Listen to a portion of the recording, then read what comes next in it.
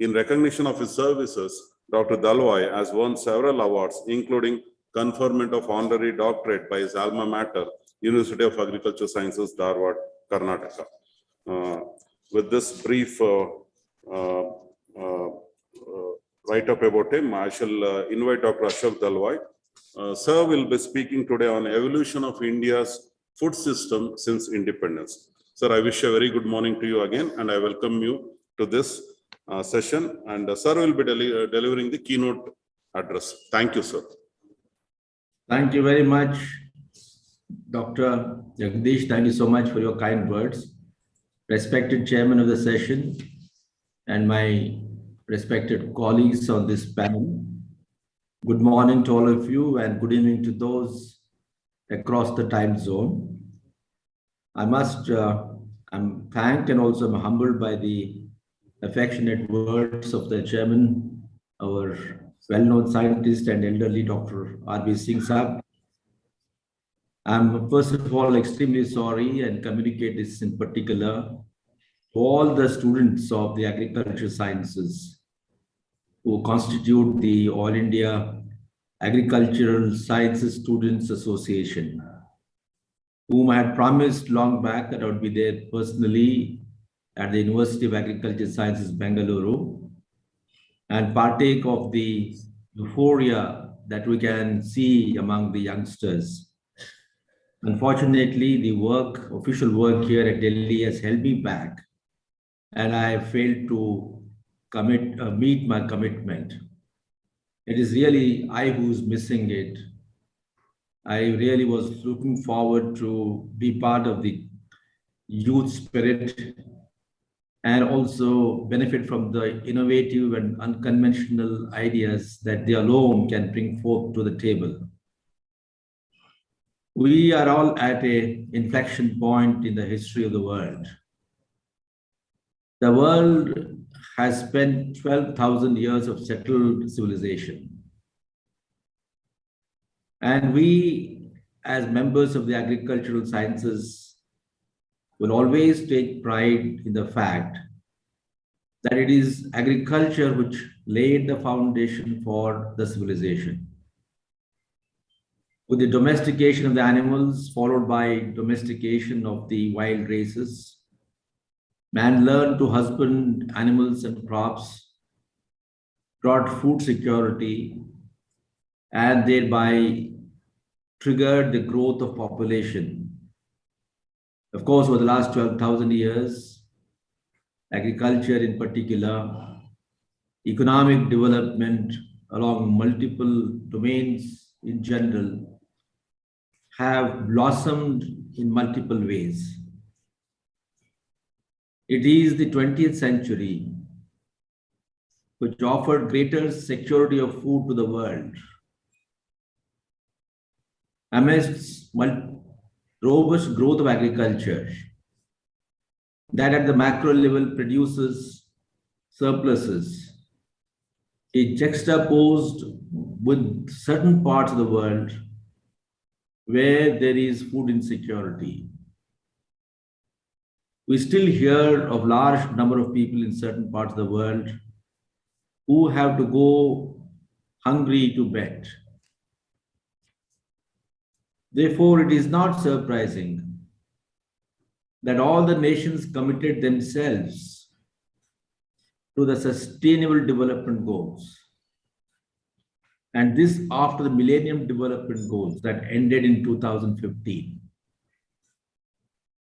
Of the 17 Sustainable Development Goals, which convert themselves into more than 100 action points, the more critical and more sensitive of these relate to food, hunger, and incomes. The implication is that after 12,000 years of settled civilization, man is still struggling to ensure that everybody on this earth lives with human dignity. And the starting point for any human dignity is to meet the basic requirement, the physiological requirements of food, among other things.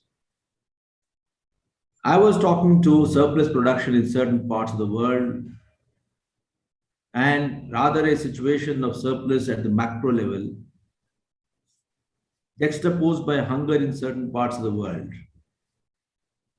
What does this mean? It only means that food security is a function not just of production. It is a factor of many more elements. And unless we are able to take into account the multiple subcomponents that alone can ensure food security for the humans on this earth, we will continue to fail, notwithstanding the best of inputs that our research and development apparatus may give us. Therefore, let's begin by defining what is food security.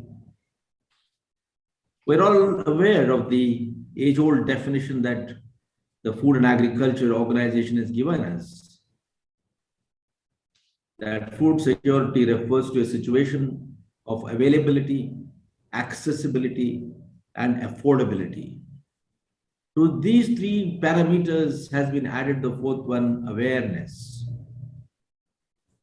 But these four alone will not be adequately expressed unless we define the organic linkages that exist among the different parameters.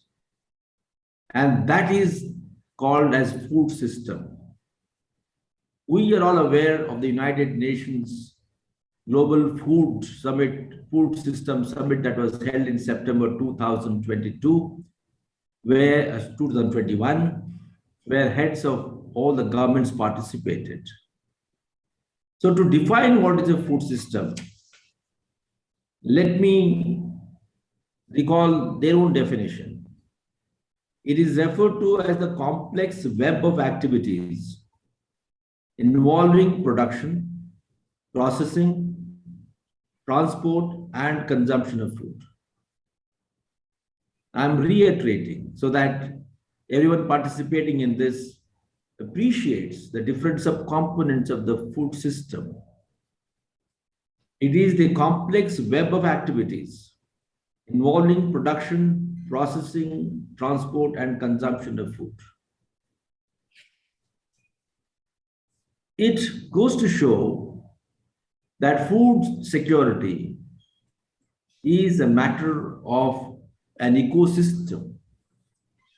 Many a time, most countries, particularly in the developing countries, the challenge is to adopt an ecosystem approach to the problems that they face.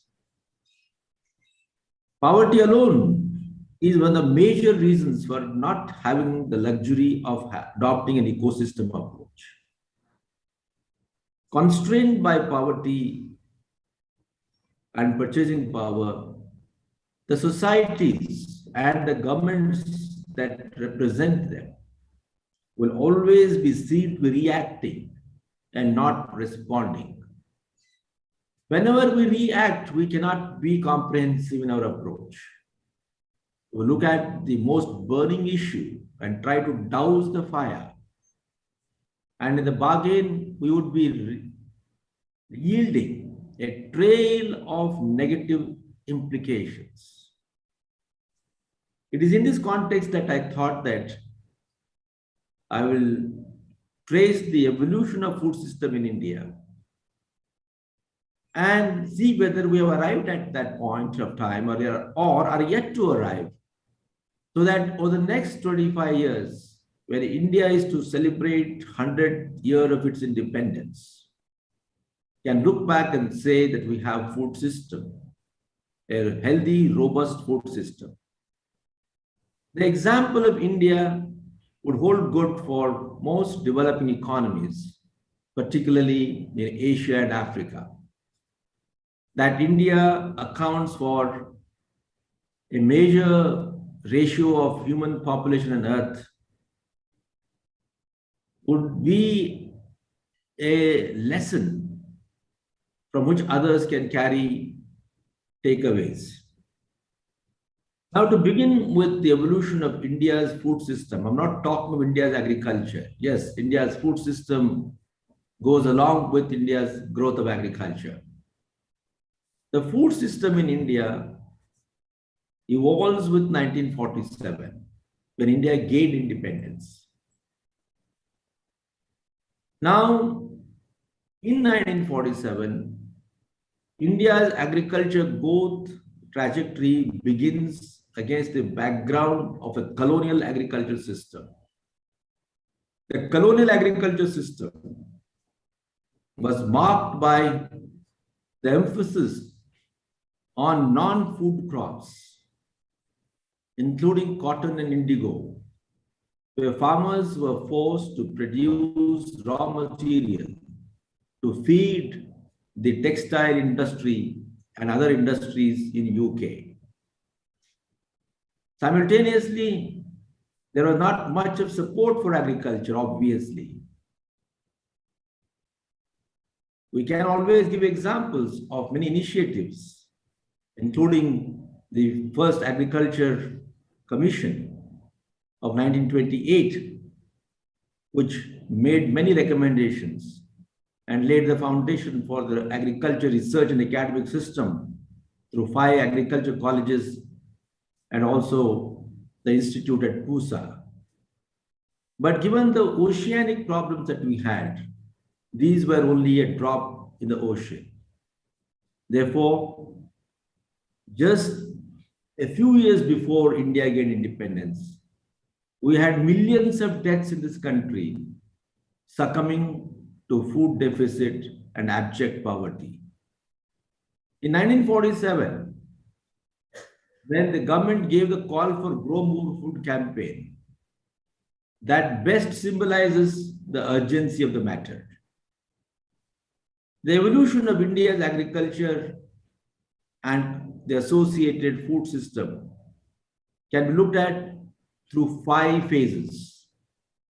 For want of time, I would dwell upon each of these in brief and try to focus on what we should be doing in the light of the Sustainable Development Goals and the climate change. Phase 1 is what is called the pre-green revolution that begins in 1947 and ends up with 1965 to 67. In this particular phase, while government very clearly said that everything can wait but not agriculture and therefore emphasized on food production, it was laying the ground for a future growth. The structural issues relating to lands were first dealt with. These included abolition of Zamindari system, the Tenancy Act, and various other land reforms, so that land could be now taken over from the absently landlords and distributed to the actual tiller.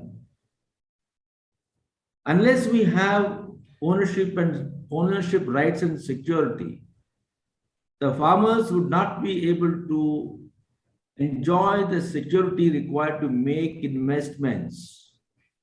Investments in terms of capital, in terms of technology, in terms of management are very critical. And that will happen provided the farmers feel that this land belongs to me. Therefore, phase 1, I would say, the pre-green revolution was one of structural changes. And it was also during this particular phase that the first triggers of marketing began, with the setting up of the APMCs as a primary vehicles for transaction of agricultural commodities. Of course, it's not to say that all these things were perfect, but then the seeds began, seeds were sown during this phase. In India's agriculture food security system, the most important phase is phase 2, or what is called as green revolution phase. This is when, constrained by the precipice of absolute shortage of food in 65, the country responded to the new technology called green revolution technology.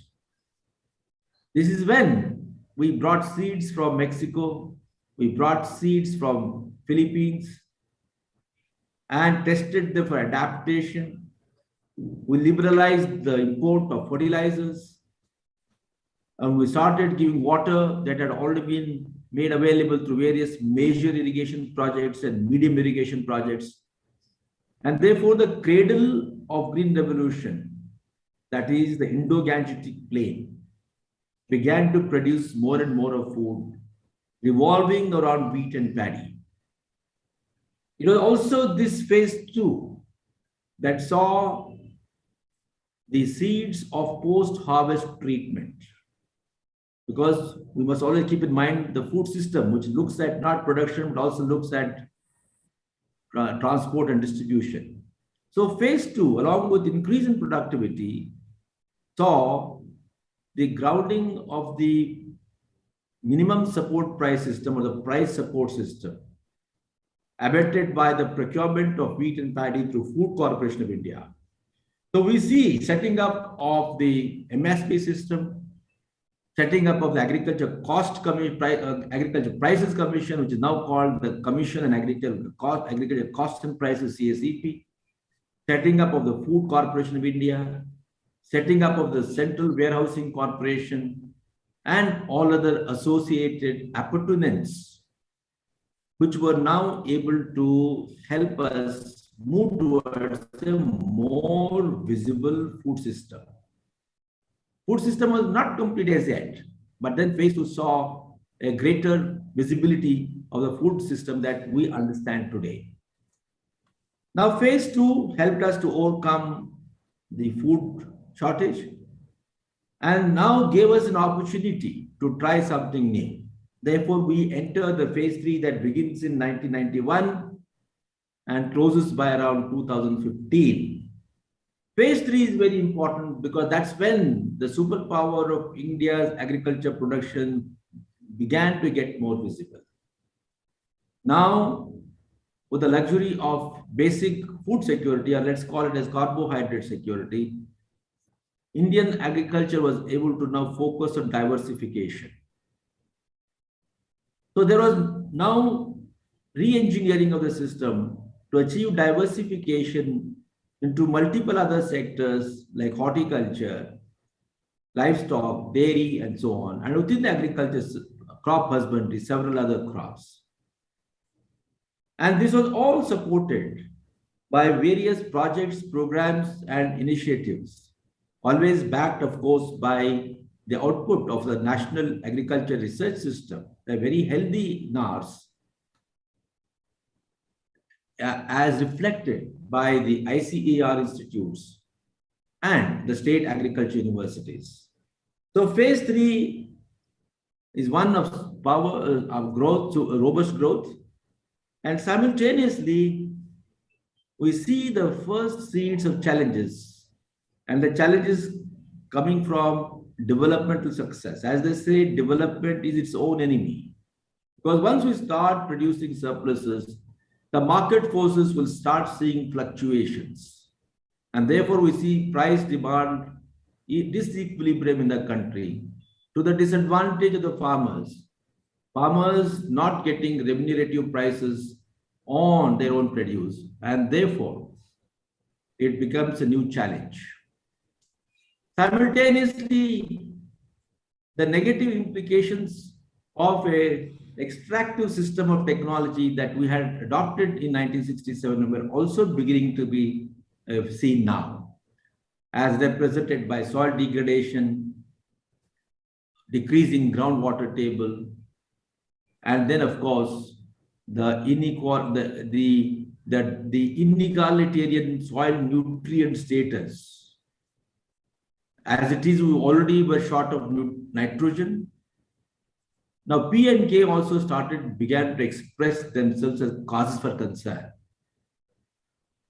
And then lack of attention to secondary nutrients, micronutrients, and the physico-chemical properties like soil organic carbon, pH, EC, etc., were now beginning to have a negative impact on the productivity. So now we come across a stage where Not only are we facing problems in the market, but right on the farm, the marginal rate of returns decreasing in the cradle of green revolution, that is Indo-Gangetic plains. So phase three that ends around 2015 has some happy situations and some unhappy situations. Happy situations that we reached 264 million tons of food grains, beginning with 51 million tons in 1951. For the first time in 2014, India's horticulture also equaled that of the food grains at 264 million tons.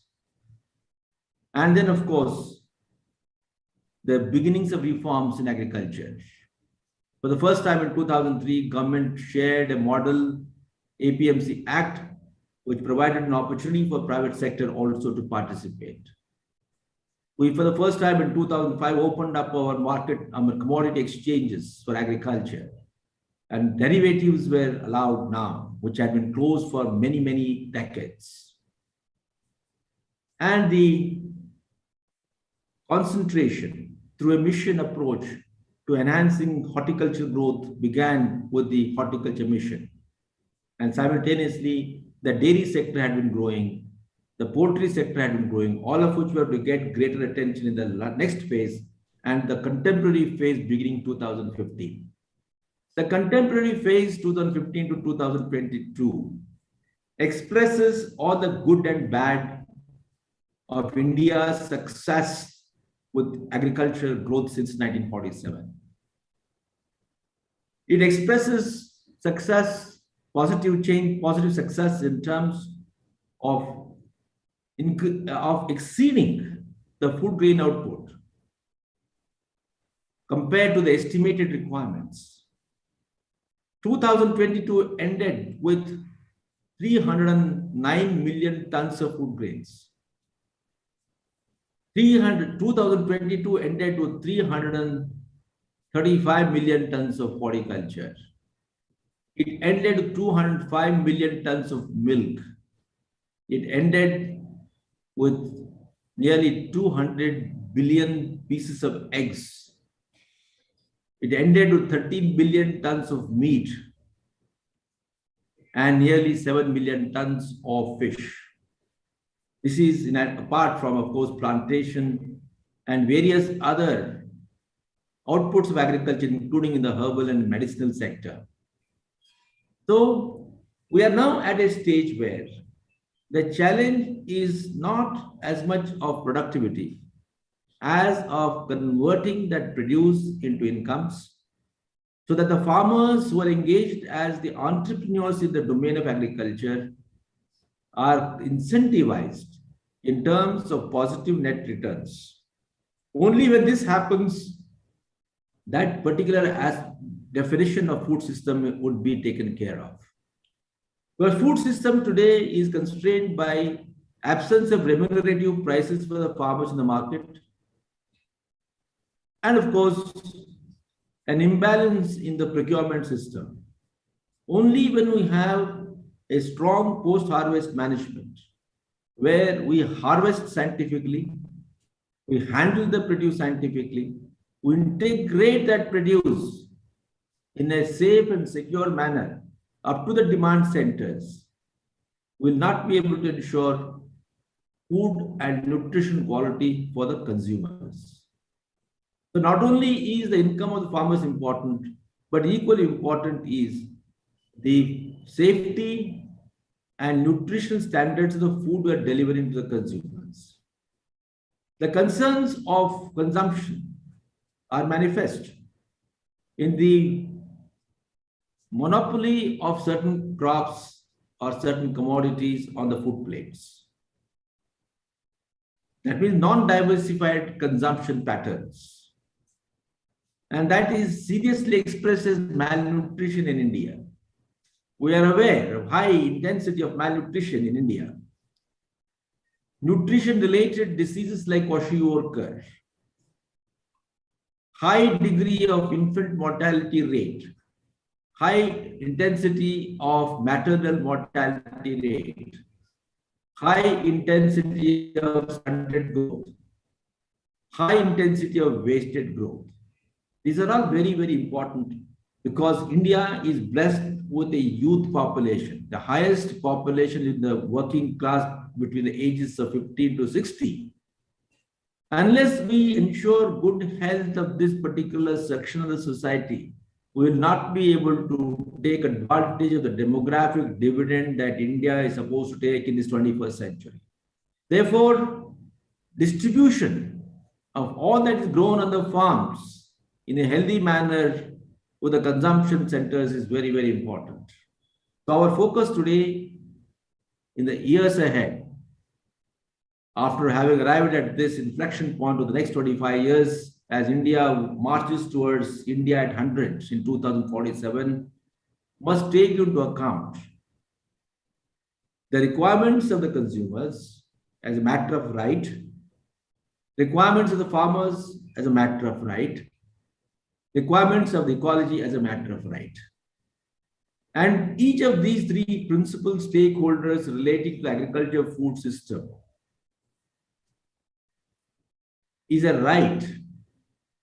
The consumers have a right to be offered nutritious food. Farmers have a right to be offered an opportunity for efficient monetization of the produce so that their incomes are of a certain standard.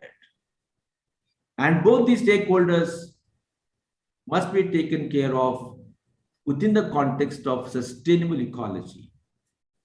Because under the sustainable development goals, not only is nutrition security, income security, and gender equality important, but equally important is the emphasis on sustainability. Water use efficiency, land use efficiency, which are gaining sharpness on account of the climate change. Therefore, the food system evolution further has to take into account an ecosystem, which means that we need to look at agriculture as an agriculture value system. Today we have the luxury, we are not crying for immediate or urgent attention in terms of food deficiency, for example. We therefore have the luxury of building a robust food system where, based on agriculture value system, where we take into account the challenges and constraints that remain in the pre-production environment, in the production environment, and the post-production environment. I would say that the science has to also transform itself from the science of discovery to the science of delivery. A science of discovery emphasizes more on discovery for the sake of it. We today are not needing a science of delivery so that agriculture sciences supported by the basic science and engineering identifies the basic challenges relating to nutrition, incomes, and ecology, and then walks backwards to build a new hypothesis and find new solutions. We need climate resilient and climate smart agriculture production systems. We need diversified agriculture so that we move just more focus on crops to also to horticulture, livestock, dairy, and other aspects of agriculture sector. From the nutrition perspective, we look at the nutrient content and not just the yield. When we just look at the yield, that means it becomes science for the sake of science. We don't need a blind science. We need a differentiated, targeted science. And targeted science today is calling for people's need so that they're nutritionally rich. So I would say that over the next 25 years, we need to restructure our agriculture research system. We need to redesign our policy support. We need to reorient our private sector so that they begin to play an important role. And we need to reorient our people in terms of the demand. Here, I would like to say that the private sector would be able to play an important role provided the policy framework is made possible. So that demands that all our regulatory aspects and features, our policy framework relating to research and development, relating to production, relating to seed production, relating to processing, relating to marketing, relating to building agriculture value systems, relating to agri-logistics, relating to exports. All these are liberalized so that we are able to bring in a new energy from the corporate sector, private sector, along with that which is already there from the government sector. However, when the public sector and the private sector begin to play their important role as the policy will allow for it, we need to prepare the people to accept it. And that is important given the typical agriculture structure of the country. We have 140 million hectares under arable status, highest anywhere in the world in terms of ratio. But that arable land is divided among the small and marginal farmers. It is also fragmented, making the challenge more complex. So if 86% of the holdings in our country are small and marginal, the scales of economy needed to attract new technology, new management, and also transaction efficiency will all demand mobilization, aggregation. Therefore, if we are also interested, and we must be interested in equity and equitability and egalitarianism in the output of the successful agriculture production system, agriculture food system, agriculture value system, then mobilization of farmers into farmer producers organization so that they are able to access the new technologies in a more efficient manner becomes that much more important.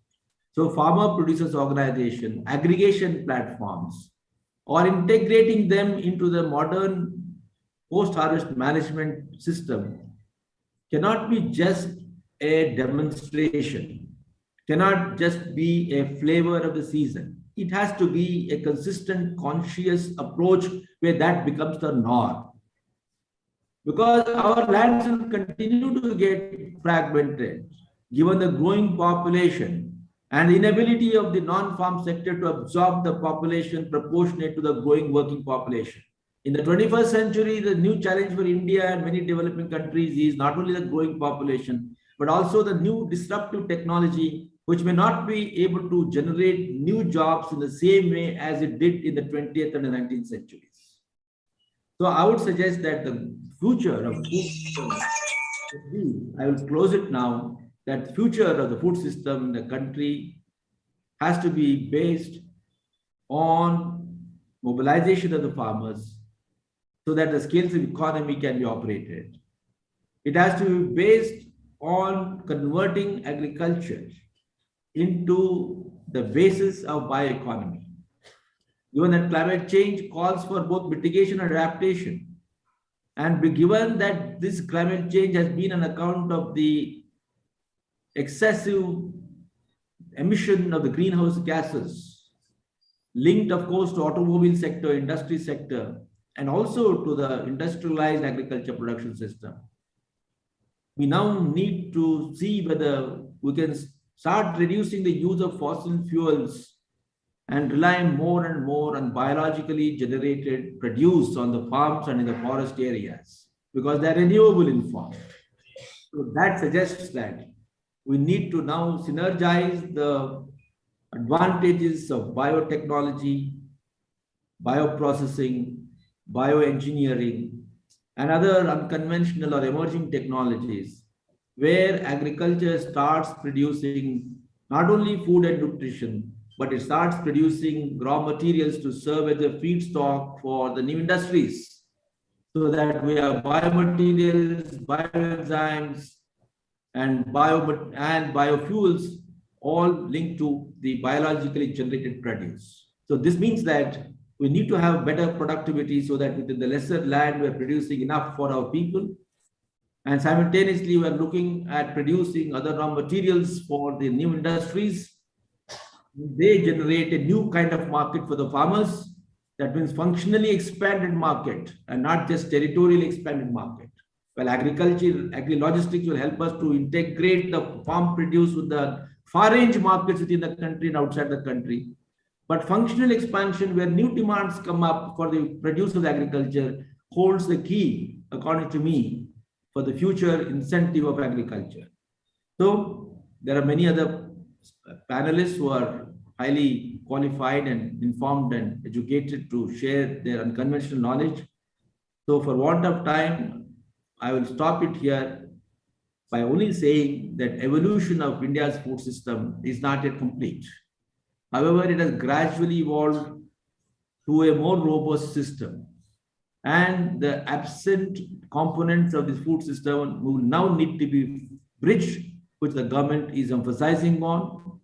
And simultaneously, we need a transformation of agriculture so that its primary mandate being nutrition security also recognizes its responsibility for delivering the raw materials for the new industry and take India into the world of bioeconomy and then show way to many others. So thank you very much for giving me this opportunity.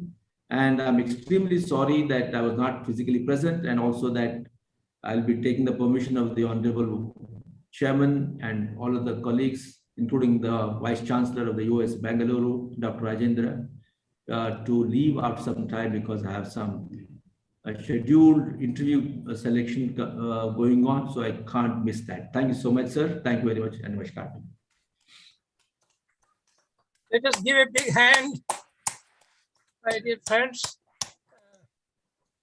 This is Dalwai Sahab. I know we are short of time, but let me tell you, this is one of the most outstanding lectures that we have heard on this very comprehensive approach, and the positive note that you have shown, the hope is always there to build new India, and the bioeconomy will be leading to green economy, and green economy will be leading to evergreen revolution.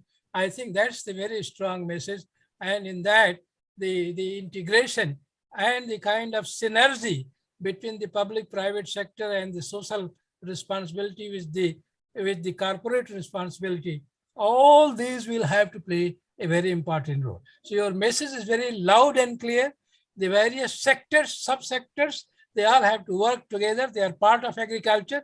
There is no differentiation. And 1 + 1 will always be 11, and there will be absolutely synergy. 1 + 1 will be increasing to 11, not to 2 or 3. So this is the strong message that you have given, and I think we shall be able to follow it up. My friends, when time will permit, I will come back and give a little more analysis or more comments on Dr. Dalwai's presentation. But so far, I will only say that this is a great presentation and shows the path ahead based on what has happened in the past, taking lesson from that, proceed ahead, and what are the new things you should be able to absorb as you go along to build a new India. I think that is the way it has come up. Great. It's wonderful presentation. And thank you very much, sir. Congratulations again. I'm sorry, we'll miss you for the rest, but then I'm sure we'll catch up later on. Thank you. Thank you, sir. Extremely sorry to you and personally and to everyone. And I would also like to thank the president of the ISA, Ashish Khandelwal, who has been tirelessly following it up to get all of us together. We must really congratulate the youth who have brought us all together. Thank you, sir. Thank you, sir. Thank you. Well, so we can move on to the next speaker, sir. Yeah. Well, yes, sir. Well, on behalf of the conference delegates and the university, I shall thank Dr. Ashok Dalwai for having given me a very enlightening lecture. Thank you, sir. And Thank you. yeah, now I request we have 3 panelists, or rather lead speakers. We have Ms. Sitambel Dema Kamba, Director, Policy Research and Analysis, Food, Agriculture and Natural Resources Policy Analysis Network from South Africa. She will be joining us in virtual mode. I request her to.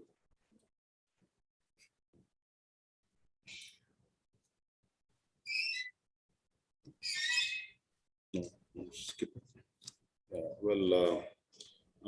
She hasn't joined, probably maybe some technical issues, or maybe I'm not. So we shall move to the next speaker. With the permission of the chairperson, I would like to invite Dr. Dilip Kumar, former director, CFA, Mumbai. I shall give a brief introduction about the speaker.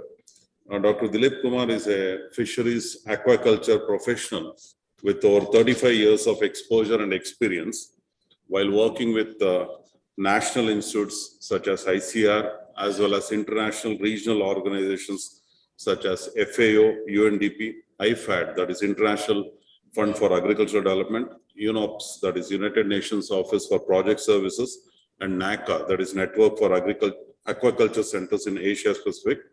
He has worked in these organizations located in India, South and Southeast Asian countries and East African countries in various capacities such as scientist, project leader, associate, head of division, director, vice chancellor of Fisheries University. His contributions include laboratory and field-based aquaculture research projects, fisheries sector specific development project, institutional strengthening and development in fisheries sector for Nepal and India, policy review and policy development. He has worked as chairperson for the preparation of 12th five-year fisheries sector development plan for India by the Planning Commission, Government of India. Today, Sir will be speaking on hunger and food insecurity, key challenges and indicative policy mediations. Now, with this brief introduction, I invite Dr. Dilip Kumar to deliver the talk. Thank you, sir.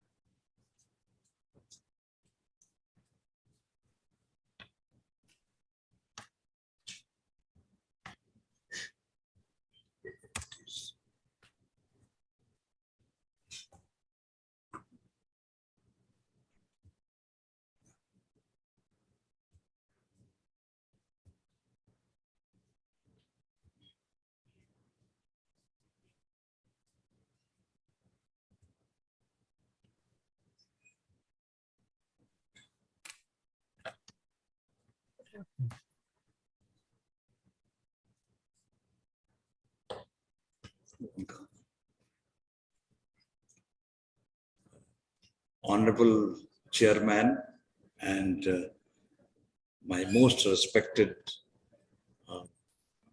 teacher, mentor, Dr. R.V. Singh Sahab, esteemed participants and some of the leading educationists, agriculture educationists like Dr. Tej Pratap Sahab, Dr. R.V. Singh, our colleagues, most of our, I think, faculty members, students. Good morning to all of you.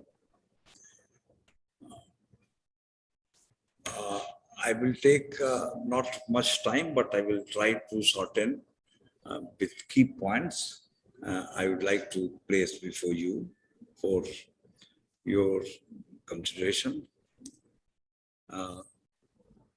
Before I start, I would like to thank the organizers, especially the University of Agriculture Sciences, Bangalore, Honorable Vice Chancellor of the university, then President of ISA and also ISA as an organization, and ICR for really inviting me to deliver a short note on this, the topic relevant to it.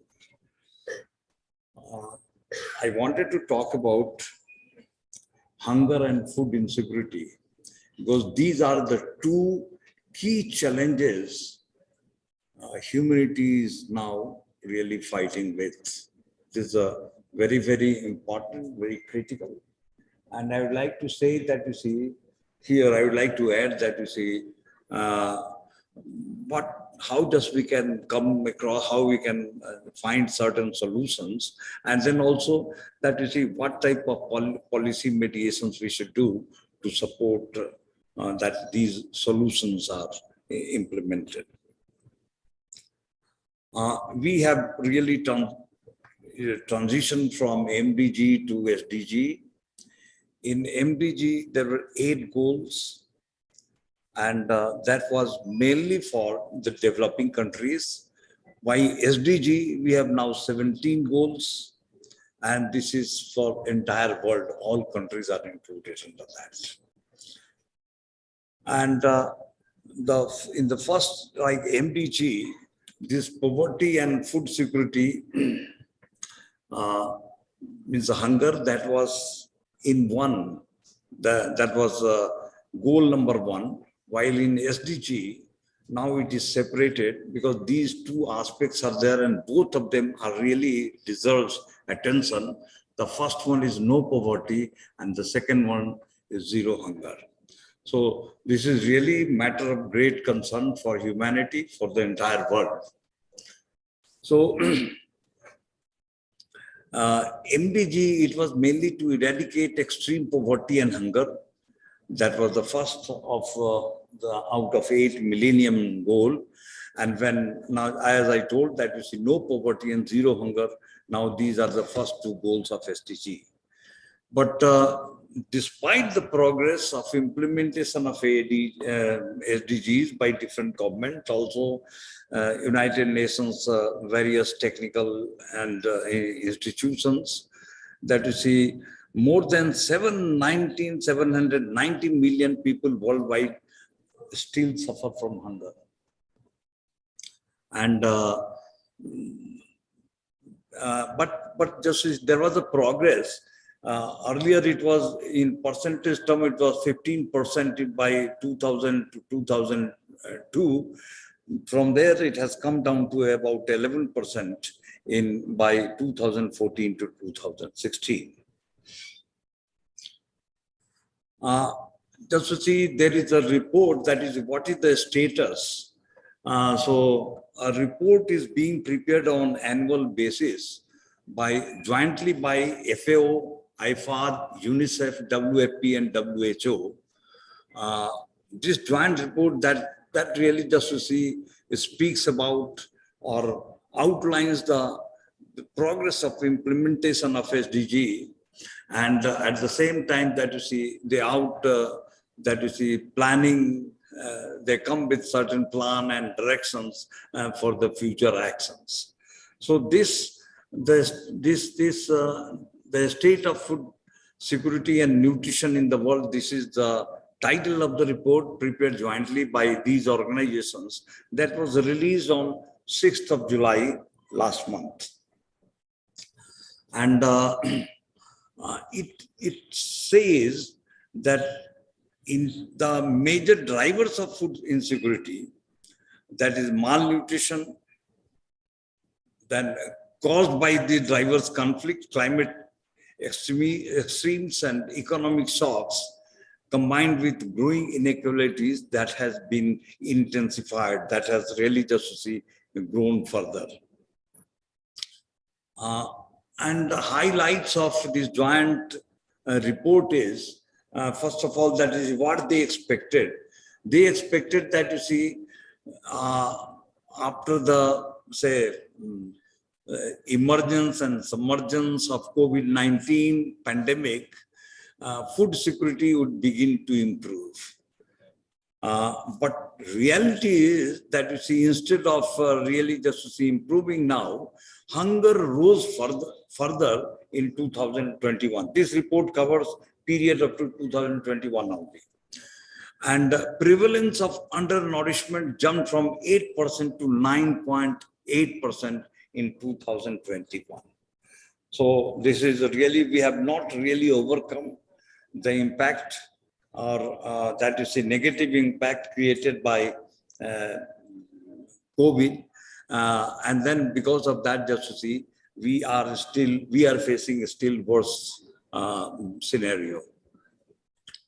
As many as 828 million people around the world now face hunger, and 150 million more people have joined compared to 2019. So this is, we should understand the sensitiveness or gravity of the situation. And globally, about 3.1 million people cannot afford a healthy diet. And of course, inflation and then soaring food prices and political conflicts, war, etc., the further threatening this access to a healthy diet. In addition to that, one more findings is there are specific findings that gender gaps is also visible in food security. About 150 million more women went hungry than men in 2021.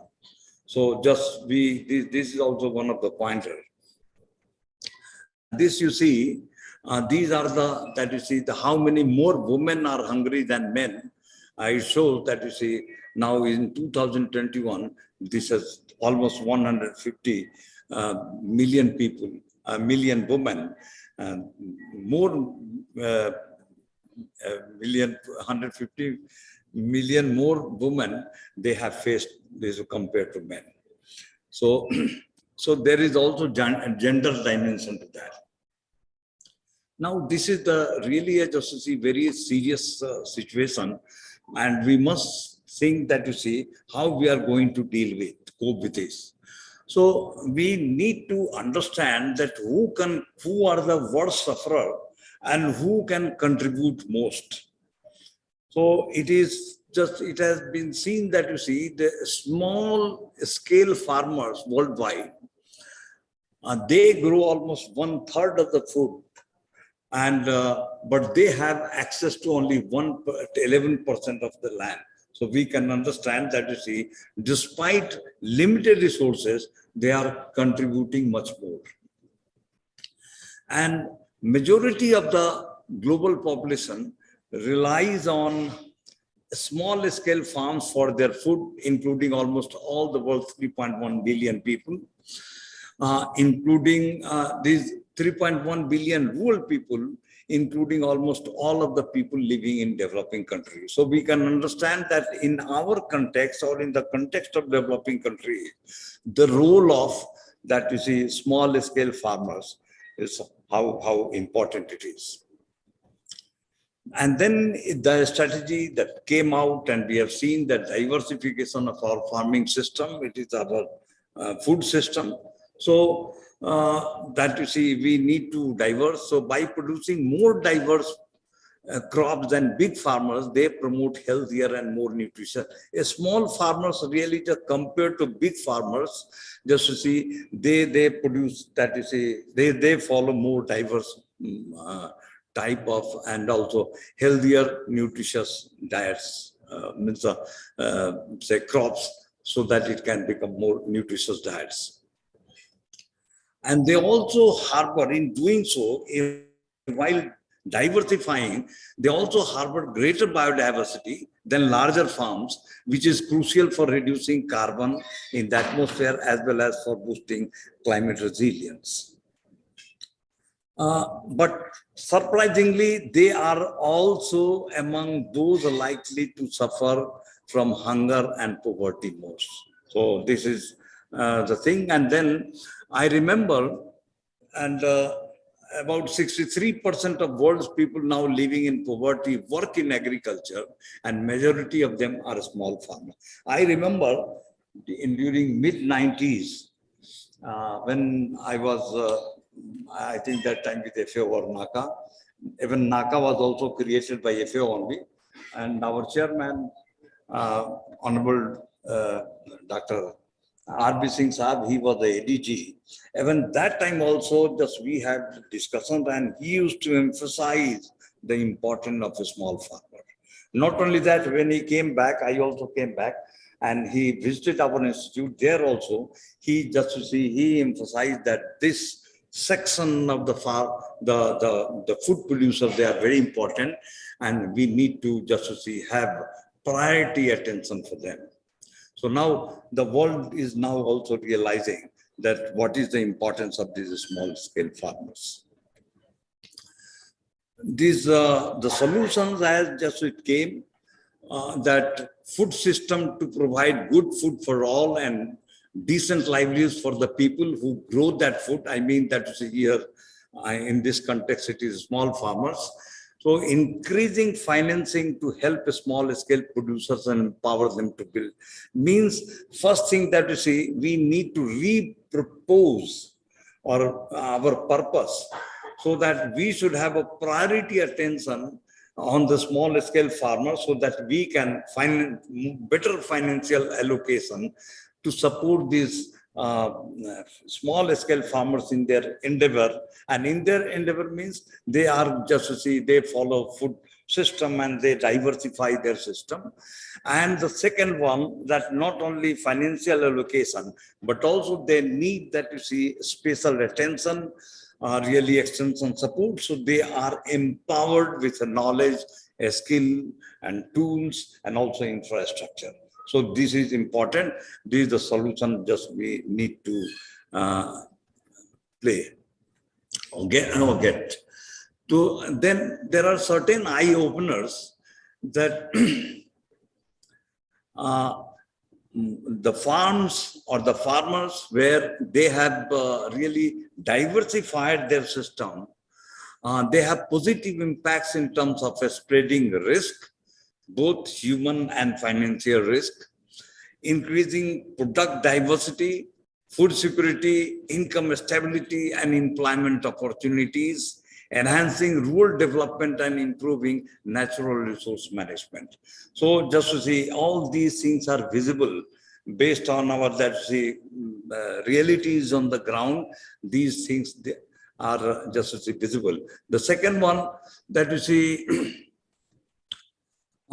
it is not only agriculture. Agriculture means not only crops. Agriculture covers everything, and people should keep in mind. Otherwise, agriculture means they think that it is only crop. So, and that has created a lot of confusion. We need to have a clarity among ourselves. So that both terrestrial and aquatic resources are important. These two are the resource, this base for our food production.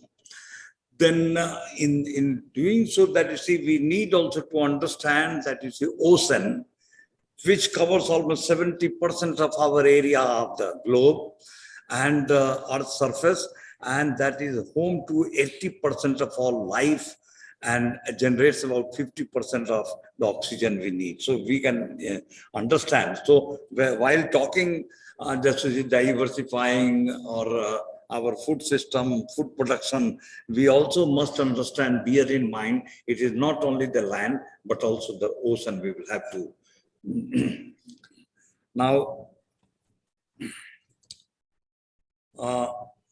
here I would like to say that, okay, one point, I will first finish this one. There are certain challenges, immediate challenges that we face very often. The poverty and increasing inequality, that you see, these are also challenges to food and nutrition security. World population is growing, so more and more, so we will have a more pressure for food. Then climate change, we know that you see, almost you see 3/4 of Europe is facing severe drought, never happened during last 500 years. So that even in Asia Pacific, in our region also, we see that how this climate change is creating the problems. We have a cloud burst at the same time. Many places, still in India also, we have places where just to see they are facing drought, and some of the districts have been and the state, they have been declared as drought hit. Then falling groundwater level, it is just to see falling, and because of that, there are certain areas where scarcity of water and also that availability of a limited land and food losses and waste. So these are some of these challenges that is facing this food and nutrition security. So this is okay. I think that you see, but the strategy is there that we need to promote food and dietary diversification, and perhaps it is very important for enhancing and sustaining household food security. Food diversification for a stable access and sustainable food supply, and then And food, whatever food we produce, that has to be rich in all the essential micronutrients and available in sufficient quantity.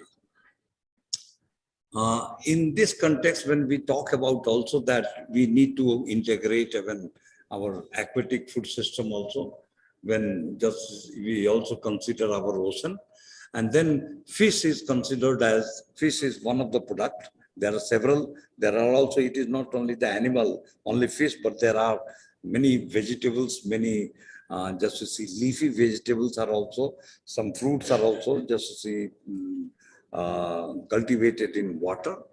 So, but fish is supposed to be healthiest food on the planet.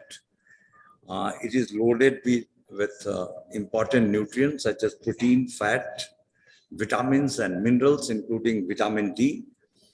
It is also, fish is also, say, a great source of omega-3 fatty acids, which are incredibly important for our body, heart and brain. And India is second largest aquaculture producer, means produce through farming, and then overall production means farming as well as capturing from the sea or some other open water areas. So we are also quite faring well in that. So these are because of that, you see, we need to consider that we need to integrate these two. This is the fish that you see. We have it gives us the idea that you see how many very important nutrients are there in fish, and so from food point of view, how fish is one of the most just important food item. But from all these, we have seen the challenges are there. We have seen that you see the suggestions have also been made. And one of the biggest one that concentrate that we need to diversify our system. So it is not only diversification, it is not only we produce, instead of one, we produce 5, but you can get better, I think, outcome when you integrate the possible integration among various food production systems we have introduced in your farm. So integration is there. That way it complements each other. It drastically cuts down the cost of production. It also just optimize use of locally available resources instead of going and purchase resources. So that way it is very important that you see not only we should diversify, but we should also integrate among diversified components. So that is very important. And why this fisheries and aquaculture, if as a sector also is consider, then here overall development objective of this sector is sustainable use of aquatic resources for economic growth, nutritional security, improved livelihoods while preserving the health of the ecosystem. So just to see it quite, I think quite in proximity with the objectives we are just to see we are setting for that ensuring food security. And also that here, this is about the fishery sector only. The strategy is not only that they have priority for production of fish by masses, not only mass production. Not mass production by few like big players, but production by masses involving the farmers and the fishers in that production endeavor, so that just to see all of them, they are also food secured, and at the same time, they also get livelihood support and also supplementing money for supplementing family income. So it is not the second one. Second option is also there. This is also open. We have the resources. So this is also open, but priority focus is on the first, fish production by masses. As a sector also, you see, it has done quite well. In 1950-51, the production was only 0.75 million ton, not even 1 million ton. Now we have over 16.2 million ton. We can see that, you see how it has grown. And the other thing that you see, that what we emphasize about the small farmers, holding size in India of the farmers is average holding size is 1.15 hectare. So small one. While if you consider marginal and small farmers, holding size up to 2 hectare, then it is 85%. If it is up to 4 hectare, if you consider, then it is 95%. So majority of them are small farmers. Naturally, we will have to see that what is going to work for them, what is more suitable for those farmers. So in that case also, that also indicates that our priority should be the small farmers. And global trend says that, you see, there is decline in a small number of small farms in developed countries. But in developing countries, the number of small farms, it is increasing. So there, I think that priority is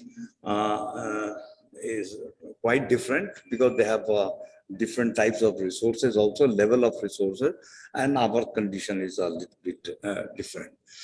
So, and UN has conducted a study, and that report says that, you see, a small farm, most of the crops, whether it is livestock or whether it is agriculture crops, small in scale. These small farms, they are small in scale, but the level of sustainable productivity and also rural poverty can be achieved through that. And the optimum growth, I think something is missing.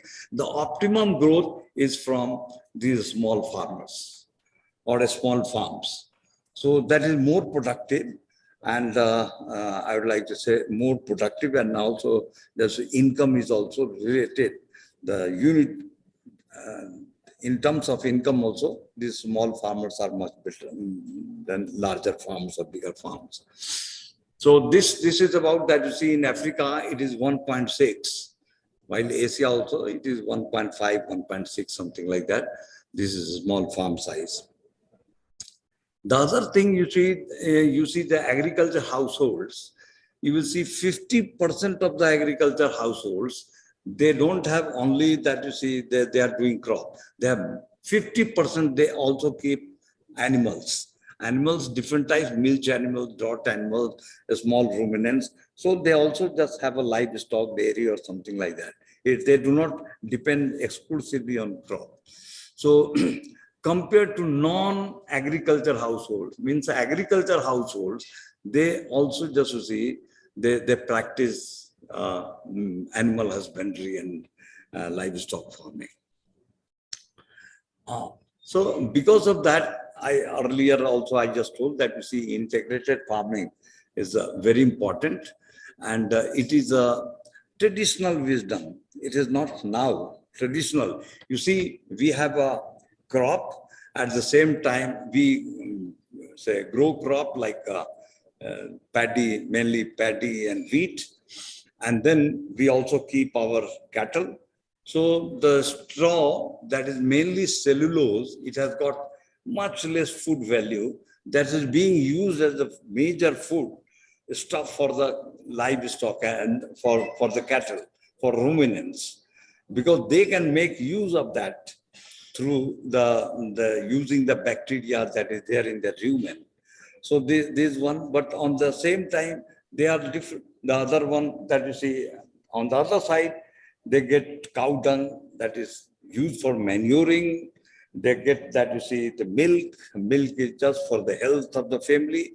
So you can understand that, you see, the waste from one, that becomes the major input for the other. And then from this also, whatever we get, the both byproducts and products, that is also used somewhere else.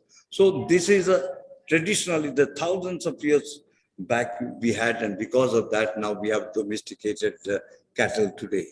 So this was already there, and then there are several benefits. And now about aquaculture, I would like to say that unlike many countries in the world, first thing I would like to say that aquaculture, cultivation of food in the water, this is the 92% of the total aquaculture. It is being produced in Asia. So Asia is the biggest producer, almost 91. You can say that, you see, aquaculture, it is Asian, exclusively 9% that you see the rest of the world. So this is one thing. The second thing, but in Asia also, India is the country where we have undrainable ponds. We cultivate in undrainable ponds. It is dugout ponds where we harvest and hold rainwater, and also that when flood comes up and flood water, and that we are using for aquaculture. And that has got, you can understand that, you see, that helps, that supports horticulture, supports crops, then also for domestic bathing, and then bathing, and then say even for cattle. Cattle also, they really just, most of the cattle, they have a village ponds, community ponds, and these cattle, they take water also from there, they take bath also. And so that way it becomes easy for the villagers to maintain cattle population also. So you can understand. And the biggest thing is that you see, it recharges groundwater table. Because of that, you see, the depleting or groundwater table, that is really rehabilitated, and just we can ensure that availability of water, drinking water also, what we take from the ground. Yes. So that way, so this is a unique system that we cultivate. We have undrainable ponds. Now, I think that, you see, it is really just very good that in Madhya Pradesh, they had they call it Parasuram Sarovar or Parasuram Pond, something like that. That was that, you see, if you have a 5 hectare of land, you can have a half acre of a pond you can build up, so that you can harvest and hold rainwater that can be used for agriculture. In addition, you can get a crop of, well, through aquaculture, and that is additional income also. And now, I think just few days back, 2-3 days back, Prime Minister has announced that this is a Amrit Mahotsav going on. And during this period, now he has announced that 75 Amrit Sarovar will be created in each and every district of the country. So that way you can understand that is going to boost aquaculture, and that's also going to boost that, you see, how even for availability of water by harvesting rain and flood water. So now in aquaculture, the type of aquaculture we do, our small farmers and that, you see, those who are commercial farmers, they are different.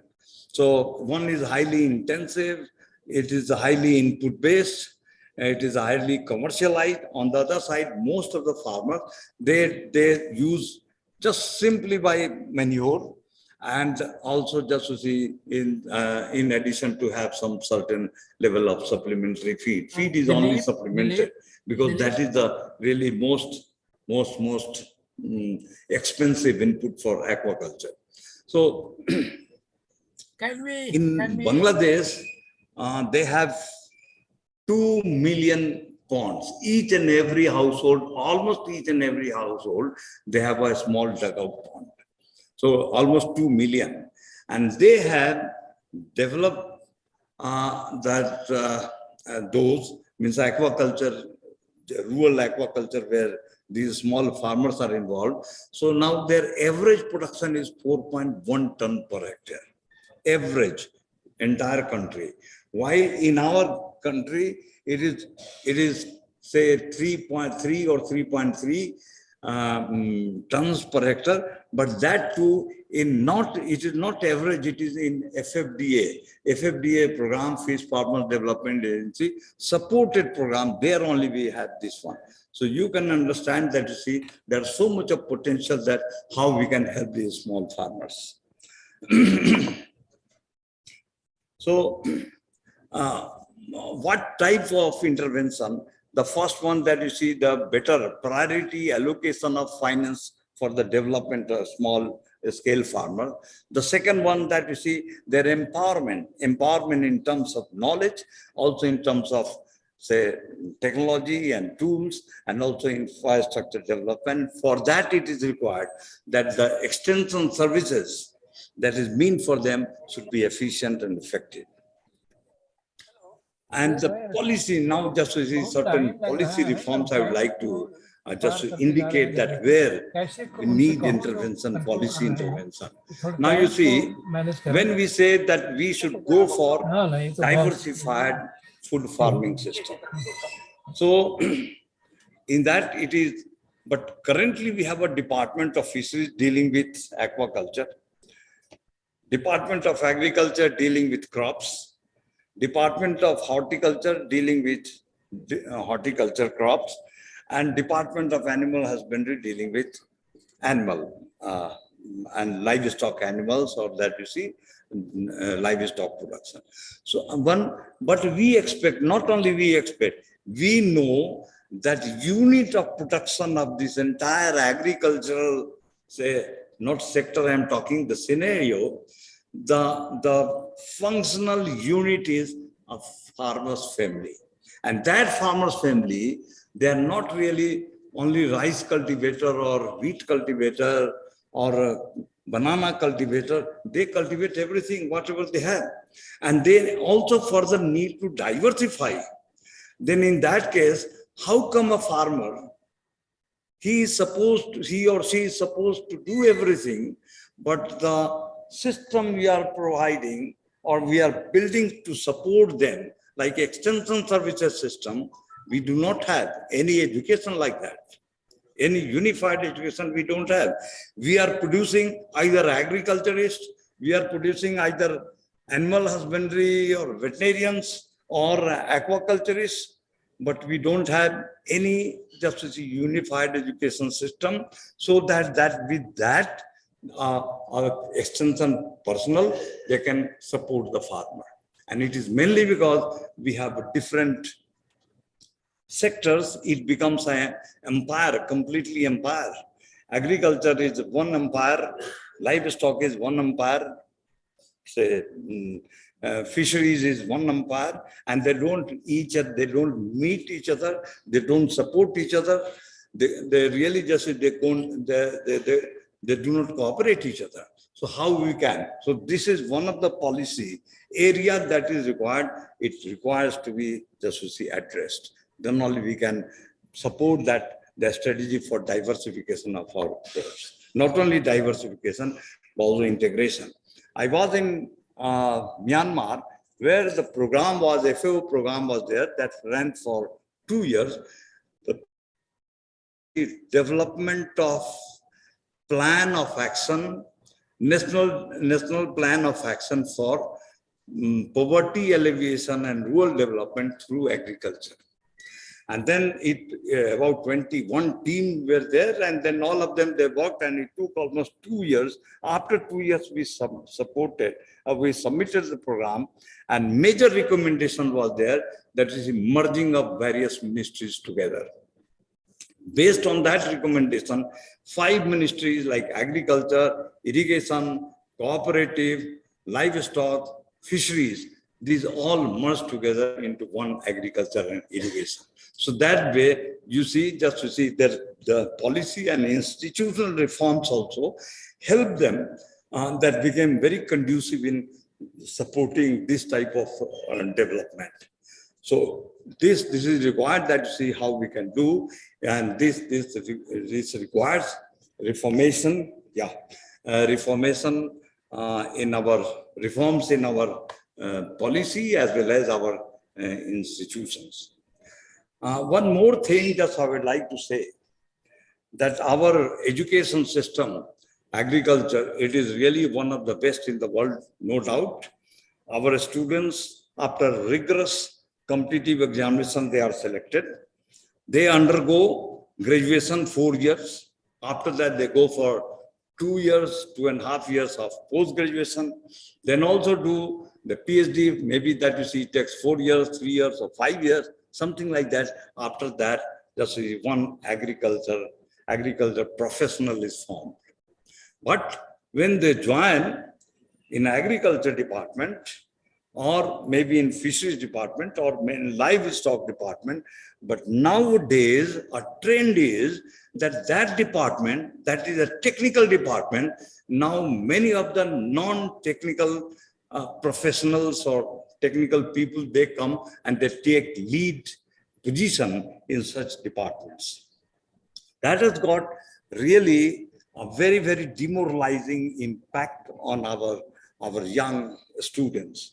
So I think that, you see, this is also required to keep their tempo, to see that, you see, their energy is drained in the right way. We also need that, wherever, any forum, we need to gradually take up these issues so that we can protect the future and career advancement of our people, so that they can dedicate themselves for the development of this agriculture sector.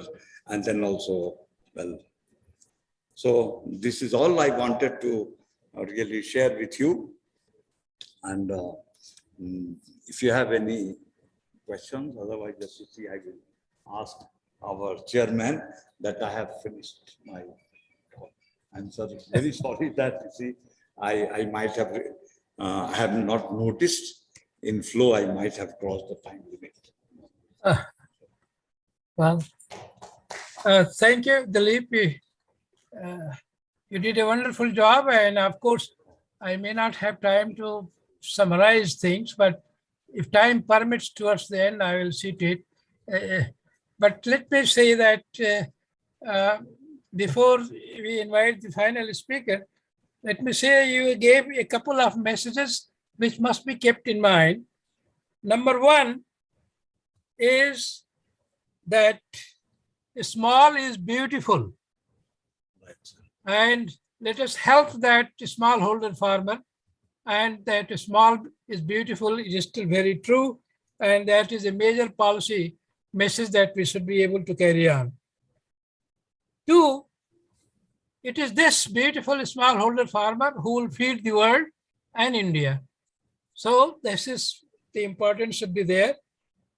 The third, diversification, intensification, integration, convergence, and synergy among the various production systems, including the Blue Revolution, should be able to give us the new production levels as well as sustainability. And the point that you mentioned, the gender inequity also, when you go to the coastal areas, please see into that the gender equity, particularly for the coastal women through the fish culture or the fish development, could be improved. And these are my few minor quick observations. Thank you very much. Dilip, as usual, you have done a great job, and I look forward to your continued help and support. Thank you.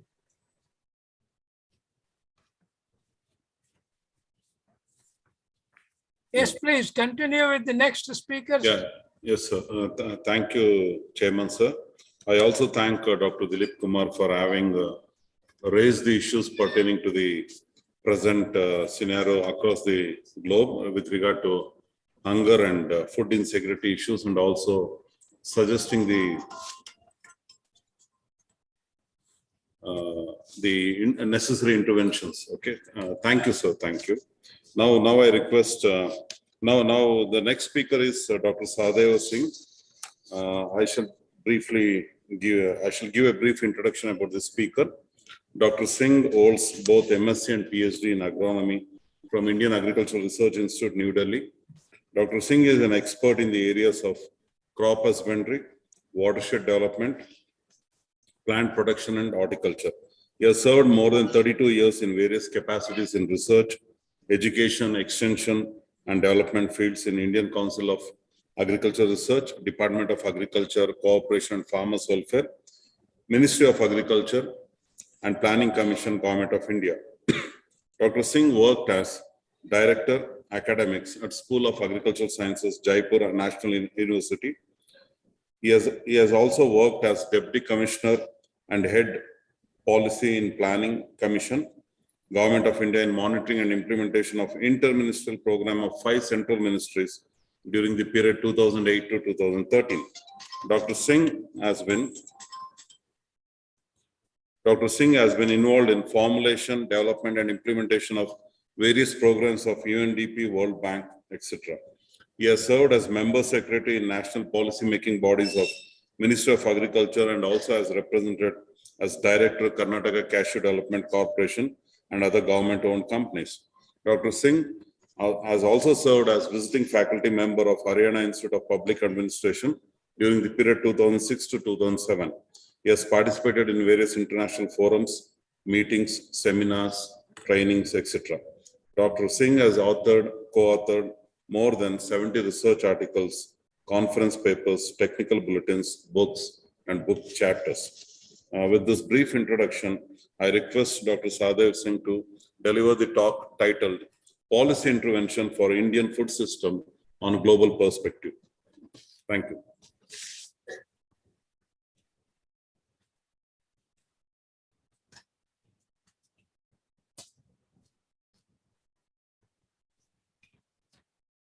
Good morning. I'm Dr. Singh. Padma Vibhushan Professor R.B. Singh, most respected person, and our previous lady speakers and keynote speakers, distinguished scientists, head of division students. This is just a few minutes I will take just for adding, though most of the points have been covered by keynote speakers and other our lady speakers. Just few points I wish to add here about some intervention is required in our system to make it robust, our policy systems, especially when we have our sufficient self-production system, but still the farmers are not getting profitable price of their produce, and somewhere we are having gaps in our supply chain management, forward backward linkages. I wish to add that our youth, we are producing about now more than 100,000 students at graduate level, and there we can ensure their involvement in initiating the startup and to fill up this gap, and especially for our supply chain management system, they can be fitted by having our robust input delivery system in our system. That input delivery, we can ensure the youth involvement by providing support to them, like on the basis of this milk cooperative farming, others in agriculture system. Also, we can provide support for input delivery by registering them, giving license for providing good quality planting materials and other inputs, and certification, more number of certification agencies for horticulture produce and agriculture produce should be established so that we can ensure the quality planting materials of horticulture crops and agriculture crops and others. And further, the outlets should be established throughout the country at block level or cluster levels where youth can be involved. And this custom hiring, through the way of custom hiring, where the input system they can support to our farmers, because our farmers face a lot of problem while packaging and procuring, and then this the supply chain management system where they do not get this remunerative prices. Though we have given focus on farmer producers organization, at the same time we can have our consumer organizations, and the youth can link to both farmer producers, farmers, and consumers. And many successful examples are there. We have seen the farmers, they have clubbed, the small farmers, they have clubbed their lands in a very cooperative manner, and they are distributing the profit among them, and they have fixed up their consumers And by that way, the consumers are aware about the traceability. The traceability is more important because in urban areas, we do not know where from we are getting the produce. But we are ordering through the internet and we do not know the traceability. The traceability is very important. And also the quality parameters, standards should be formulated at international part for enhancing our exports, where our agriculture youth can play important role. Though many startups have been initiated, but most of them have been initiated by IT professionals. Thus, we need some facilitation center in our research organizations and educational setup, where we can provide them full support for initiating the business models, where they can initiate the startup, because when they complete the degree program, academically they become strong. But practically, when they want to start the business, how to establish the greenhouses, polyhouses, aquaculture, then honeybees and other, when they want to introduce themselves in the system to initiate this program, then facilitation is required. Where to get the loan, where to get the raw material, how to get cost-effective technology to establish, and how to start mushrooming. All these aspects, though academically they are well aware, but for initiating these models and involving them in the system, some short-term practical aspect need to be covered. More emphasis should be given, and our research institution and our educational institution can play a big role for facilitating them to initiate such startup models and educate them about to fill up this gap in our supply management system and in our production system. And just these few points I wish to add, though many of the points have been covered. Thank you very much, sir. Yeah. Thank you. Thank you, Dr. Sudhir Singh. You made some excellent point. Very good. Thanks a lot. I think the message is excellently clear. Great. Friends, now I think we are supposed to have some discussion. In that process, if please kindly invite if there are some questions or comments, if you think it is possible, or do you think time is not there, or how? I leave it to the organizers. Organizers will guide us. Yeah. Yeah, sure. Okay, if I'm allowed, Yeah. if I'm allowed, I will be asking one question, sir. So looking into the present scenario, and the agriculture in India is beset with a lot of problems. Some of the political analysts and the social analysts are predicting that situation of Sri Lanka may arise in India also. So what is the opinion of Yeah, the Ramesh, you come in. It's not audible. You talk here. It is not audible. Or you can use the mic.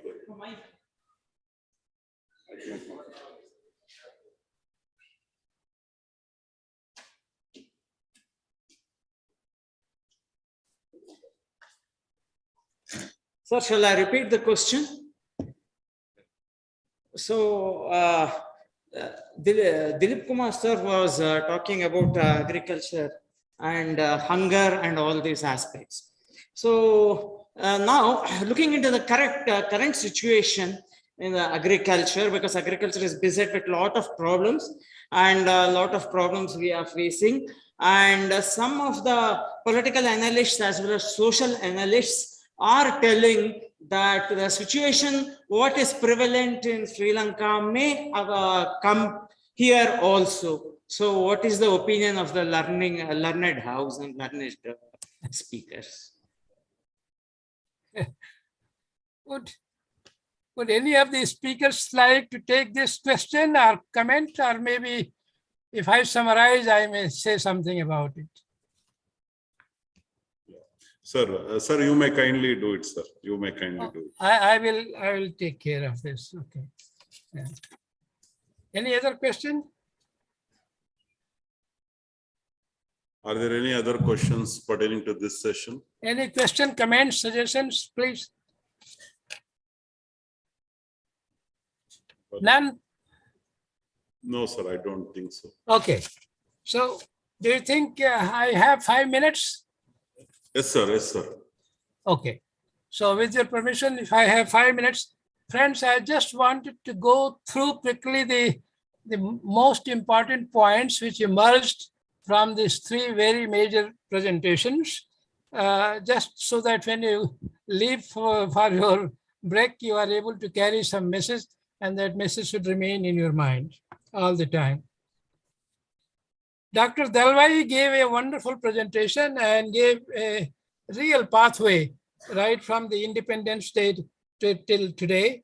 And number one emphasis that he gave, it is not only production, but it is much more than production, which is required today. So it is production plus availability, affordability, and the quality, and so many things are a part of this. And we should keep this in mind.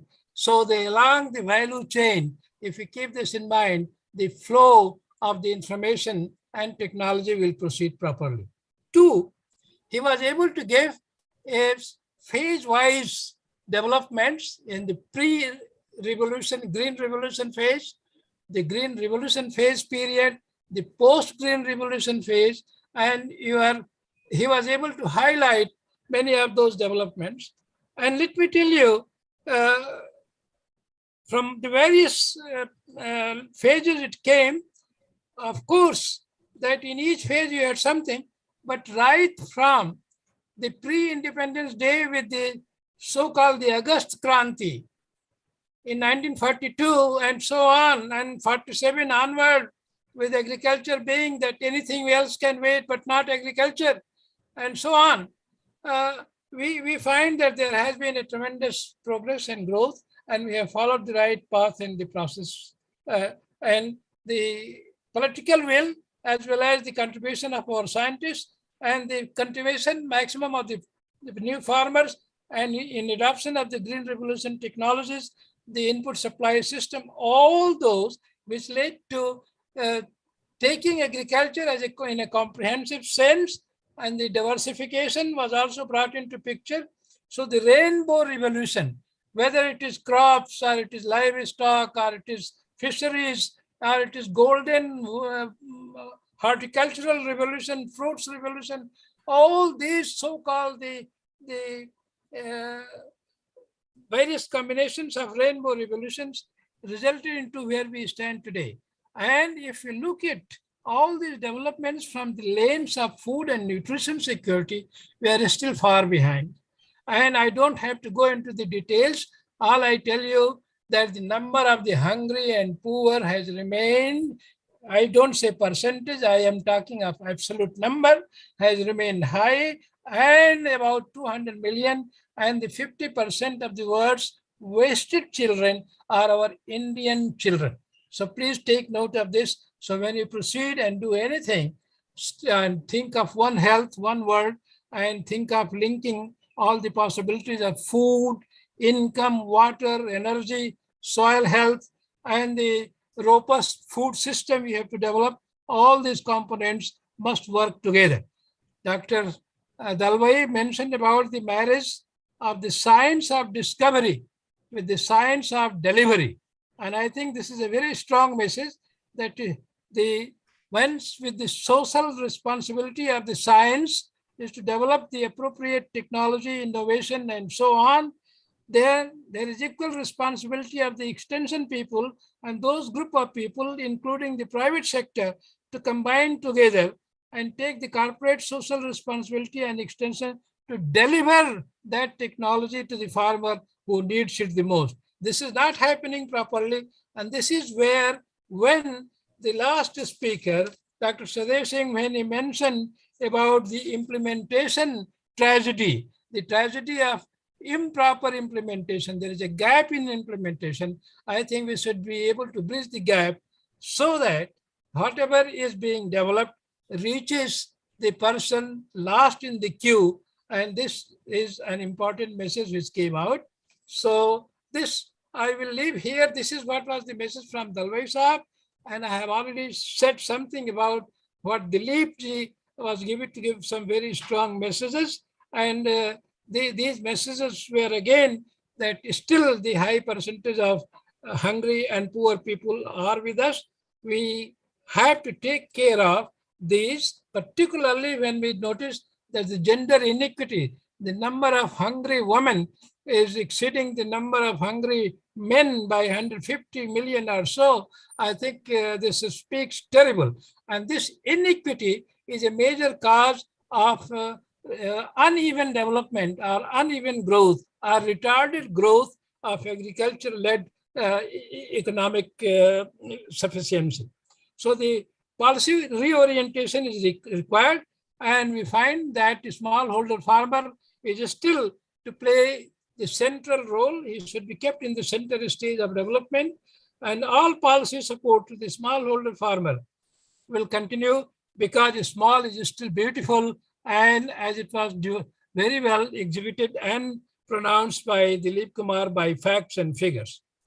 He also mentioned that the diversification, intensification, integration, all these three should go together if you have to make a proper sense of really converting the mass production by a few into actually production by masses. This is a very strong message.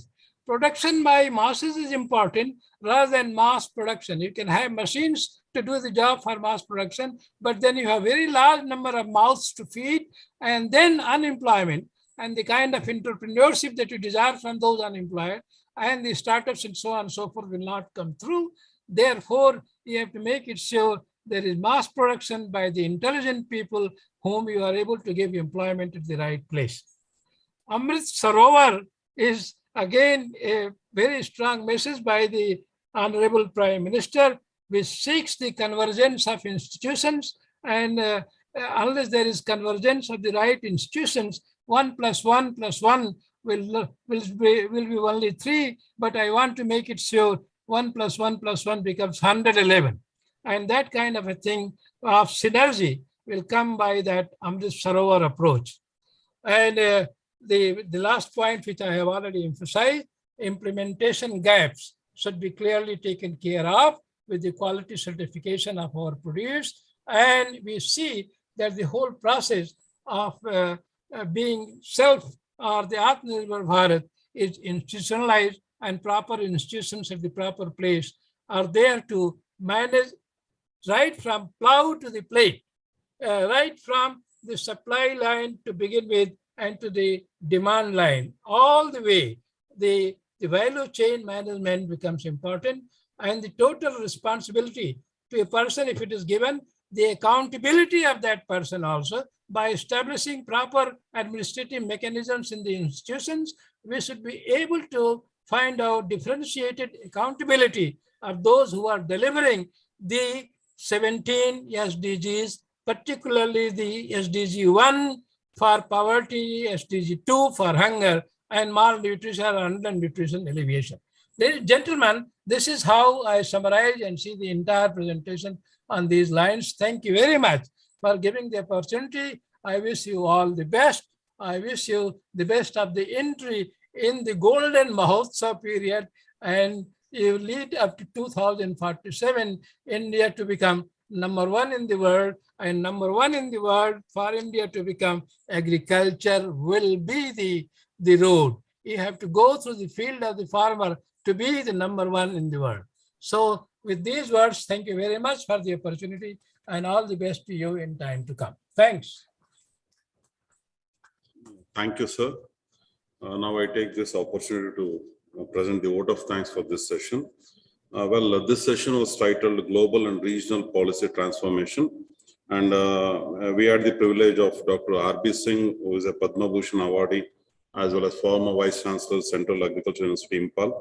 Well, he started with inaugural remarks by using 3 C's, which I really appreciate about climate change, COVID, conflicts, and the 3 P's in the form of people, policy, prosperity. Thank you, sir.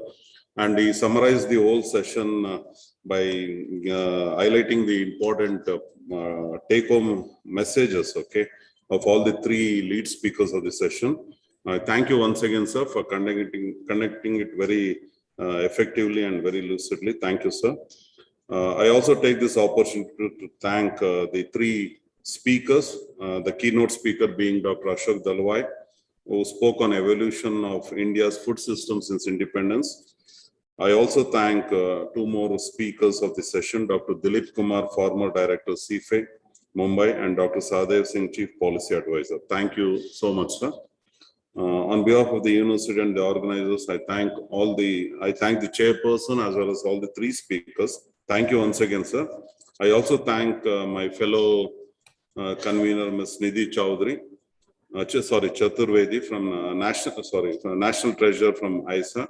I also thank Dr. G.M. Gaddi, Professor, and Dr. Mayan Sharif, Assistant Professor from Department of Agricultural Economics, for having served as rapporteurs for this session. And finally, on behalf of the university, I thank all the conference participants for having participated in this session. I also thank the university and the organizer for providing me an opportunity to serve as a convener. Thank you, one and all. Thank you. We shall break for tea. We can have probably 10 minutes break, and probably we can reassemble at 11:45 for the next session, which is on Sorry, I will role miss of your new hot education tea. policy on international perspective. Thank you, sir. Thank you, sir.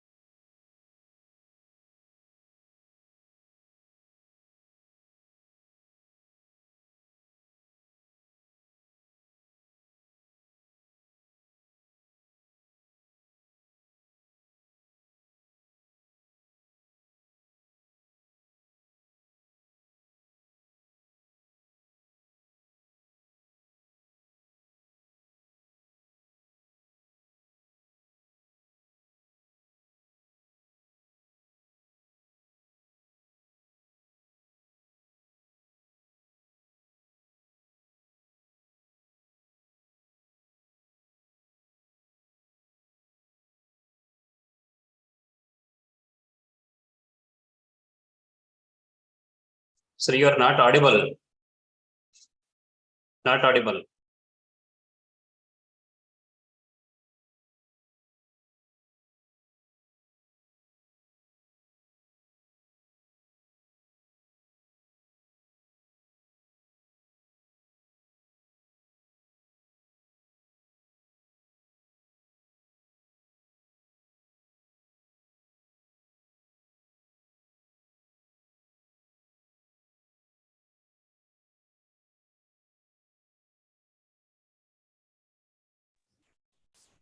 Should I repeat everything? Necessary, I think.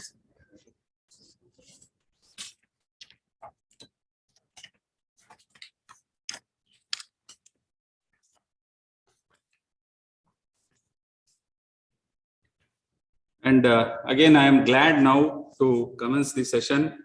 And now I will be just introducing yourself to the chairman, Dr. R.C. Agarwal ji, the Deputy Director General, Agricultural Education, ICR, New Delhi. So he has an illustrious biodata. He is presently working as Deputy Director General, ICR, for Agricultural Education. He is the National Director, National Agricultural Higher Education Project, Indian Council of Agricultural Research, New Delhi.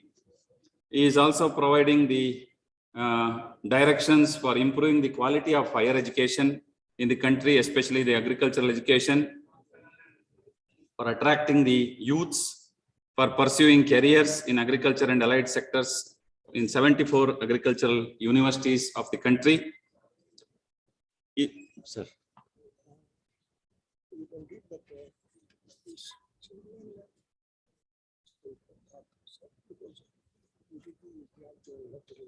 Okay. Okay. Shall I read this? Shall I read this and tell? No, directly. Okay. Okay. So now there is a small rectification. So because Dr. R.C. Agarwal sir is busy with some other engagement, now Professor Tej Pratap sir, he will be maneuvering the session, this particular technical session, and he will be chairing for a, yeah. No, but, yeah. Okay. Okay. Huh? Okay. So I am inviting Professor Tej Pratap sir to the dais. He was the 98th president of the Association of Indian Universities, and he was an internationally renowned policy advisor and policy framework guider and strategy expert of mountain farming affairs. So I welcome him to the dais. He is currently serving as at the Govind Ballabh Pant University of Agriculture and Technology, Pantnagar, as Honorable Vice Chancellor. So I welcome you, sir. In fact, he is a breakthrough leader, and Professor Tej Pratap sir carries with him a long expertise of international leadership at national and international levels, particularly as a Vice Chancellor of CSK Himachal Pradesh Agriculture University Palampur for 2 terms, and at Sher-e Kashmir University of Agricultural Sciences, Jammu Kashmir, as and APG Shimla University Shimla for 1 term. So at international level, he has also served as program leader at Mountain Agriculture Division, International Center for Integrated Mountain Development, ICI MOD, Kathmandu. A visionary and a passionate agricultural scientist, Professor Tej Pratap ji was instrumental in preparing the vision and mission of 2020 of organic agricultural production in the country. He has initiated organic agriculture movement in India by setting up International Competence Center for Organic Agriculture, that is ICCOA. The National Commission on Farmers used his exemplary services to formulate yield agriculture sector policy guidelines, and also for organic farming sectors for exports, and to also lead a team which prepared the organic subsector proposal for 11th five-year plan in the country. An international mountain agriculture development policy expert, he has made significant contributions as head of the mountain agricultural program at the ICI MOD for 13 long years. He was also on the steering committee of the Global Mountain Program of CGIAR for 3 years and represented Asia Pacific as elected representative on the governing body of the Global Mountain Forum between 2000 to 2002. He is one among the rare scientists who has the credit of working in Andean region in South America, Alps in Europe, African islands, Asian uplands from Thailand to Philippines and Japan, and every part of the 8 countries of the Hindu Kush Himalayan mountain, and from Afghanistan to China up to Burma or Myanmar. So we have to acknowledge his exceptional achievements include the Tibet agriculture sector institutional capacity building program, bringing China's sea buckthorn success story to the outside world, and bringing the sloping agricultural land technology of Philippines to our part of the globe. So it gives me great pleasure to read out his curriculum vitae. He has been recognized for his outstanding contribution and confirmed with the Himachal Ratan Award during the year 2001 by His Excellency the Governor of Himachal. Okay. So he is also the recipient of Honorary Professor of Mountain Agriculture by Tibet Academy of Agriculture and Animal Sciences, Lhasa, Tibet, and China in 1994, and Honorary Professor of Mountain Agriculture by Institute of Geography, Chinese Academy of Sciences, Beijing during 1995. So on behalf of the organizing committee, on behalf of the University of Agricultural Sciences and the co-organizers, I welcome the sir to the dais and to chair the session, the last session of this conference. So I welcome you, sir. Thank you, sir.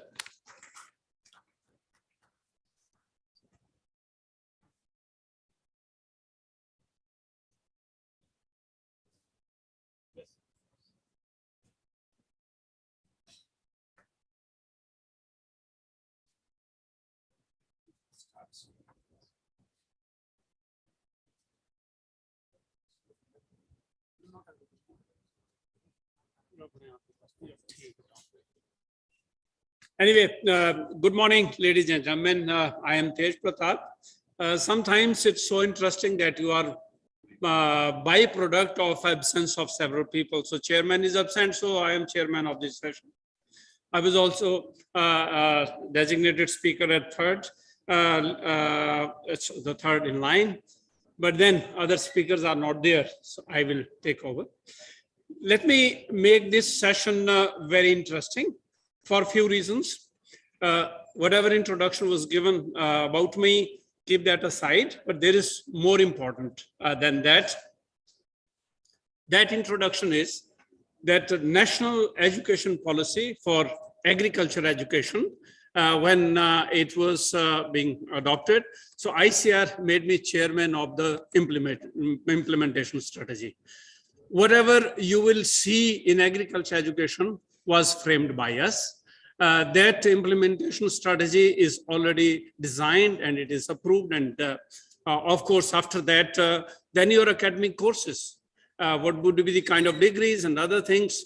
There is a mandated committee that's ICR constitutes a committee, you know, dean's committees. Fifth Dean's Committee, you know that they have prepared your syllabus and you go through that. There is Sixth Dean's Committee in place that is restructuring the whole courses to fit into NEP. I happen to be the chairman again. The reason is not that Agarwal is my friend or something like that.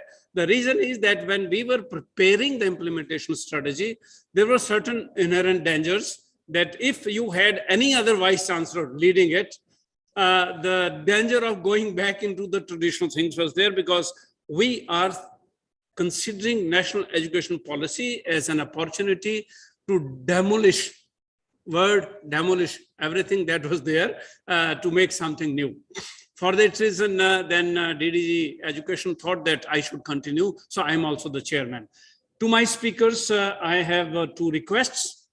Forget about whatever presentations you have made. I will talk about what we have in mind, what we are actually bringing for you.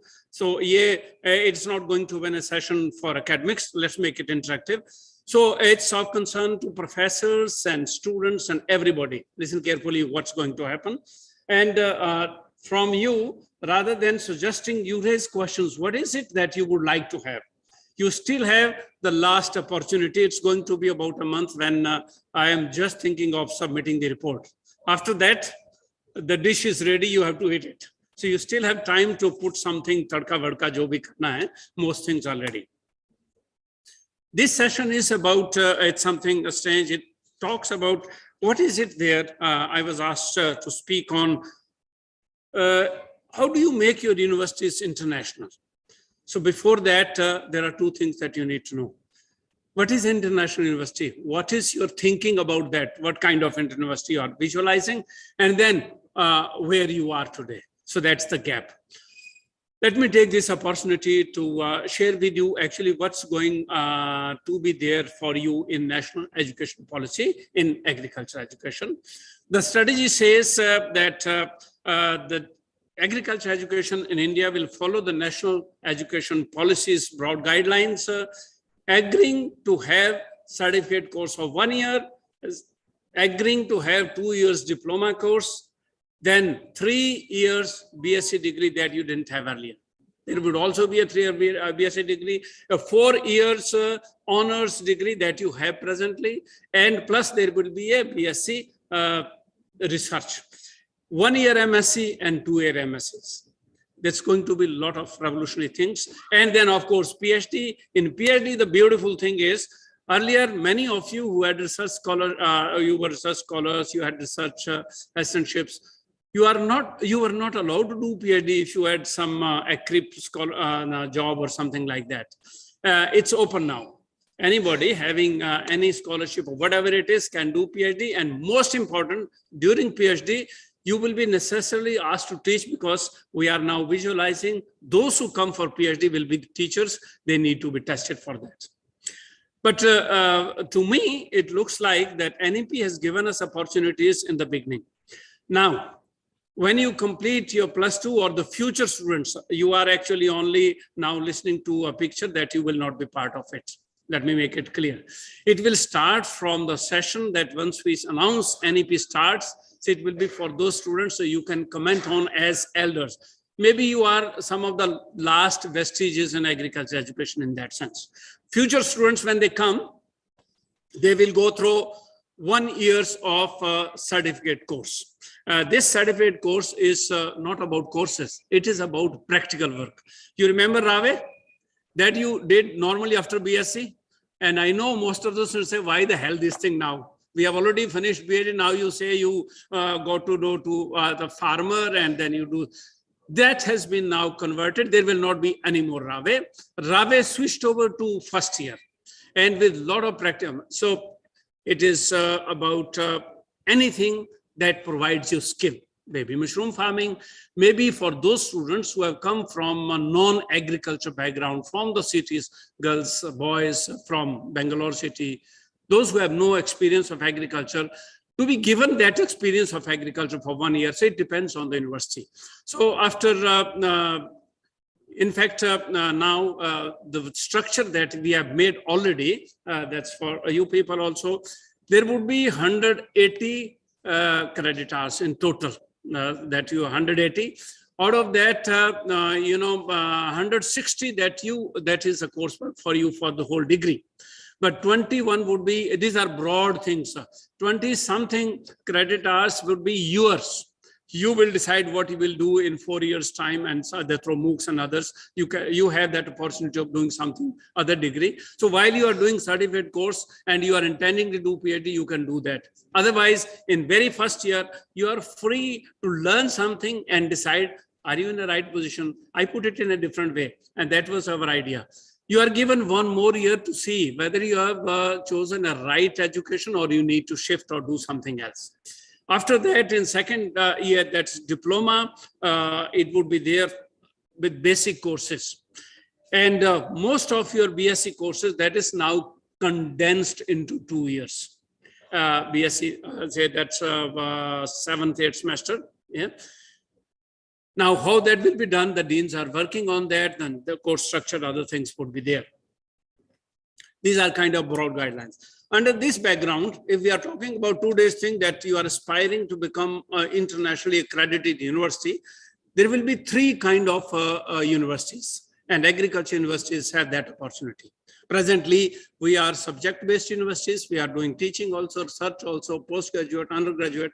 But our structure is US Bangalore or Pantanagar or anybody else. Agriculture universities with few subjects with very little students. Are you aware that the maximum number of agriculture students in a university is not more than 5,000? US Bangalore, 5,500. Pantanagar, 4,000 or so. And the best universities in India, if we go by numbers, so now let's say, what do you mean by international university, or how we are aspiring to become? What are their characteristics? Then we will say, to go towards that, what will you need to do? 20,000 students to 50,000 students with all the subjects that you have is the norm. Normally in Europe, there are no agriculture universities per se. There are universities with agriculture subject domination. In US also, there is a combination of that. National education policy has said that all universities will be by 2035 multidisciplinary, means those which are 1 or 2 subject-based agriculture universities will need to be converted into many subjects. That means you would be like Bangalore University with agriculture focus, or you can have agriculture, horticulture, veterinary sciences, law, social sciences, MBA, or you can have also engineering college within you. Maybe a science-focused university or dominated by like that, but then a larger one with about 20,000 students. There will not be any university that will have less than 3,000 students that will not be recognized. And if this simple formula was implemented tomorrow, then out of the 70 agriculture universities in India, Dr. R.P. Singh knows the strengths, would bear with me, 60 universities will be out of the syllabus. This is the situation. Having 70 agriculture university out of around 990 universities in India, we are still very high. But the number of students, we are just 1%. So there's a very pathetic system. Who created it? That we should have less number of admissions. That has to change. 1. Second, universities, if they have to excel, they will then decide, they have been given the opportunity, you can be as you are, or you can have a research focus, so you would be known as research universities. My own thinking was that all IR institutes should group together themselves as research universities. These are my ideas. These are not ICR ideas, and I don't think people would agree with me, but they are trying to set up a university. Now, everybody, all institutes in ICR are thinking of becoming universities. To me, it looks very disastrous, but that is their decision. I can only say as an expert, but where there is 80% research and 20% teaching, that could be a research university, or 70% research. Where there is 70% teaching and 30% research, they will be, basically many colleges, 100% teaching only. They could be teaching university also. But we, US Bangalore or Pantanagar and several other universities, they qualify as research and education universities already. Others do not have same advantage. I have scanned through all the university systems. We are best positions to capture the opportunity given by NEP to become research and education universities. Second, agriculture education is well positioned to benefit from national education policy, in the sense that for political designs, administrative, whatever it is, we have been squeezed to small subjects. Fisheries university, livestock university, veterinary university, this university, that. Now no more, and you are becoming bigger. Why can't there be one agriculture university of Karnataka or Maharashtra? Now from 1 to 90, just think of. And if we combine all the things, the strength is there. So states like Karnataka, Maharashtra, bigger states have great opportunity to take a strong political decision, go through, benefit from NEP. And if you do so, what's the benefit? Two benefits. One, you meet that need of brand requirement, National Institutional Ranking Framework, NIRF. And there are several other parameters which will judge you how good a university you are. And if you are good in international ranking, then that's exactly what you are thinking of. There were earlier limitations, not only this one, subject-based and smaller ones, students' admissions. States will decide. ICAR will give you some students, and then you are there in a compartmentalized small ones. And if any university wanted to admit foreign students, you cannot do that. Now that's finished. One thing that that was last year, 2021. All of you know that we had a serious problem that agriculture scientists in India, they were not allowed for one thing, no foreign collaborations. You cannot write, you cannot do this and that, the students cannot come. We wanted, in World Bank, there was money to send students outside. All of them, many of you also were going. But then in the same country, we had a rule that students in agriculture universities, universities cannot have any MOUs with outside world without the permission of Government of India. That was taking years. So one day I am very mischievous also. Many times I thought something has to be done, and apart from being nice academician. So I wrote a very stinking letter as chairman of the planning strategy that all the universities in India are allowed to have their own partnerships, cooperation with outside world. Now with World Bank giving money and the same government saying you cannot have it, what is this paradox? And where is the equality? If national education policy is there, as chairman, I stress that this banning of agriculture universities from research and education partnerships should be stopped forthwith. It was a mischief. Friends, sometimes you must do when you are in higher positions. I thought that was the best opportunity as a chairman. And it was striking. I wrote to Director General, I called him, look, my letter is coming. Don't feel bad. You just pass on my name. And the ministry had to change its stance immediately. And there is a letter that, well, if agriculture universities have in their acts that they are allowed, they are allowed. Now, this was all administrative. IS walon ka jo drama hota hai. Ashish, keep in mind, this is what happens and you have to be very mischievous. And things like that. If you have the courage, NEP, it's your association which can raise many questions to the limitations that are presently there. UGC is providing opportunities. Foreign universities. I was in Shimla, a private university. Total students, 1,400 and 770 students from foreign countries. I said, if they can have so many students, what is it that US, Bangalore or Pantnagar cannot have even 7 students? We are not allowed. Now, with NEP, there is a new notification. I wrote only last week to DDG Education that this should be notified. I still have that little bit of authority as chairman. So he said, yes, sir, we will be doing that. Agriculture universities now are open to sell themselves outside anywhere to bring in foreign students. These are opportunities to become international. So when you have to become international, the kind of things I will quickly say, and if there is anything else, you let me know. This is also the time you can actually raise. I'll note it down and they would be there. One, Alumni Association, whatever it is, should pitch for or advocate for multidisciplinary universities that are very large. Normally, one university per state, if it is public. Governments are not providing money. They are only opening universities. And I stand to support my colleagues, vice chancellors and universities. It's a horrifying trend of opening universities, but not giving money. You need hundreds of crores to become of international standards.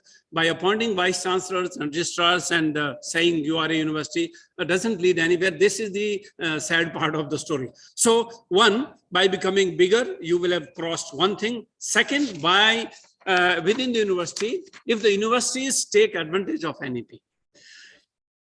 Now, whatever we give, we will give you a framework. It is a certificate, it is degree, it is diploma, but it is for the universities. I fought for it. They will have the freedom to choose the kind of subjects they want.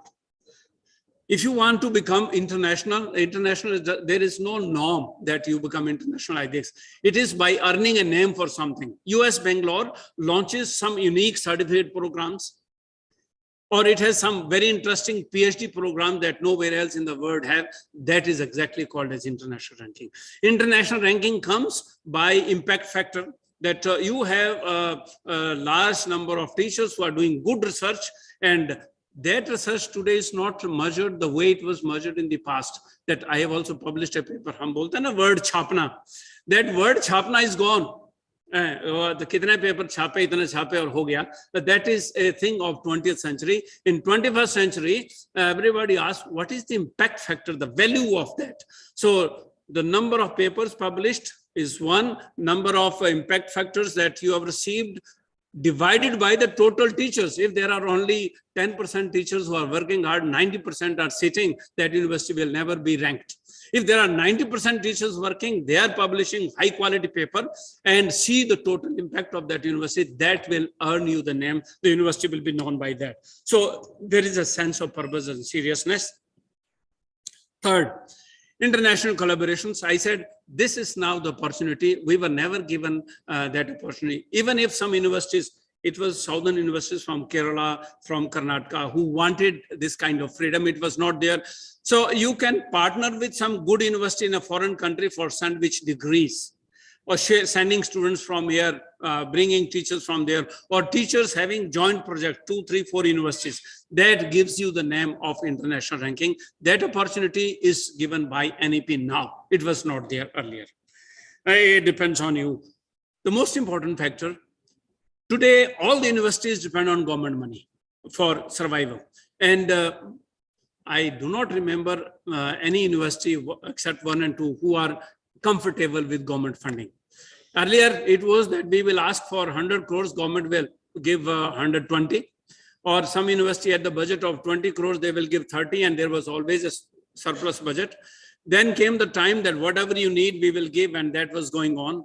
For past 20 years, I'm sure, in today's context, even the good universities. I was leading a university, and when I calculated everything, I thought, we are running, but why I'm getting tension? My blood pressure was going higher. So when I calculated, Pantnagar needed 500 crores to run it smoothly. We were getting 200 crores. So I sat down to think that how the hell I'm running it. And then I thought I should have a headache and blood pressure very high, that it should collapse anytime. But that means giving salaries is one thing. After that, a lot of things, quality hostels and operationals, your good laboratories, outside things, that stops functioning. And with those things come down the standards, then your delivery, we look for contractual teachers who come for 15,000 rupees and not a regular teacher who will be paid 1 lakh rupees. Quality of education suffers, the quality of students suffers, delivery suffers, everything suffers. That is not the way. So having less budget for the university ultimately adds to its quality and poor quality and poor quality. Teachers are not interested because they are not getting good laboratories, they are overburdened, that kind of thing. Therefore, earlier it was only government budget, and if any vice chancellor or university, aap to strike kar sakte hain. More than that, you do not have anything. Vice chancellor can go to the government, they say, well, we don't have money. So any university today who has 100 crore budget will get actually 70 crores. Or 60 crores. Some universities are so nice in West Bengal. They say, this is your 20 crores. We don't know whether you need 200 crores, whatever it is you do. There are universities, agriculture universities in India, where teachers do not know when were they paid last. You are lucky. You are in US, you would become, many of you are getting salaries regularly. This is not the shape of things of future of India. We have wonderful framework to grow, but I'm not very sure how far we go. What happens in future? The teachers have a challenge to sell. The universities will have to come up their own things. Now, NEP has opened up opportunities to take donations, partner with industries and everything. In a very short span of 1 year, I could see that we can work wonders. I invited industries in Pantnagar after I knew that it's opened up. And they said, if you do research jointly with us that we want, we will give you money. We will take your students in our staff. We need exactly. So there are opportunities in India. In the morning, you heard about agriculture growth and that money has to go in research. So if universities plan well and they know how to capture the resources, India's non-government sector has enough of money to make Indian agriculture universities actually grow in a way that it can have international name. I give you an example of how it is done. You go to Cambridge, there are so many buildings, universities in one building, it's many kilometers long. You name the big company, global company, and they will have a building there.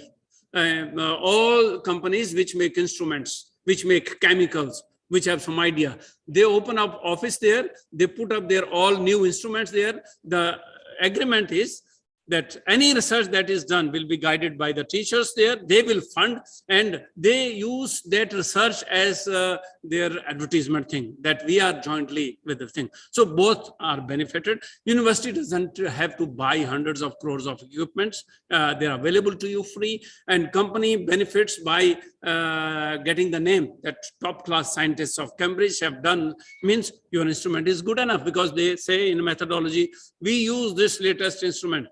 जैसे आपको दवाई बेची जाती है, doctor वैसे देता है ये बड़ी इफेक्टिव है, वो है या नहीं है, वो अलग बात है, but then because doctor has said. So once you say something is good, that will sell. That is the opportunity that universities have. If you have good money, I'm sure if your vice chancellor were given some couple of 1,000 crores here, he will have very revolutionary ideas to open up the way I was listing. I know. So friends, in a nutshell, students have great opportunities. I didn't deal much on that because the topic of this session was how do we internationalize a benefit. But certainly as universities, agriculture universities have big challenge to positive challenge to grow and grow in a direction where next 30 years, in my opinion, they belong to agriculture education. Others are, engineering, and others. When you look at that, they do not have much course even in certificate courses and others. We have much more opportunities. Starters, other things, everything fits in there. Now, final thing is, if we have these opportunities, can we capture it? And whatever I'm saying, rosy picture, we can grow like this and we will do like this. Universities can become great. Will they become great if there are opportunities become international, world-class university? World-class university faces these 3-4 challenges. One, it's external to the university to decide how you will grow. The land, resources, and money initially, the rules.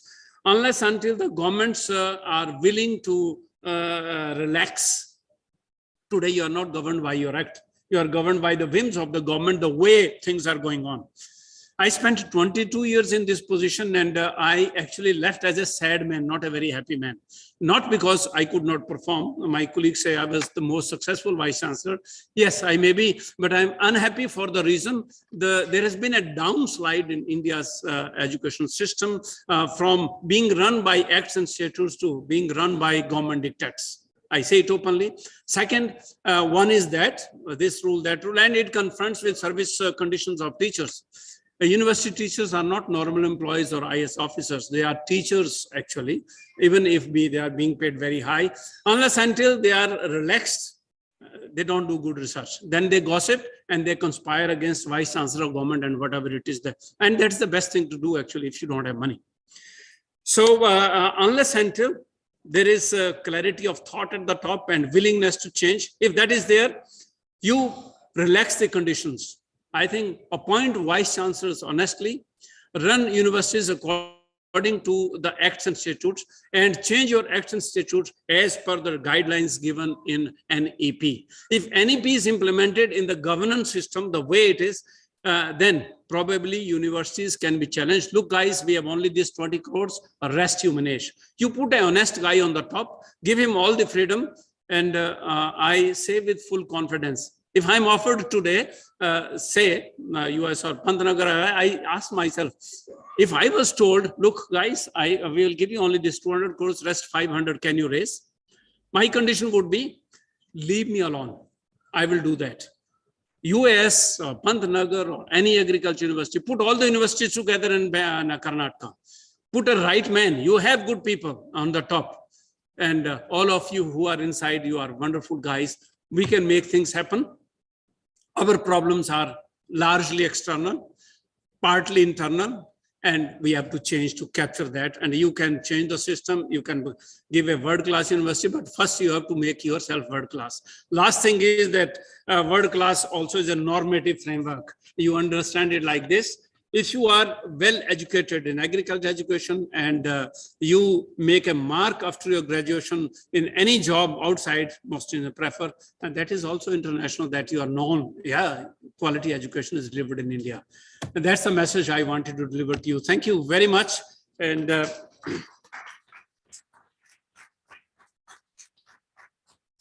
may I invite you now, the next speaker in front of you, Alk Saab, or aap koi bhi aap aa sakte hain. Let's be free. You can come, then he can wrap up. Kashmir is on the last, by the time he will warm up. Anyway, thank you. Yes, he will introduce, and all questions you put up there, and I will take it up in the last. Let's make it like that.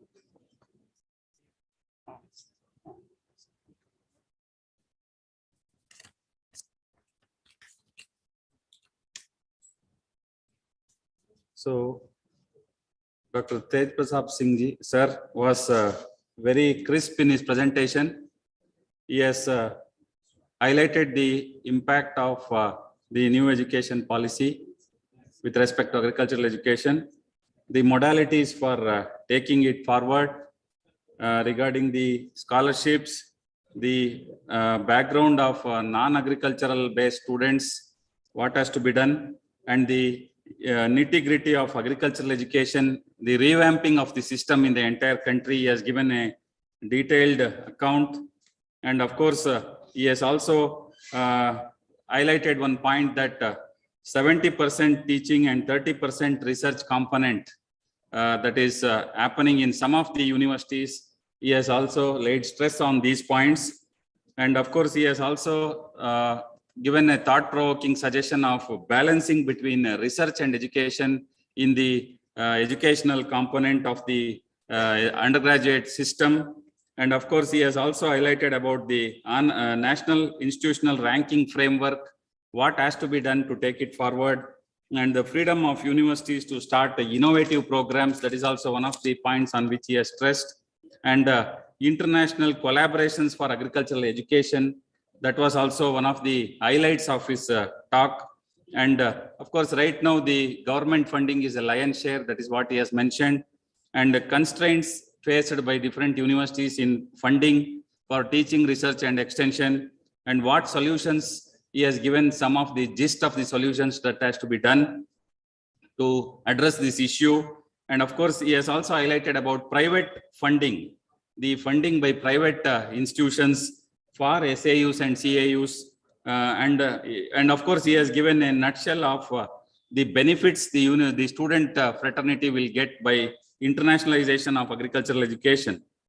So he has also suggested a roadmap for the new educational policy in his own way.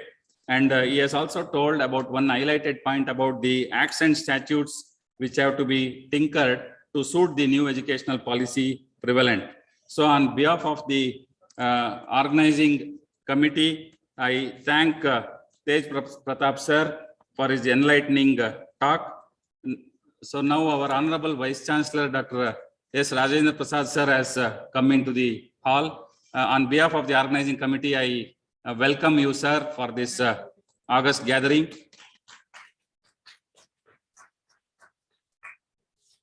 So now the next speaker has been invited. It is Dr. D.K. Singh. He is the professor and principal scientist in the Faculty of Soil and Water Conservation Engineering, Land and Water Management Engineering. So he has about 5 patents to his credit in the Himalayan and sub-Himalayan regions of Himachal Pradesh. And he has assessed the carbon footprint of groundwater irrigation, composite hydrologic index for rainwater management, modeling procedures, GIS-based groundwater information systems. And of course, he is an alumni of IARI, That is what the illustrious career tells us. He has also got outstanding recognitions or awards from especially the Jawaharlal Nehru Award for postgraduate research during his student days, Best Teacher Award during 2009, then Commemoration Medal for Outstanding Contribution in the field of Soil and Water Conservation Engineering. He is the Fellow of Institution of Engineers India, and he has also had a Netherlands Government Fellowship for continuing higher studies on soil and water conservation engineering. So on behalf of the organizing committee, I place on record a warm welcome to you, sir. So please take over the mic and we welcome you, sir. Yes, sir.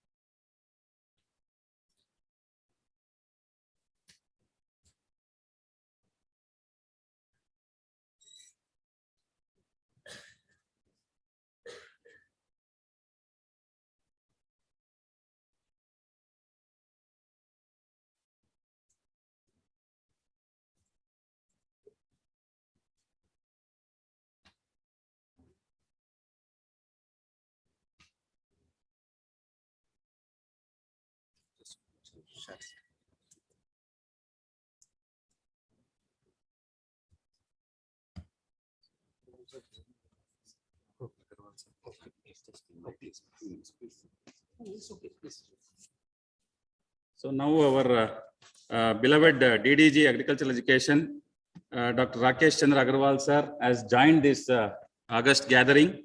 So on behalf of the organizing committee and all the organizing institutions, I extend a warm welcome to Dr. R.C. Agarwal sir.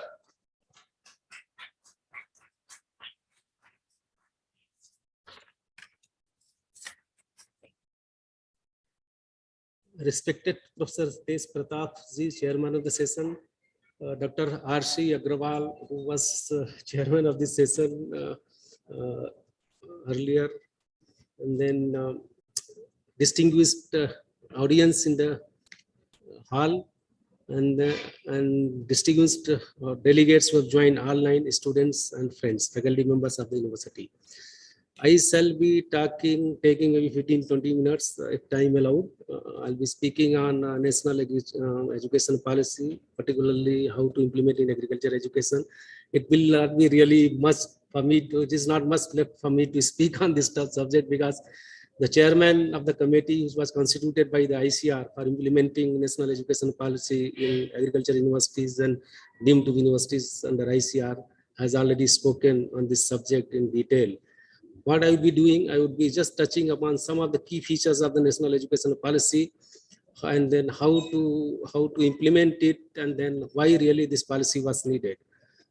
India has a well-structured education system. It's not that we did not have the education system, but it was still realized by the government, present government, that we need to do some structural and administrative changes in our education system to bring in the glory, which our Indian education system has in ancient India.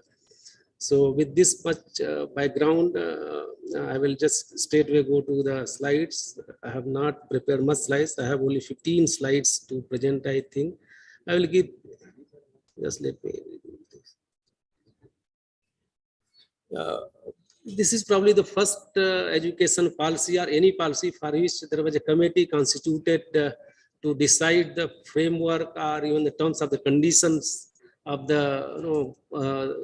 another committee which was constituted under the chairmanship of Dr. Kasturi Rangan. So Dr. TSR Subramaniam, who was the cabinet secretary at that time in 2014-15, a committee was constituted under him to really decide the framework that what kind of policy India should have, education policy India should have, so that the committee which is to be constituted at later stage can really address all those issues. And then subsequently another committee was constituted under the chairmanship of Dr. Kasturi Rangan, who was chairman of ISRO at that time, and his committee submitted report in 2019, and formally the Government of India approved this policy in July 2020. That was in precisely on 29th July.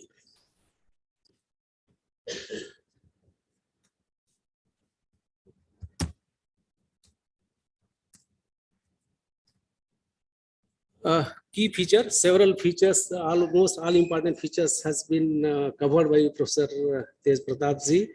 The key features which I have listed for my talk is listed here. That is, what are the structural changes proposed in education system and how that will be implemented in agriculture education.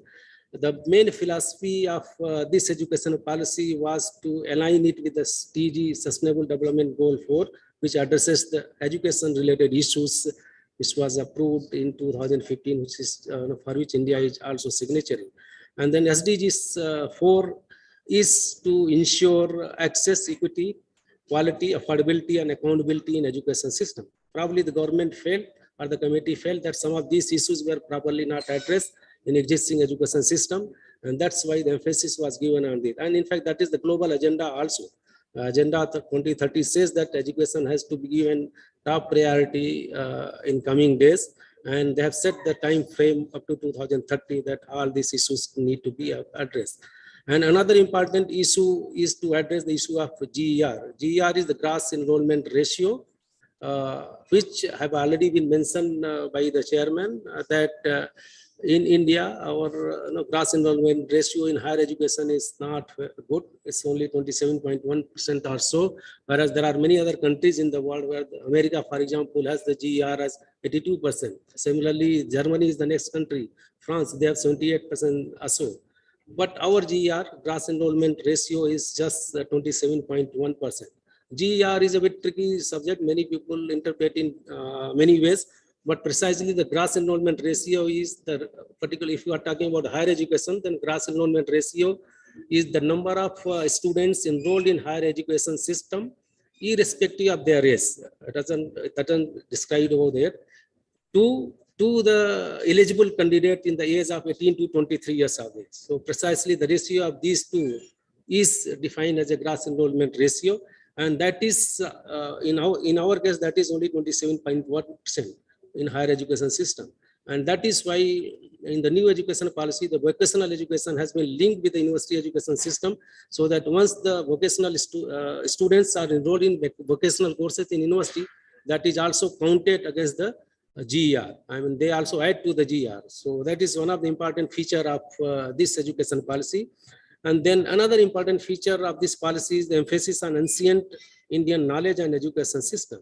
You may be knowing, today morning I was discussing with some of the students at the breakfast that India was probably the first country in the world where we had international university. No country in the world has international university. India was the university, the only country at that time, 400-500 BCE, which has the global university, what we call it today, or international university at that time, Antarashtriya Vishwavidyalaya.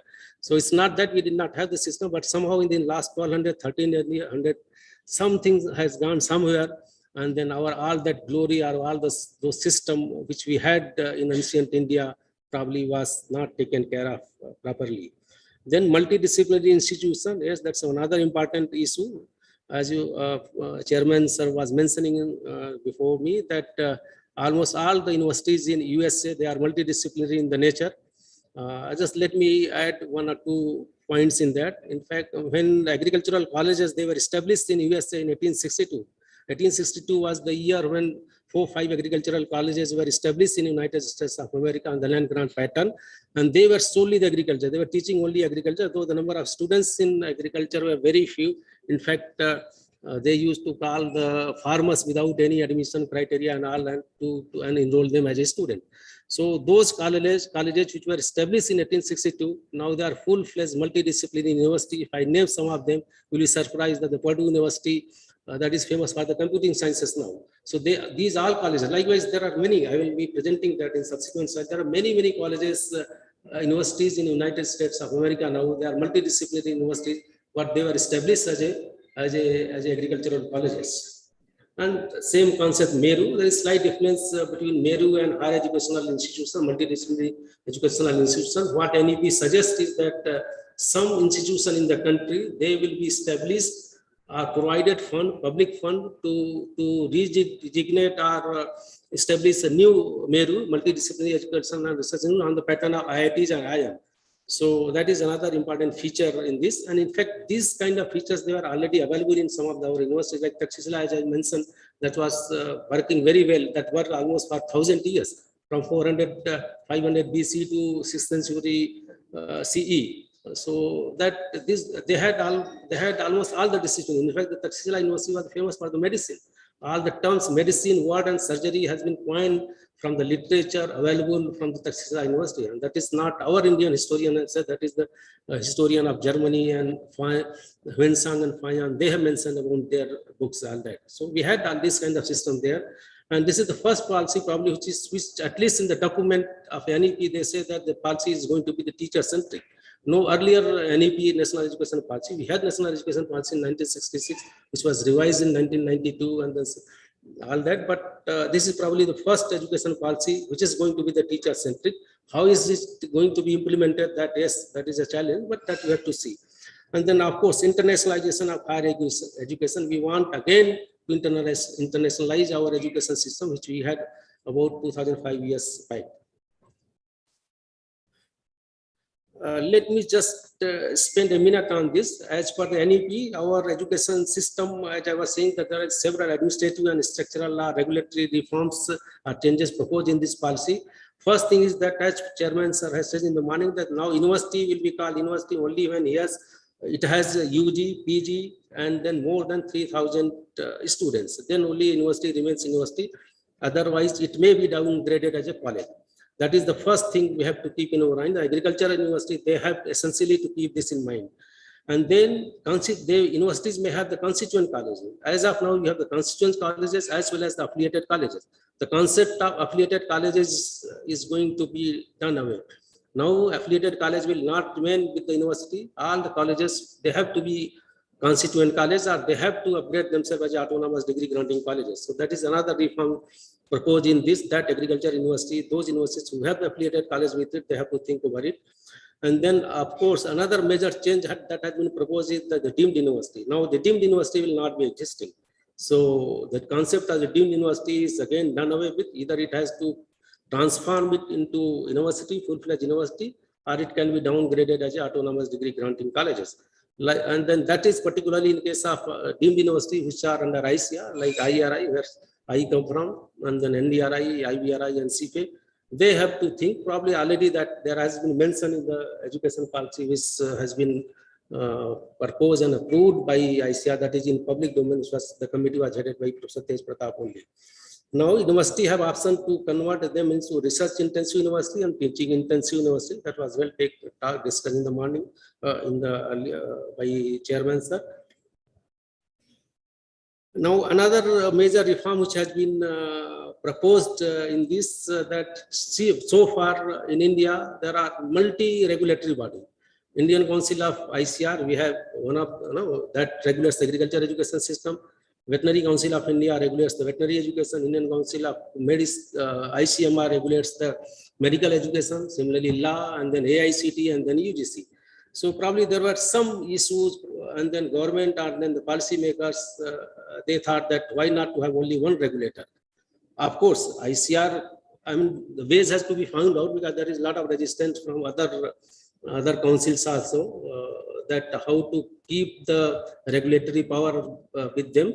But yes, that is another issue that will be clear only when Higher Education Commission of India, the bill which is under preparation, which was to be passed in this last parliament session only, could not be passed because of something. But that is definitely, that will be more clear when the bill for establishing Higher Education Commission of India is passed. So picture will be more clear than that. But as of now, they think that the NEP suggests that there has to be only one regulator, but the different councils, they can be the part of the GEC, that is the last vertical, General Education Council, where they will have power to suggest the syllabus, and then what all the powers they have now, that all power can go to the fourth vertical as a member of the GEC. But that is yet not very clear. That is to be seen, once HECI comes in place. Then, as I said, that this policy is aligned to achieve the Agenda 2030, that is SDG 4 of Agenda 2030, that already discussed in the beginning itself. That the main reason behind this was going to develop the skill power, because as we know, the Agenda 2030 has 17 SDGs. That is, there are 17 Sustainable Development Goals set in the Agenda 2030. One of that is SDG 4, that is for education. But education, this policy thinks that our education system should be framed in such a way that these our students are human resource which are developed under university education system, they are able to all the other goals also, not only the SDG 4, they should be able to address the other 16 SDGs also. So that is how there is emphasis on developing the skilled manpower in this NEP. Then already I have discussed about GER, gross enrollment ratio, that we need to increase our GER, and that is possible only when we make our agriculture university multidisciplinary and also have the different courses which are suggested even by the ICR committee also, that to have certificate, diploma and all those courses with multiple entry and exit. Of course, there are challenges in that also, but that is to be done. If not today, tomorrow, definitely it has to be done. And the reason again is that this was mentioned again in the morning, that agriculture university constitute 19%. They have huge infrastructure. No university in India has as much as land as agriculture university have. No, not much money has been spent on other universities, state university, as much as money has been spent on the agriculture university. But the enrollment in the agriculture university is just only 1%. That's really, and then NEP has come heavily on this. In fact, if you read the entire document of the NEP, National Education Policy, there are mention of this statement at 2-3 points. That why the students are very less number of students are enrolled in agriculture university, whereas they constitute 9% with huge infrastructure. And of course, infrastructure, as an administrator, if I have to think, infrastructure will never be enough. But the policymaker, they think that agriculture universities, they have huge infrastructure, particularly the land and the buildings and all. Why not to start other disciplines also? Then, as I was mentioning, the emphasis on Indian knowledge system, we have already had Takshashila, Nalanda, and they all were multidisciplinary university, and they were the only multidisciplinary university at that time. So this government, this policy wants to bring all that back. And then it will be good for agriculture university to establish center of ancient knowledge system in our department in all the agriculture university, because linking the ancient knowledge with the present or modern knowledge is very important. I will give one example, because I am an irrigation scientist. I work on the water technology. I had done a lot of work on water and water related aspects also. But I got a lot of clue by reading the history, particularly of the Indus Valley civilization. What kind of structures, irrigation and drainage structures were existing at that time. It is written and mentioned in several history books that Indus Valley civilization vanished just because of poor water management practices adopted at later stage, not in the beginning. So we get a lot of clues. So knowledge of history, particularly the knowledge of history, is very essential for students for studying agriculture. And let me just tell you, which I forgot to mention in the beginning, Takshashila University has a well-established agriculture faculty at that time. So we need to think about in that direction also. Multidisciplinary, already I have discussed about this. Teacher-centric, of course, is the first policy that talks about the teacher. At least it talks about that the education system has to be teacher-centric. Earlier policies, they were not even mentioning that it has to be teacher-centric. What kind of teacher-centric or what incentive, what policies they are going to bring in, that will be clear again once HECI comes in. But yes, they have qualitatively, there is mention, some points are mentioned about that also. Internationalization of education system, yes, we all feel that this is the time to internationalize our education system. We cannot keep ourselves away from that. Let our students to go abroad, and let other students, students from other country to also come to India. Today morning only I was reading in the news that UGC has allowed the Australian government to open universities in India. Likewise, they have allowed to other countries also. Similarly, our education system has also been allowed to to open universities in other countries. No, so that kind of steps are needed and are must. And then, of course, I'm not going to talk much about internationalization. There are already UGC has issued a guidelines in 2021 that is available on UGC website, that is in public domain.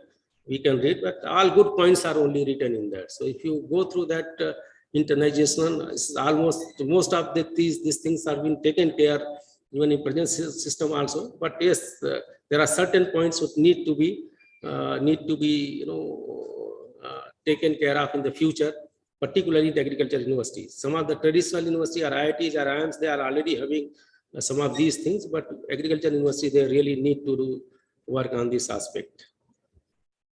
Now, challenges, this is the last slide. Challenges I would like to discuss, because when we are making, let me just inform you that IRI, Indian Agriculture Research Institute, has also initiated process to admit student at the UG level. Probably, if everything goes well, this year itself, we will have, will get students in undergraduate level also.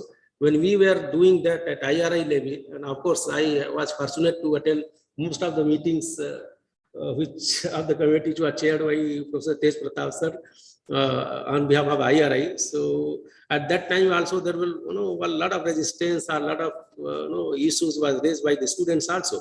But slowly and slowly, with discussion at various level and presentation at IRI level and all, by and large, we have we have now selling smooth. I mean, everything is going to be smooth. We are not having any difficulty now. So what are the challenges? Agriculture, education and research is placed in the state list and is exclusively responsibility of the state. Whereas other higher education is in concurrence list, only the agriculture, research and education is not in the concurrent list. That is a very major challenge. So if center wants to do something in the state probably may come in a way. And if state want to come do something in, bring in some reform, the center may come. And it all depends on government to government.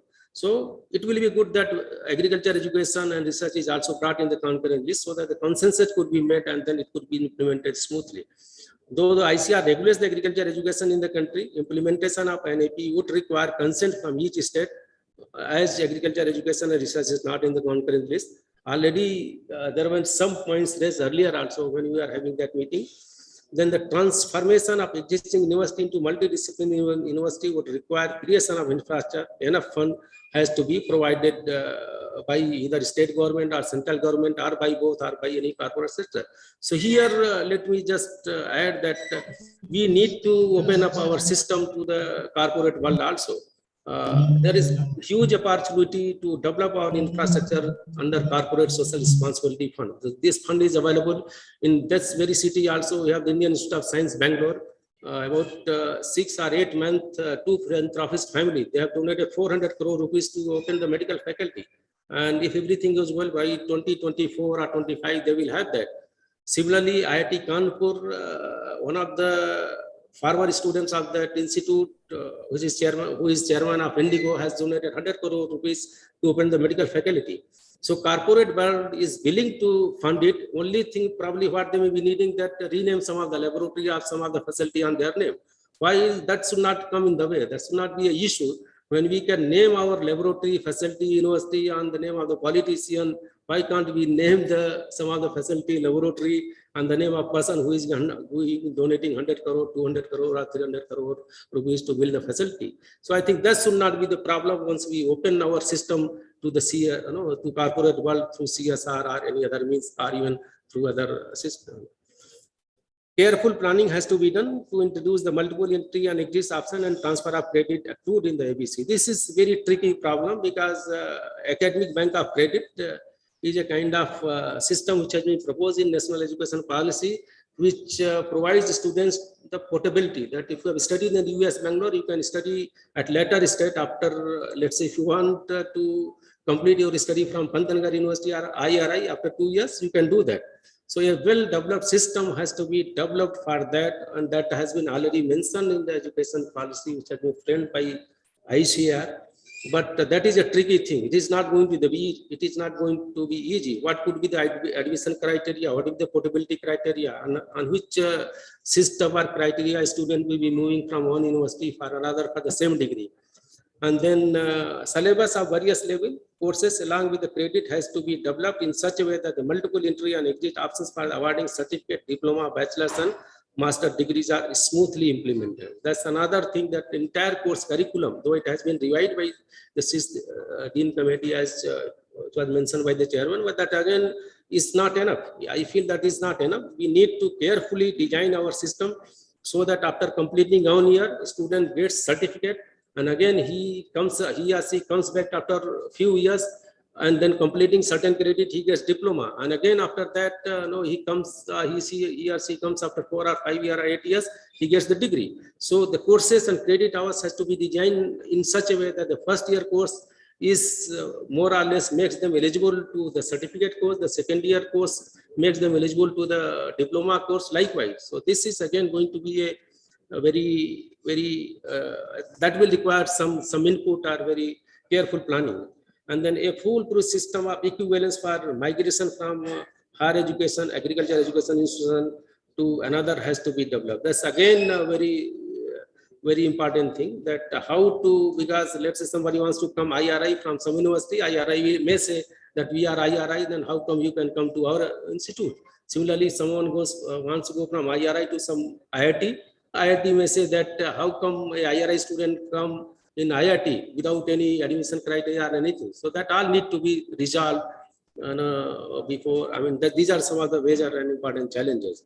So I think that's all. I had several other things because we had been working on this for last 2 years. The first presentation which I made was on August 14 in IRI. Then after that, I have had several positions, so many things in my mind. But speaking all those things in 15-20 minutes would be really difficult. I would welcome if there is any question or query, anyone, any student or faculty member, anyone has. Thank you. Thank you, sir.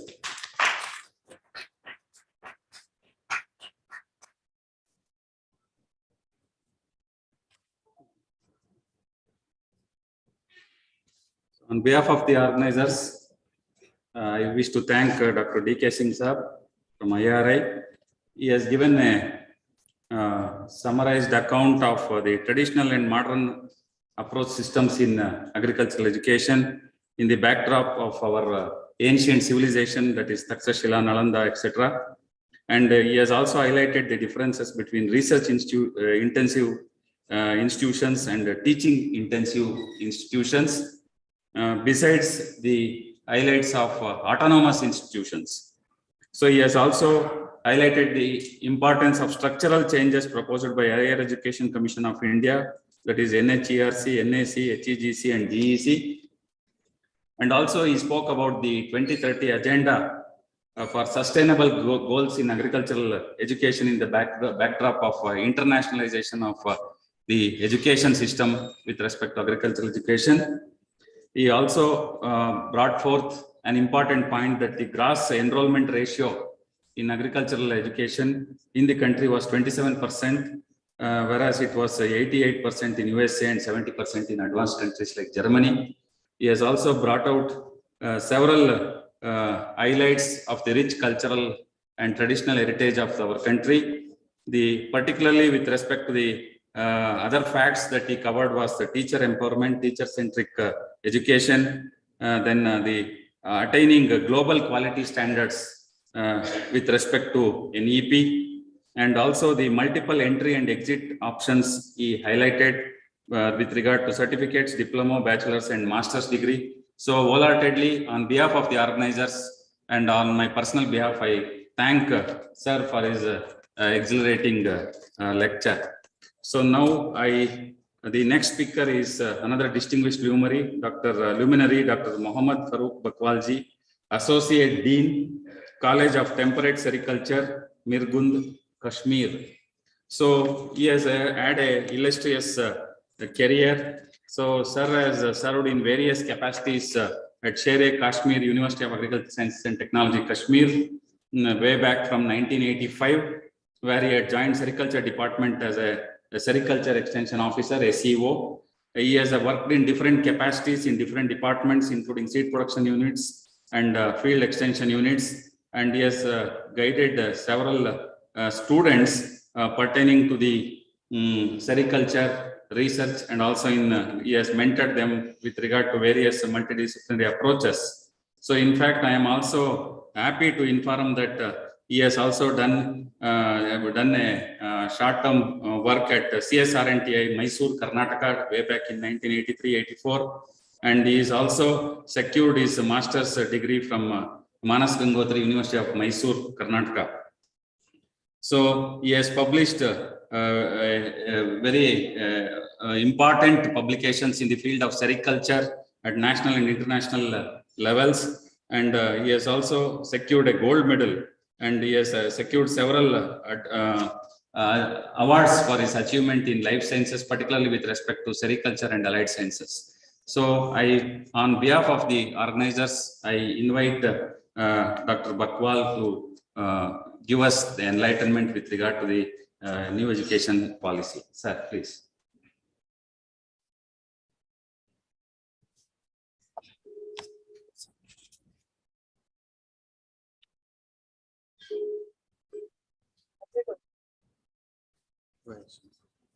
कौन को बता दिया ना हमने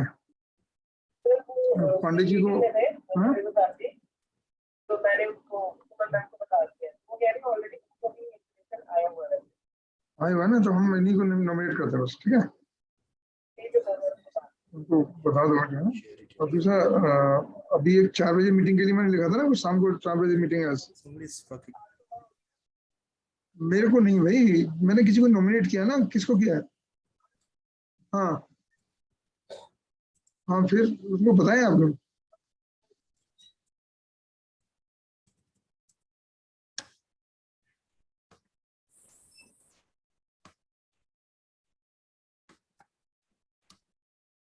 यहाँ से चलो ना next wait next anyway thank you very much and very good afternoon to all of you.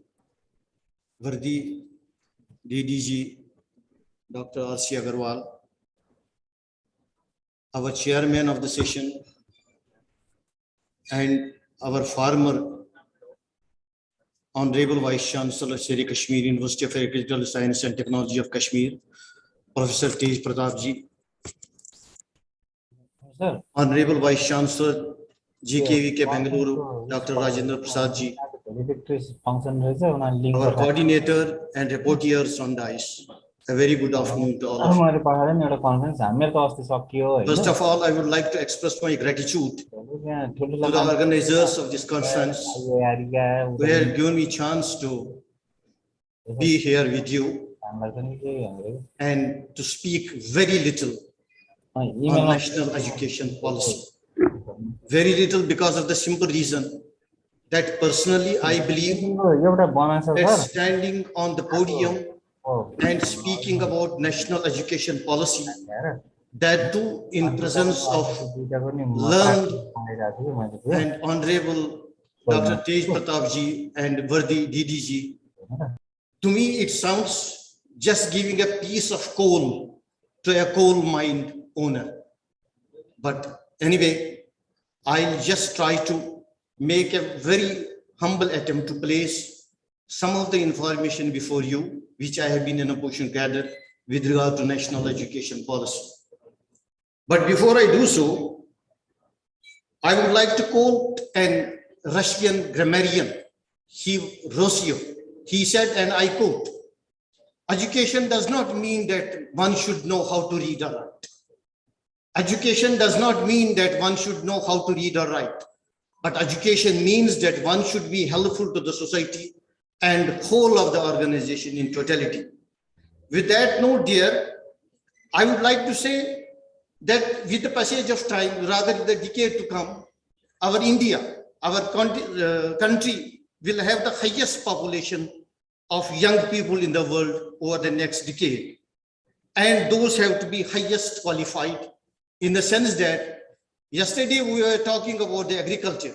We have discussed science in many ways, but we are speaking of the drones. We have spoken of the precision agriculture. We have spoken of many technologies to creep in, but ultimately who are the people who have to carry the boat of those technologies to oar? Who are the people? It's the quality of the graduates which we produce. is the quality of the education which we impart to our growing youth. Unless and until we are not in a position to create a sense of semblance in them, to create a sense of nice education in them, probably whatever we are talking of, that's not going to meet that end. So, okay, am I not in a position to move it? Okay.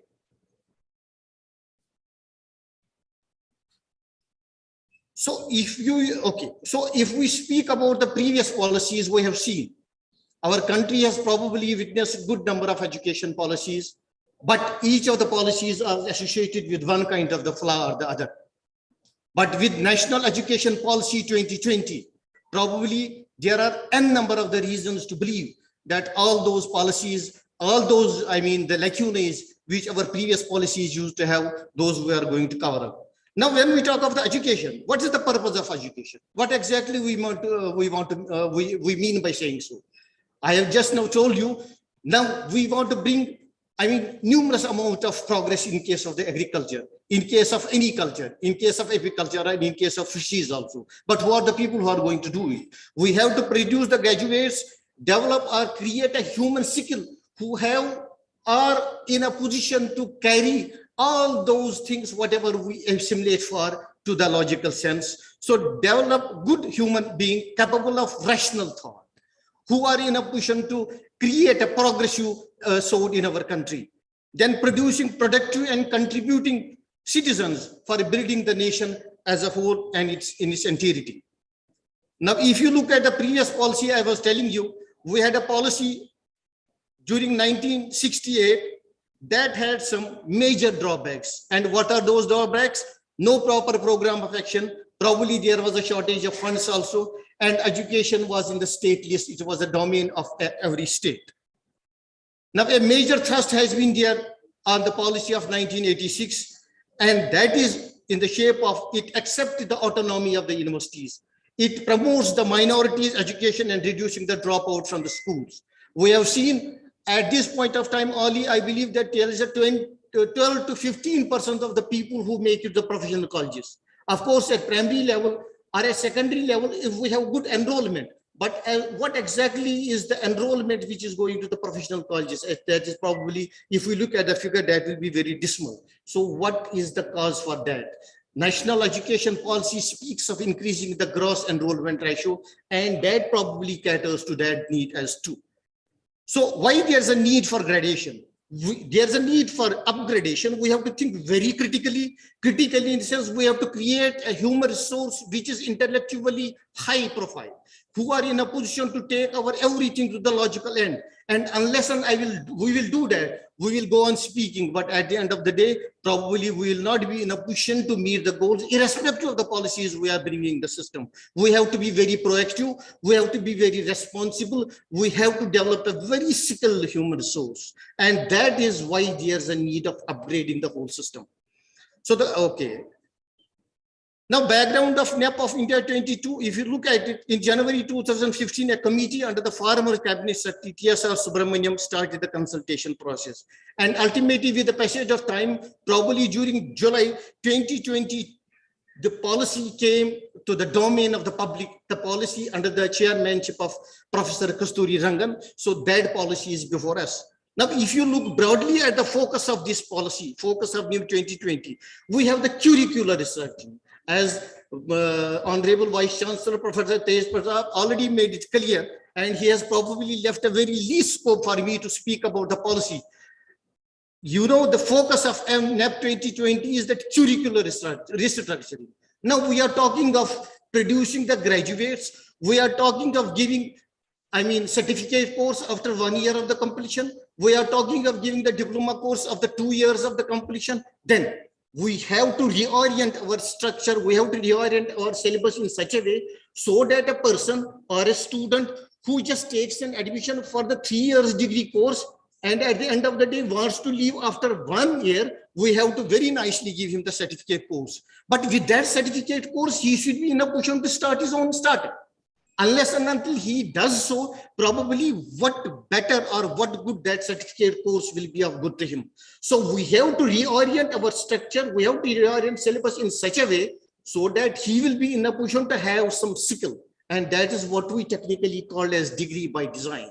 So we have to create a situation, we have to course a single course for the student he is interested in, so that tomorrow after leaving the college or the university, after 1 year, he will be in a position to start his own enterprise, and he will be in a position to make his both ends meet. So that is through curricular structuring. Then we have to speak about the equity, reforms of the effective governance, quality academic research. Now we are talking of the research. See, other day, my Honorable Vice Chancellor, Professor Nazir Ahmad Ganai, who happens to be Honorable Vice Chancellor of my university, he had been to Israel. He was telling, if my figures are right, tomato production in Israel is 350 tons per hectare, whereas tomato production in India is 25 tons. What's the reason?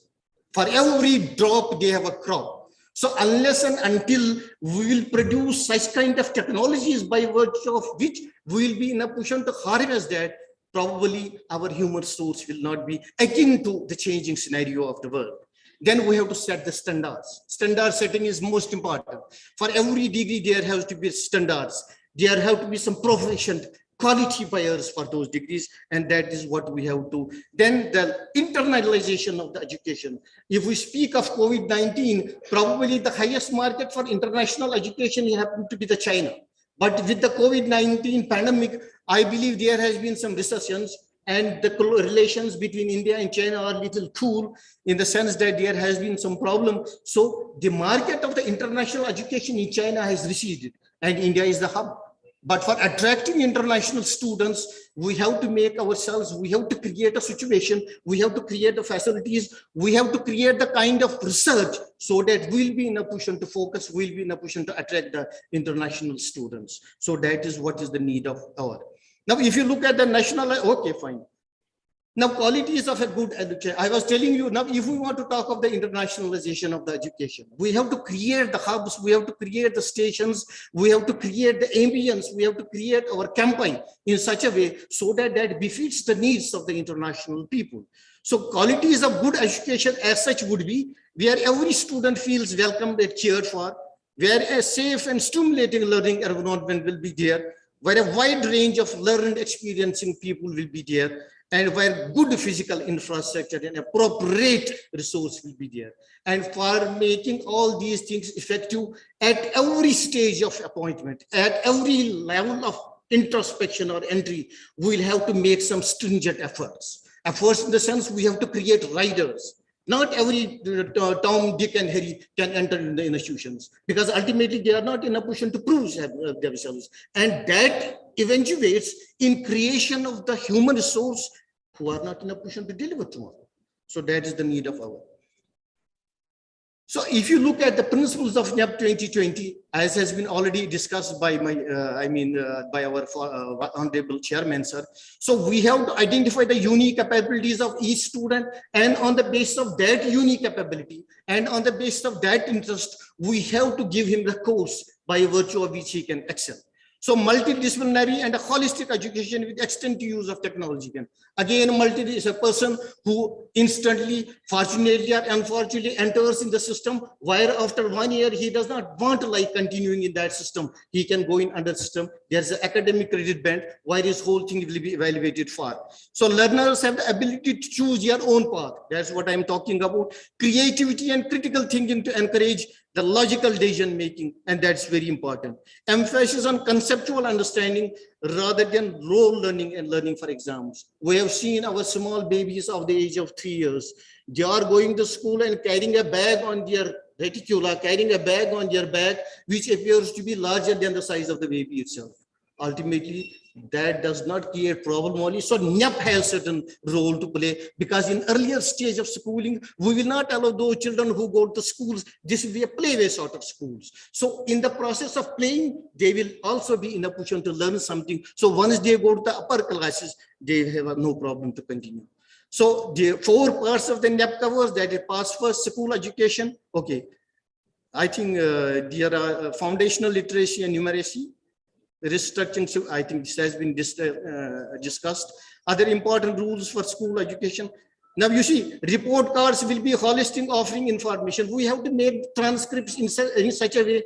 Now, say for example, at present system of the education, We are giving a BSc degree, we are giving a MSc degree, we are giving the PhD degree. At the end of the day, we are concerned with the transcript, what we are giving the students. We are telling just in agriculture, he has got this marks, in sericulture, he has got this marks, in agronomy, he has got this marks. We have to deduce a transcript in the which will, besides catering to the needs of these courses, which are very conventional, if he has some extracurricular sense, if he has some extracurricular ability, that kind of transcription, that kind of endorsement has to be made on those transcripts also, so that we will be in a position to make these transcripts sellable.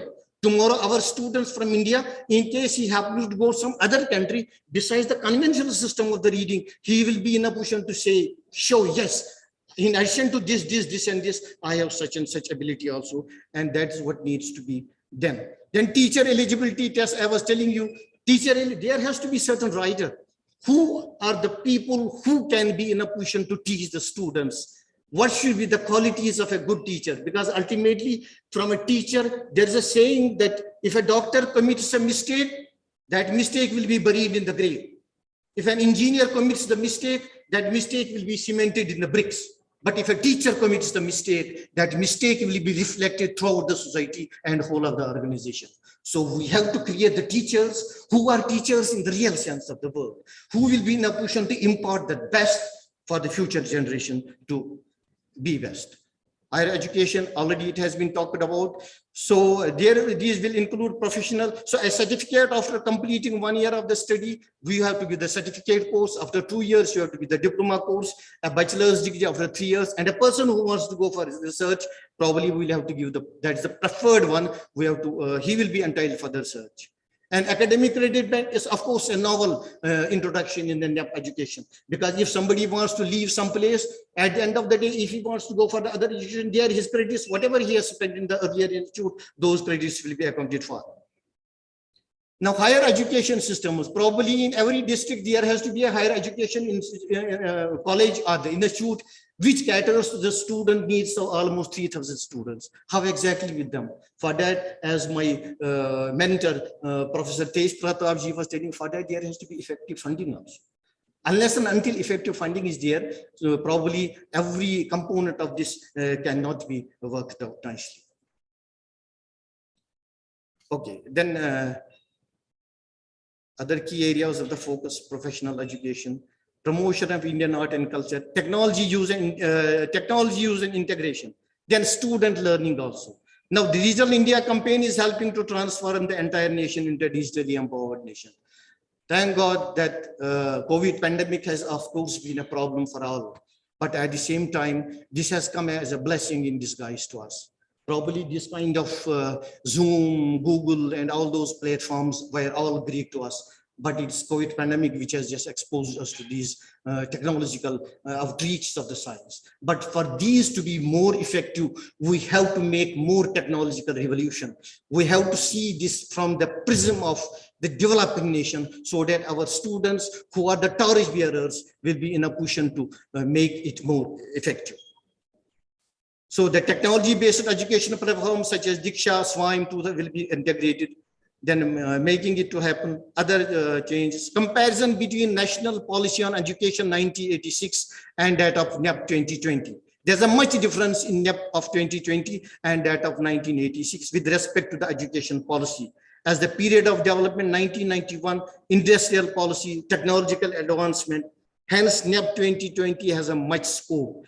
And that scope we have to harness. NEP 2020, the curriculum is totally based. We are very liberal in the sense that we have, besides giving degree in the sandwich mode, in what you call as degree by design mode, we are also stipulating rather policies, also telling us that we can give it in the sandwich mode.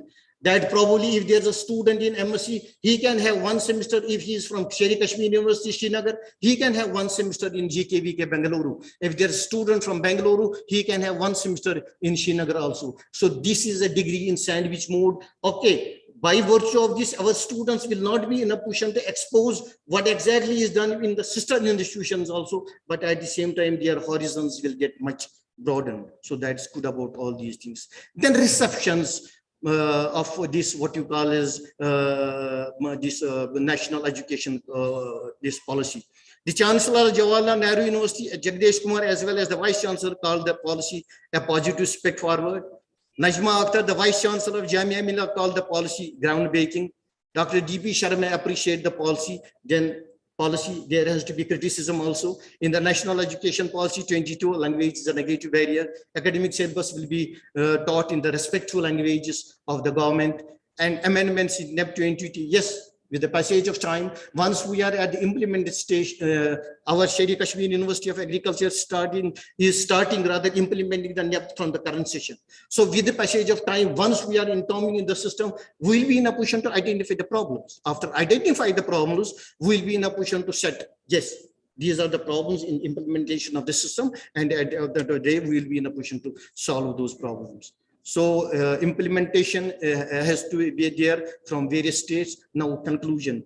National Education Policy 2020 envisions India an education-centric system that contributes directly to the transforming India through development of the students, to expanding the horizon of the students. And in order to make it completely student-centric and beneficial to one and all, it is highly pragmatic that we work in unison with each other and see how best we can contribute to the nation. Thank you, New Education Policy. Thank you very much.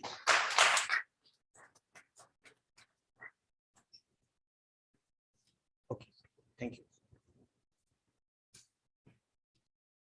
So I extend a wholehearted thanks to Dr. Bakwal Saab. He has given a detailed account of the nitty-gritty of national educational policy with respect to agricultural education scenario in the country.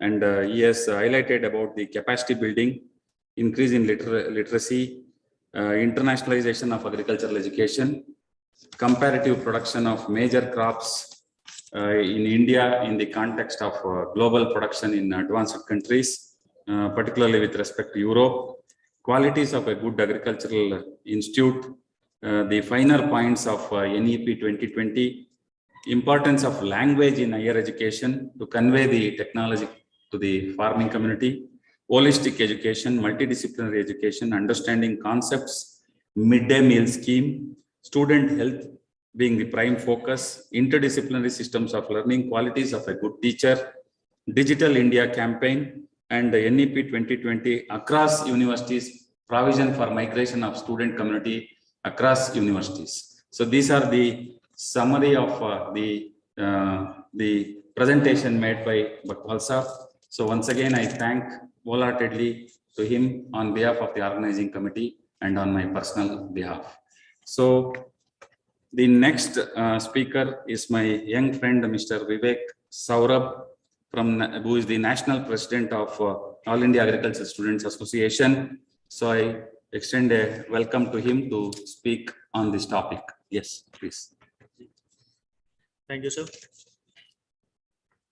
Good afternoon, Dr. R. Agrawal, sir, Chairman of the session, keynote speaker, Dr. Rajendra Prasad, sir, and Dr. Tej Pratap Singh, sir, Dr. P.K. Singh, sir, Dr. Muhammad Farooq, and Dr. Sandeep Kumar. Dr. APJ Abdul Kalam once said, the purpose of education is to make good human beings with the skill and expertise. Change in the education policy is the major way to provide better students, professional, and the better human beings. As described by our previous speakers, NEP is aligned with the aspirational goals of 21st century education, including sustainable development goals, while building upon India's traditional and value system. It is based on the principle of education that must develop higher order cognitive capacities such as critical thinking and problem solving, but also social, ethical, and emotional capacities. ICR has already constituted an expert committee for the revision of UG courses to align with new education policy. Common academic regulations are already implemented by ICR. लेकिन हमें इस बात का ध्यान देना होगा कि बड़ी-बड़ी चीजों में कहीं हम छोटी चीजें ना भूल जाएं. There are some issues which needs immediate attention, like the agriculture courses need to be introduced as school level to sensitize the students towards agriculture, food, crop, and the nutrition. For dropout students, some specific diploma course need to be introduced to start work at village and block level also. An agency should be established to fund, or as mentioned by the Dr. Tej Pratap Singh sir, to fund short-term projects for agriculture youth and the young scientists from government or any sources, so they can work in the field of research. And this system should be easy to approach and smoothened. Educational institutions need to be established, technological center or the facilitation center for implementation of support of providing loans, technical support, training of the soft skills and required techniques. For example, if someone wants to grow mushroom, where they will get the things very easily. Improvement of trained youth, involvement of trained youth needs to be encouraged into input and supply chain, marketing, mechanization, processing to strengthen the supply chain management system. One approach could be set up agriculture technological parks to promote technology incubation and dissemination to promote sustainable technology. Education department may be initiated in each of agriculture university. After graduation, students should be encouraged to conduct research on agro-industry and demand-driven agriculture, and market-linked research should be given more weightage. The need for financial support is very crucial to stay long and give productive output, as well as easy method to receive the same. The new education policy of the India focuses on the internationalization of education. So the post-harvest student should be encouraged to an internship during their degree program in India or abroad. Moreover, as NEP is being implemented for the better education system for youth, the involvement of youth in the policy making and creating a specialized agriculture service may also change the scenario of agriculture in the coming years. Thank you.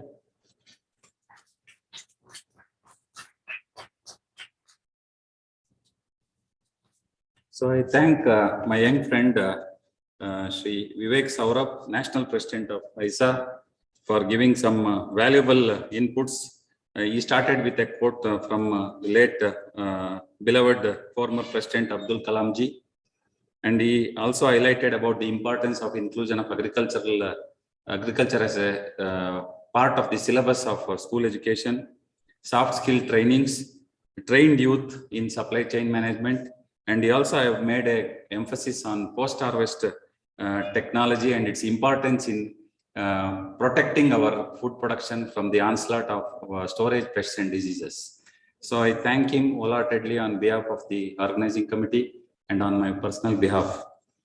So the next speaker will be the Dr. Sandeep Kumar, the founder president of All India Agricultural Students Association, and who is also the assistant professor at Odisha, Bhubaneswar.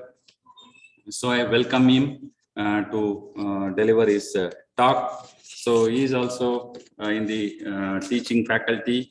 So I extend a warm welcome to him. So he has also done a lot to highlight the importance of the youth force in the agriculture sector. And of course, being the founder president, he has got immense organizational skills. So I welcome him to the dais. Please, sir.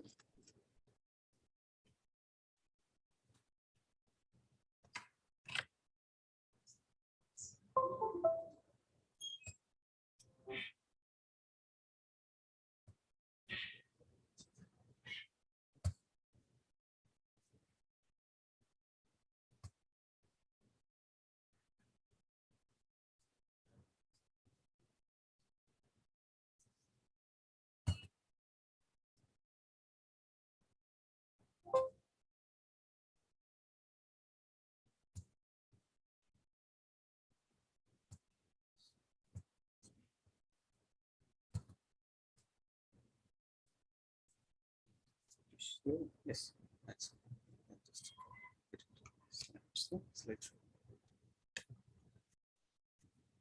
shift.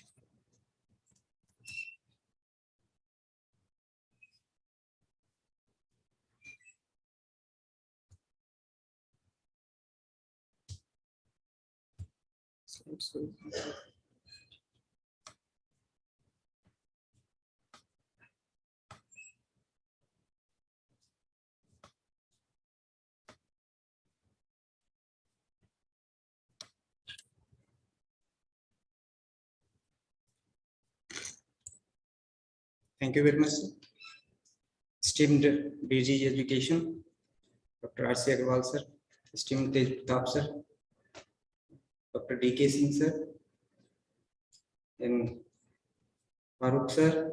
And National President Aisa, National Secretary, our Chief Policy Advisor, Honorable Vice Chancellor, US Bangalore, our patron, Dr. R.P. Singh, sir. I'd be speaking on topic like taking a leave from the previous speaker. My topic is scientific temper and spiritual philosophy in making the education in India to internalize, and in fulfillment of learners.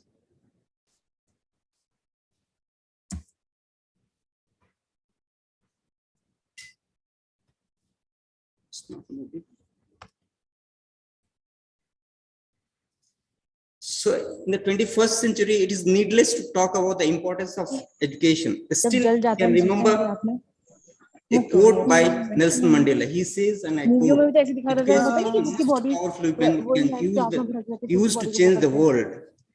Literal meaning of the education is the process of receiving or giving systematic instruction, especially at a college or a university, means any educational institute. And the purpose, it was discussed in detail by previous speaker. To make it very simpler, I'll say that the purpose of education is to make every human being to be a better person in any aspect of life. And this is in alignment of the national education policy. And what determines the better? We have seen that despite being educated at higher level, having the education of higher order, many times we seem to not be educated. So I'd like to put it as meaningful education with the right intention of both, that is the teacher and the taught, can create better human beings in real sense. So these are the 17 development goals. Education comes at 4th, and really said by, I think, D.K. Singh sir and our speaker, previous speaker also, that real education should not only talk about the 4th goal, rather all the goals of sustainable development. This is the evolution of education policies in India. So now I'll be coming to the topic, that is scientific temper. So national education policy has talked about scientific temper. So first of all, of course, it has fragmented view. So what do you mean by scientific temper? So in layman's language, we can say to have a bent of scientific mind, to have a state of mind using the scientific methodology, that person can be said to have the scientific temper. So many people get confused with credit for coining the term to our first prime minister. But the fact is that the notion of scientific temper existed since long. A Jesuit scholar, that is Thomas Higgs, in 1893, he defined it very shortly, means in short words, a scientific temper means a scrupulous and rigid exactness, which is the outcome of exact science. Of course, Pandit Jawaharlal Nehru, our first prime minister, he gave an impetus to the world in his seminal work, The Discovery of India. And that's how we can also say that he rather discovered the word scientific temper. He writes that scientific temper is a way of life for an individual, and it's also a social process of thinking and acting which uses a scientific method, which may include questioning, observing reality, testing, hypothesizing, analyzing, and communicating. Of course, the scientific temper has not been seen in totality, that we'll talk later. So this scientific temper word has become our duties also. By the amendment of 42nd in 1972, Article 51A was introduced as fundamental duties, 11 duties. In the beginning it was 10, later introduced 11th. And this one, 8th position, it says that it shall be the duty of every citizen of India to develop scientific temper, humanism, and the spirit of inquiry and reform. Again, inquiry is a part of scientific temper, but it has been highlighted separately.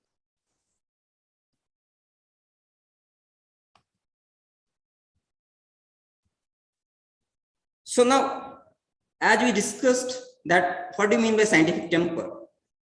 Having a bent of scientific mind, or the person who is using scientific methodology in his day-to-day life, that person can be said to be the scientific person having scientific temper.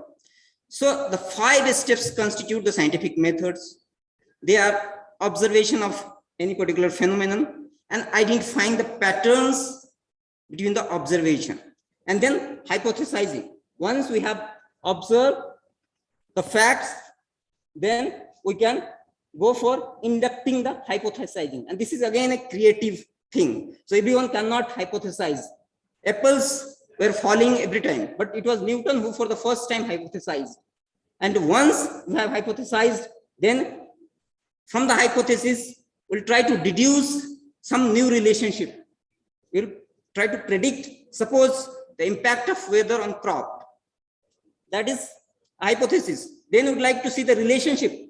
What maximum temperature or minimum temperature, in what phase of the, if you talk about disease development, then disease. So that becomes a specific, from general to specific. Then those predictions will be verified using different experimentation. And once we found that relationships are true, then that hypothesis can be accepted as a theory. If not, then either you can modify the hypothesis or we can reject. In the history of science, there are many occasions where the hypotheses have been modified, and there are many occasions where people have tried to do some fraudulent thing, but it was found. So, like the hypothesis first was geocentric model of the orbit solar system, but later that was modified to heliocentric. Geocentric model was talking about that sun, moons, and stars revolves around the earth. But heliocentric says that no, it's other way. Earth rotates the sun, earth and other, or this one, planetary system. But it was talking that they rotates in circular manner. But again, based on the Newton's law of mechanics, that was changed to the, means everything was same, only it was further modified that it is not in circular, rather it's elliptical motion.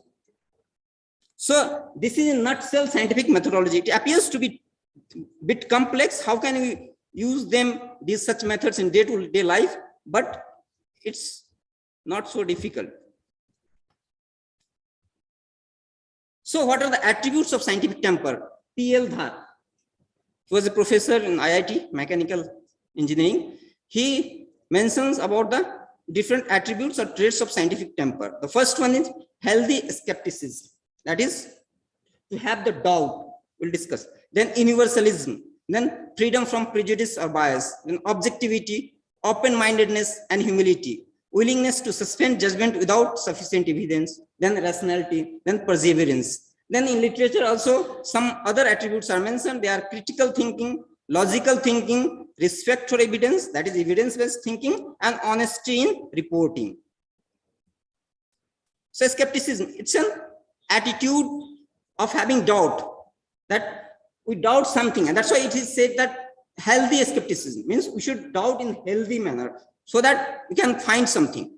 Then universalism, here the universalism means whatever the findings are there, that should be reproducible. There I forgot to mention, means scientists, there were 2 scientists who gave a concept of cold diffusion, where they mentioned that in an apparatus, tabletop apparatus, they can get the energy to an extent of having energy in chemical fusion reaction, and they can get the byproducts of fusion reaction. But it was later found that they were not reproducible, whatever the findings were there, and that's how that hypothesis was withdrawn, and those 2 scientists, they also resigned from the institute. And then freedom from prejudice or bias. One should, this is very common for us being a student of science, we always teach and we hear that we should be unbiased whenever we are going for the observation. So if we are biased, then conclusion cannot be universal. Then objectivity. So observation of things should be without any preconceived view. Then one must be open-mindedness and one must be humble enough. Then next one is willingness to suspend judgment without sufficient evidence. So we should be accepting anything only when there is some evidence. And if evidence goes otherwise, then we should be open to change our view. Then the next attribute is rationality. So it is quality of being based on or in accordance with reason or logic, that one should use always logic or reason. Then perseverance. So perseverance, nothing but persistence in doing something despite facing the difficulty. Then other attributes are logical thinking. Logical thinking is connecting one thing with another using logic or reasoning. Critical thinking is an analysis of available facts, evidence, observations, and arguments to form a judgment. Many places will find same as the logical thinking and critical thinking, but there are subtle differences. We can say that critical thinking is a superset of logical thinking. So critical thinking is about making sure the connections between those things are legitimate, and if not, disconnecting them. So then other attributes are respect for evidence, that is evidence-based thinking, that is very clear. Then last one is honesty in reporting. Here many of us fail. So honesty in reporting means, of course, we should be honest, we should take the observation as it is, and we should go for modification as per the statistical rules. And honesty in reporting, I would also try to connect with the communication. What happens? After finding some evidence, we make the manuscript, we try to communicate to some journals. That being in science, we have to do that. But what happens? And that is very common in ICR also. I'd like to draw the attention of our DDG and also Tej Pratap sir, particularly in AICRPs. Universities are the stakeholders of AICRPs. But what happens? The ICR Institute used to be the nodal agencies for operating those AICRPs. Many PI of those AICRP or PC, what they do, or the other involved scientists, they take the data, we also get involved in data, they take the data, they prepare the manuscript, they communicate without informing him. Sometimes they used to give the credit, sometimes they don't. Once I saw this thing, I informed them, but they were very reluctant. After citing many logics, after citing many rules, then the person and the director accepted, and they promised that they will retract the paper, but unfortunately it has not been retracted. And I thought to make it to a higher level, but somehow because of some reasons, I also left it because some of the suggestions of senior. So these are the things. And to be very frank, that person is at a level of ADG in ICR. After a few months or years, he can be the VC. So national education policy is also talking about an outstanding leadership. So we should also, when we are going to choose the leader of such educational institute, we must take care of such things also. Then after discussing this, we'll talk about a few questions that are prevalent in the society. So first one is, does scientific temperament relevant in case of a superstition only? Because many people think that scientific temperament or scientific temper is nothing but to not believe the superstition. But it is not that, it is much more than that. That is only a part of that one. Then can only the students of science will have the scientific temper? No. Whether we are a student of science or not, that is not relevant to having scientific temper. A student of art, a student of history can also have a better scientific temper than the student of science. And as Sir D.K. Singh sir, we are talking about the history of science, and history of science is very much relevant. We learn many things, not only the history, but how they did, how they succeeded, and how they failed. If you apply such logics, methodologies, then you will improve our methodologies to conduct the experiments. Then how these complex methods, they appear to be complex, be implemented in day-to-day life. So it's not that every time you have to make hypothesis, and then every time you have to go for the experimentation and then prove that. Once we have that attitude, the bent of mind, we can have the scientific temper in each and every activity of our day-to-day life. we can think in that manner. That does not mean we'll have to do the experiment, but our thinking will be of that order. So it's not complex. Then how can they be useful in everyday life? Yes, it is useful. It will improve the effectiveness of whatever we are doing. Then is it important only for the students? No, it's important for teachers also, because many of teachers, they also are lacking in some aspect of having scientific temper, if not in all. Then is developing scientific temper dependent upon the age? Yes, research says that if we are trying to develop the scientific temper at young age during childhood, then it's better. But again, it's a learnable skill. We can learn it at later stage also. So next question is, does scientific temper help in inculcating creativity? Yes, it does. That's how when you are going for observation to hypothesis, that's creative activity. Then what is the present status of scientific temper, particularly in India? Yes, it is lacking because of the rote memorization or cramming. Many of us, when we were students also, we are not going for the reasoning, rather we are going for the facts. Then scientific temper and the youth must have scientific temper, then they can have the overall growth, the holistic growth, what the National Education Policy 2020 is talking about. Then scientific temper and planners and policymakers. Yes, policymakers and planners, they also should have scientific temper. Unfortunately, in India, it is not to that order as it is in Western world. Then scientific temper and spirituality. Scientific temper can be used to have a spiritual pursuit also in systemic order. And in fact, the scientific temper also includes a flavor of spirituality. Yes, a flavor of spirituality. I have only 2 minutes. Okay. Then scientific temper, we can see in whether it's restricted or fragmented view. Many a time we see it in restricted view. So spiritual philosophy, we all know what is a spirit and what does it mean. So many of the attributes of scientific temper are also the universal values which are important for happiness of an individual and the society. So spiritual philosophy plays an important role in instilling such universal values. Then these are the objectives as far as the pedagogy of concerned. So Tej Pratap sir has gone. So National Education Policy is also talking about the teachers. So I'd like to put my point that means when we are going to be appointed a teacher of higher educational system, then we don't have any training of that sort. What should be our pedagogy, then how should be the methodology to teach. We learn by default, by our experience. So at least short-term exposure should be there in that aspect also. So ICAR can look for that also. So these are the objectives as given by the Maharaj et al. To 2020, only by considering the curriculum, that is methodology of teaching. And he mentions that authors, they all mention that spiritual philosophy can be very much useful in fulfilling all the objectives. That is inquiry based, discussion based, discovery based.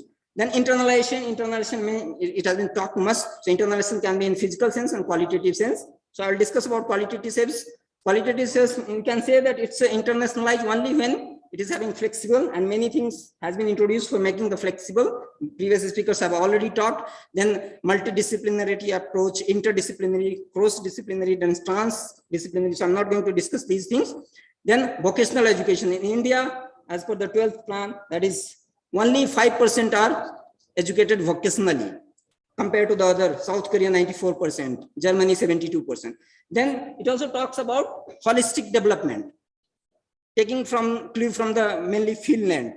So holistic development should be the goal of any education. So I try to see the key words in the National Education Policy. Scientific temper has been mentioned for 5 times.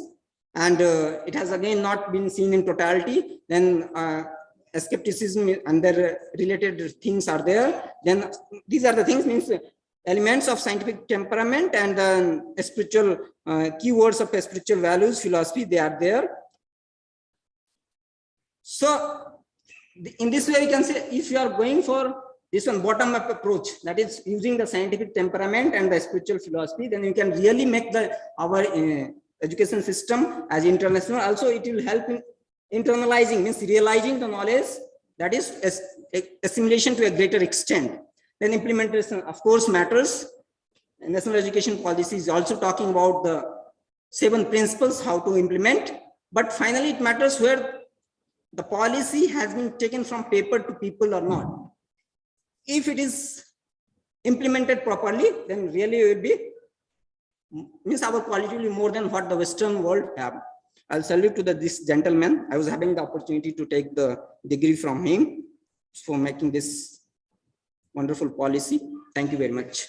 If you have any.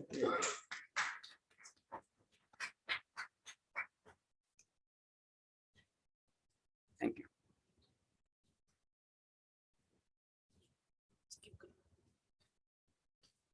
Thank you, Dr. Sandeep ji.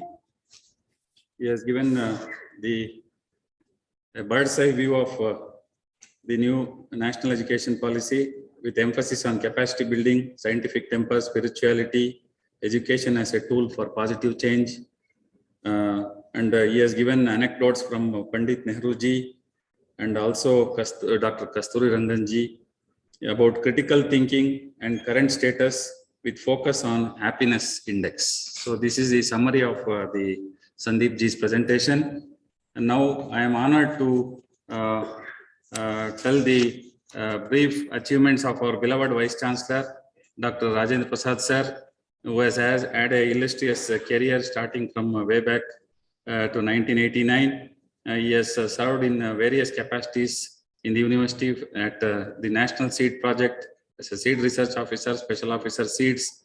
He has been in his career, he has collaborated and also visited several institutions outside the country, especially Netherlands, Philippines, Thailand, with regard to advanced seed production techniques, post-harvest seed handling technology and plant varietal protection. He has also made significant contributions for the pre-sowing hybrid seed treatment in sunflower, standardization of synchronization techniques in sunflower hybrids, better pollen utilization, storage of pollen in sunflower, hybrid seed production technology in paddy, standardization of screen sizes, drying method, storage technology, seed production, seed testing procedures.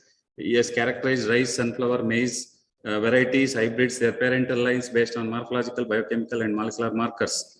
As a special officer seeds, he has been instrumental in development of model for seed production in paddy, sunflower, and maize. He has handled several important assignments. Yes, sir.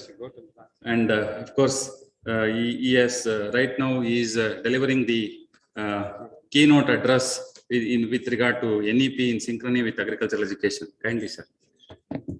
Sir, good afternoon to all of you. Of course, I'll take only 2 minutes or 3 minutes because I'm supposed to give my, the keynote address in the beginning. Since I had other engagements, I could not able to make it. Good afternoon to all of you. So Honorable the DDG Education, and also the chairman of this session, Dr. Agarwal Sahab, and all the distinguished speakers and all the delegates. Of course, today I could listen to the 2-3 speakers. Most of the speakers have enlightened about the, the NEP 2020. All about the what is this transformations to be done and major reforms in the higher educations and other things. So just I would like to go straight away to the topic and just I'll say what are the initiative has been taken from the University of Agricultural Sciences, Bangalore to implement this NEP program. Of course, the separate committee has been constituted under the leadership of Dr. Tej Pratapji, the Vice Chancellor.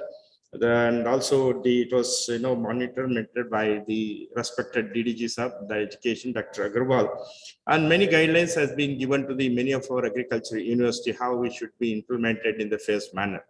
So with this, the first point which I would like to mention was the 50% grass enrollment by 2035. In fact, most of the university have started looking at this range, and in our university, we have the coordination committee at the state level. We have made a point to see that at least 10% every year we have to increase the intake of the students to the agriculture university based on the infrastructure what we have. And we also at the same time we are also prepared ourselves to when we are increasing the students at the same time there should be provided the infrastructure. Then another thing is, holistic and multidisciplinary education's flexibility for the subject. Yes, in fact, if you look at the agriculture system, that is land grant system, all the agriculture universities are working the multidisciplinary system, wherein we had the basic sciences. In the basic sciences, we used to thought almost all the basic sciences, how our humanities will be, to be fine-tuned to the technical aspect in the later part. So that way, our institutions have started, and we are already functioning. In fact, in between it was merged with some of the applied sciences, but now again we started back the Department of Basic Science and Humanities, wherein we can approach the multidisciplinary. In addition to this, all the agriculture allied subjects and engineering has been incorporated in the system. Again, the next point which was deliberated was on the multiple entry and multiple existing. Of course, this is some of the issues which are deliberated, because once we take the diploma and multiple exit and entry, so then we have to fine tune our syllabus and the credits and all those things. Accordingly, we started working and it's on. And looking at the language, this local language and also the national language. So here we have also made, especially the courses which are in the distance educations, and also the weekend classes, those for the different people, we are going for the local language. So that way, partially we are implementing this program. Again, credit transfer and academic bank credits. So here, already we started with some of the universities, but this is still in the deliberations, but we have tie up with some of the university from the Germany, and we started the credit transfers also they are doing, but now we have initiated, it is in the pipeline, probably in the academic council will be approving. So that is how we are taking. So again, in the research intensive teaching in intensive universities, autonomous degree granting colleges, of course, this as I mentioned, we are in the TRE system. Most of the things which we are implementing in the autonomy. So I think our honorable chairman is going to elaborate in this one. Then the reforms, again, another reforms which I would like to mention here, what we have taken,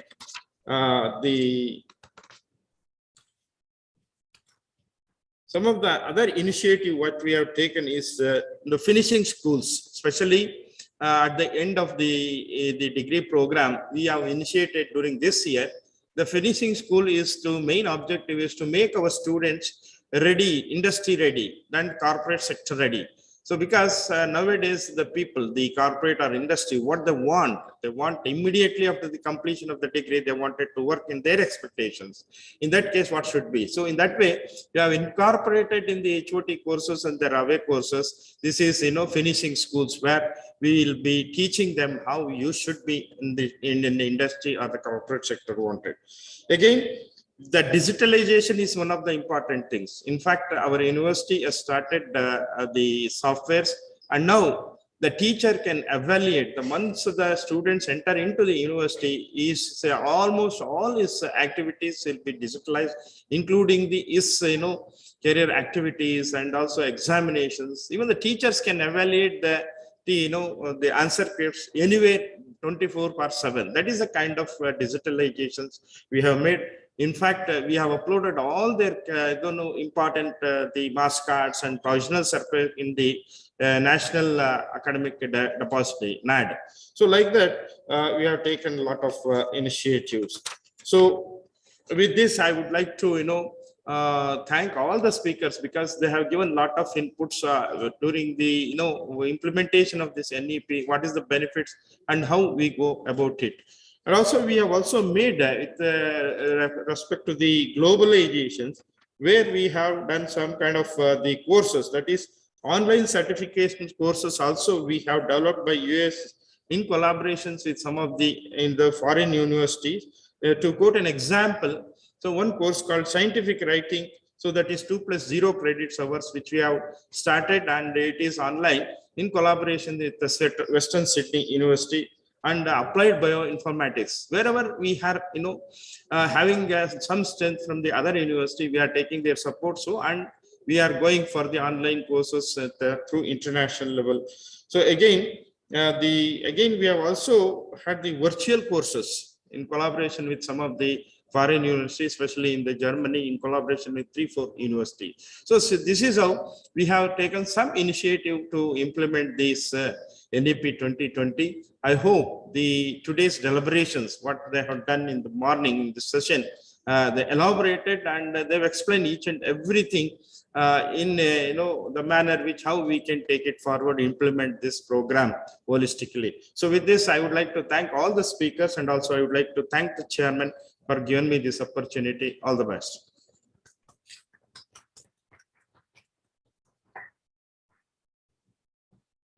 So thank you, sir.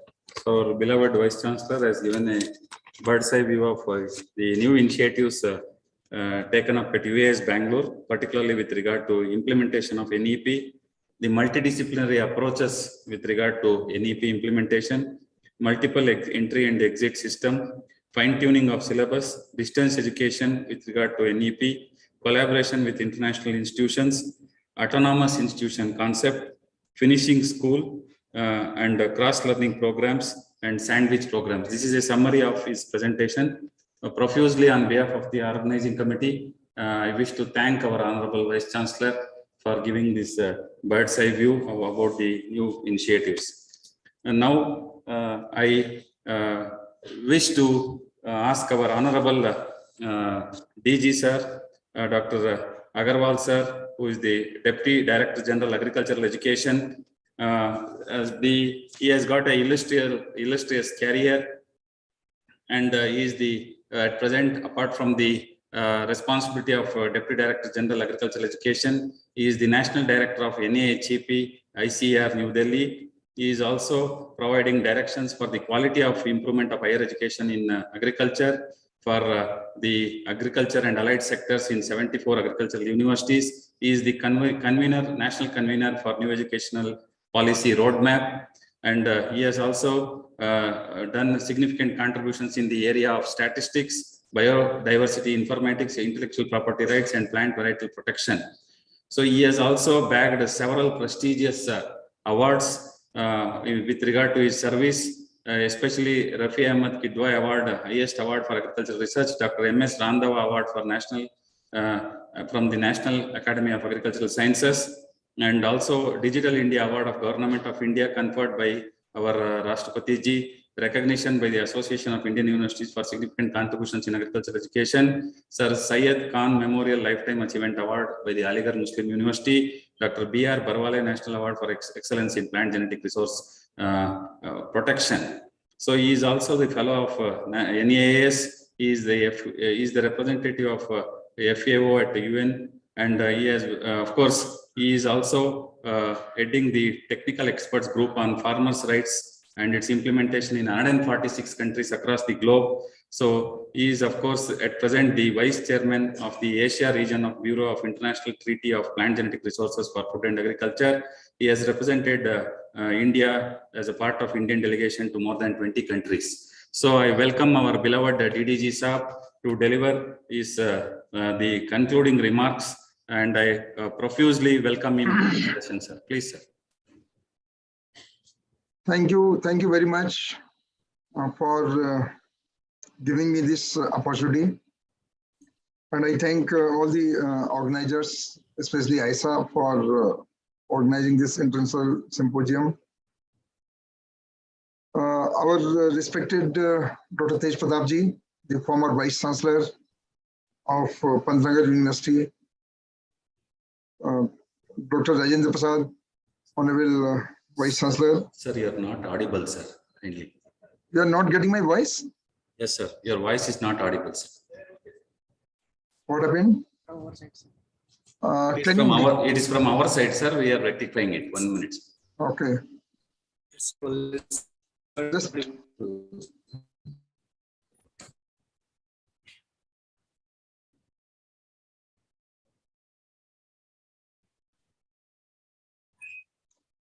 now is it okay?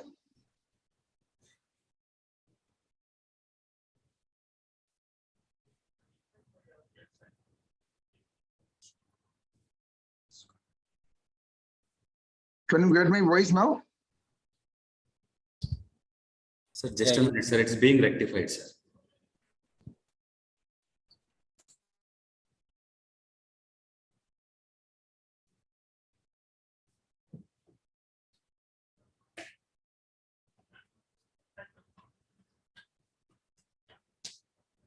ಬರ್ತಾ ಇದೆ, sir.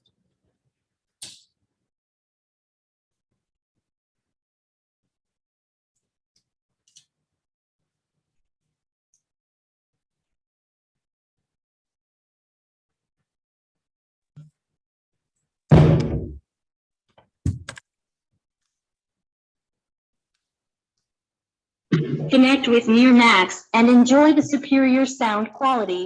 Bluetooth mode. Is it okay now?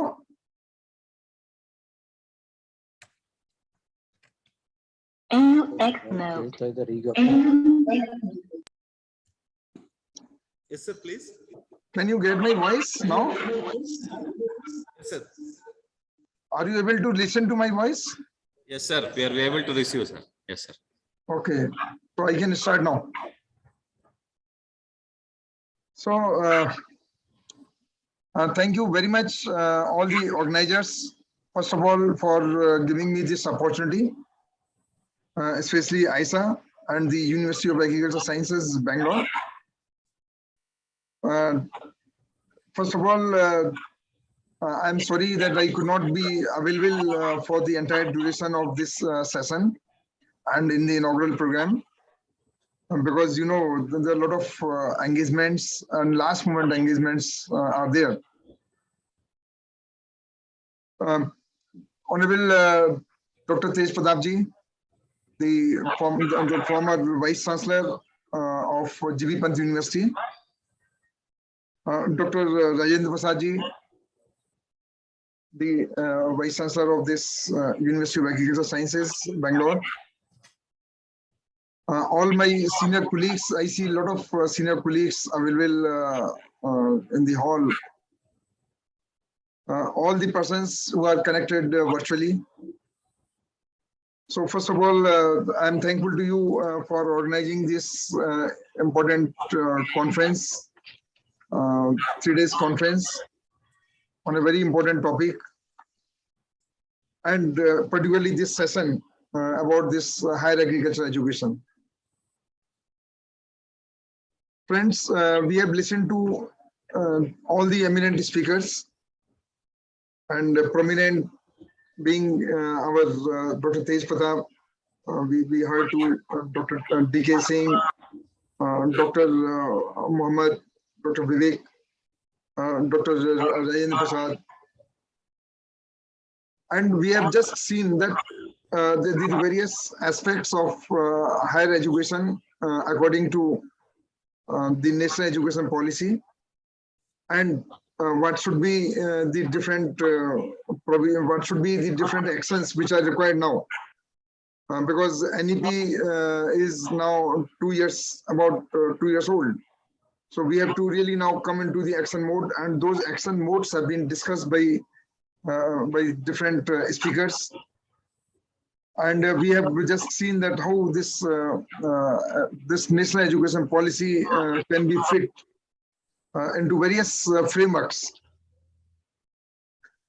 whether it is a national framework, especially national higher education qualification framework, or whether it's a national school education qualification framework, or it is a national skill qualification framework, or national credit framework, whatever kind of framework. And these all frameworks are being refined and revised as per the national education policy. So that is the first thing we have to see, that how the agricultural education is going to fit into this. For that, recently, just 3-4 days back, we have submitted a document to the National Education Ministry, that how best the agriculture education has to be fit at the school level, where the agriculture has to be given importance at different levels, at the foundation level, at the middle level, and at the higher secondary level. Because agriculture, until unless you understand the agriculture, you cannot know the importance of adopting this the curriculum or adopting the career in the agriculture. And that is the gap, a huge gap. If you ask most of the 12th class students, they are just not aware about what the agriculture education means. What is the career in the agriculture education? So that is my first point. And for that, we are making a lot of efforts. It was indicated in some of the presentations also. But I think about two months back, we also organized one meeting, a workshop with all Delhi-based school principals. And now we are asking all the universities that they must also organize parallel meetings with all the principals in their districts or in their area. So that first thing is the awareness, that how the principals can be made aware, how the school teachers can be made aware, and we can organize their visits to our universities. For that also, we are making a lot of efforts. And if you see in the National Credit Framework, recently it was discussed, and you can just find out that the 1200 hours of learning has been prescribed in a year. And that 1200 hours of learning roughly means around 40 credits. So 40 credits are being recommended for this. And we have to also see that if you come to the agriculture, then for us, this becomes very important. Important in the sense that we have to focus more for the skill-based education. We have to focus more for the vocational education. And we have to just see that how we can really take up the rural youths who somehow are not able to pursue the higher education. And for that, some kind of hand-holding is required through our university system, through our students who are pursuing this higher education. And for that, we are going to now start a program called PARTH, the Primary Agricultural Rural Trained Human Resource, so that we can just see that how those students can be really taken on board for learning various skills through the educated youths or through our faculty. And we have already discussed with the National Agricultural Skill Council also about this, that how best we can have the proper certificates being issued to those rural youths. Already, you must have seen the NEP recommendations. And before NEP recommendations itself, we have also come out with a lot of recommendations through the BSMA, the broad subject matter area, how we can really take the real-time researchable issues for which we have allowed that under the PG and PhD programs, the students or the university authorities can allow the advisory committee to have one person from the industry side or some other stakeholders, so that we can know what are the real-time problems. And the same thing has been recommended in the NEP also, that we have to have a community connect. We have to have the researchable areas on the national priorities. And that even otherwise, if you see, we have a very big database, Krishi course, through which once we analyze that how many research areas in MSc and PhD have been taken on the national priorities, then it was a very encouraging figure. We could see that around 400 such problems have been taken by the students through these programs. And that was really a remarkable achievement of all our agricultural universities. Friends, as you know, the life is full of challenges. And through our agricultural education system, we are not supposed to create the clerks. We are supposed to create the human resources a resource which can really take any challenge, a resource to take challenge of any future pandemic, to take challenge of any future issues, problems, because you cannot predict the future, but you can at least prepare for the future. And for preparing the future, we have to really focus more on this human resource, which we are doing through our agriculture education system, and for which we have seen that how our system was resilient during this lockdown, how we could sustain all these lockdowns for 2 years. So that's really an excellent system, the best system throughout the world, the best system of this NARS, National Agricultural Research System, where the universities, the ICR system, the KVKs, the state departments, they are all part of this. So that's really, but now we have to further make it strong, and further we have to see that how best we can reorient the system to have the best system. Now, some of the speakers, they all, Dr. D.K. Singh and many others, they also spoke about the gross enrollment ratio. And I hope Dr. Tej Pratap also must have indicated about this gross enrollment ratio. So that is really a concern for all of us. And I want to just inform all of you that we are conducting a study. Already about 80% of the work has been done, where we want to really find out that for the next 20 years, what is the human resource requirement in different sectors in the agriculture field. How much is required for the teaching, how much is required for the industry, for the for various kind of private sectors, high research, all those things we are trying to find out through a survey. And that accordingly, then we will adjust our GR, gross enrollment ratio.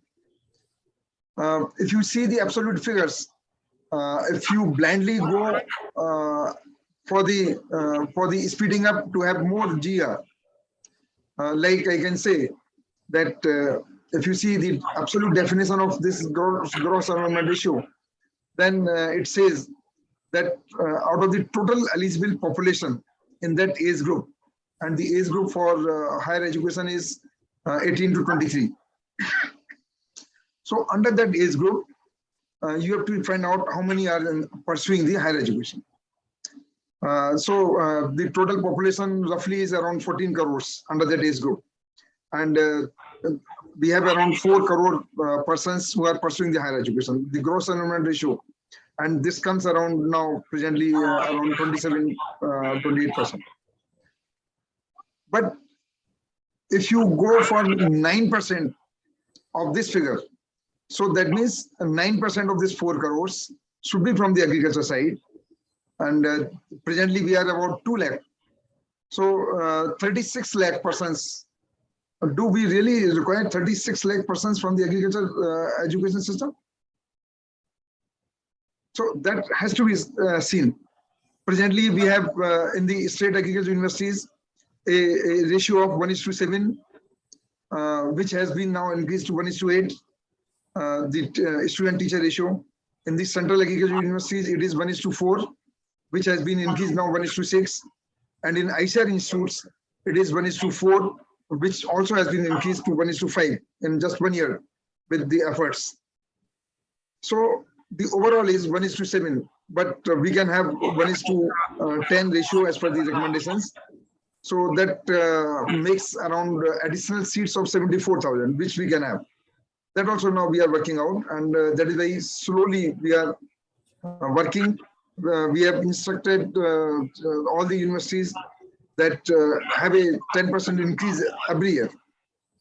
So that immediately you cannot have, because there is a limitation of the hostels.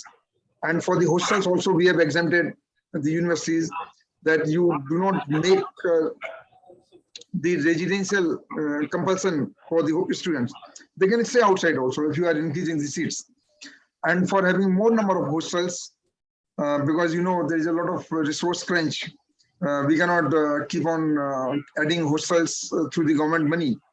And for all that also, we are trying to find out some alternatives the alternatives are we can have the BOT model, the build, operate and transfer model, on which the highways are constructed, on which this passport system has been evolved. So that also now we are exploring. We are also seeing that how best we can really attract the international students. And for attracting more international students, we again have to have international hostels. We have to have the international offices, dedicated offices, which have to work in all the universities, or which again we have requested all the universities. So all that is really required. But at the same time, because we have some limitations also. The limitations are the agriculture education, and as such, the agriculture is a state subject. And being the state subject, we cannot direct the universities for implementation of anything. Like there are many vacancies, about 38% vacant positions are lying in the universities. And the state governments are finding it difficult to fill up those positions because of the resource crunch or the lack of funds. So if you do not fill up those 38% posts, and if we just precise them that please go for more number of seats, increase more number of seats in your universities, I think it's not a justified way.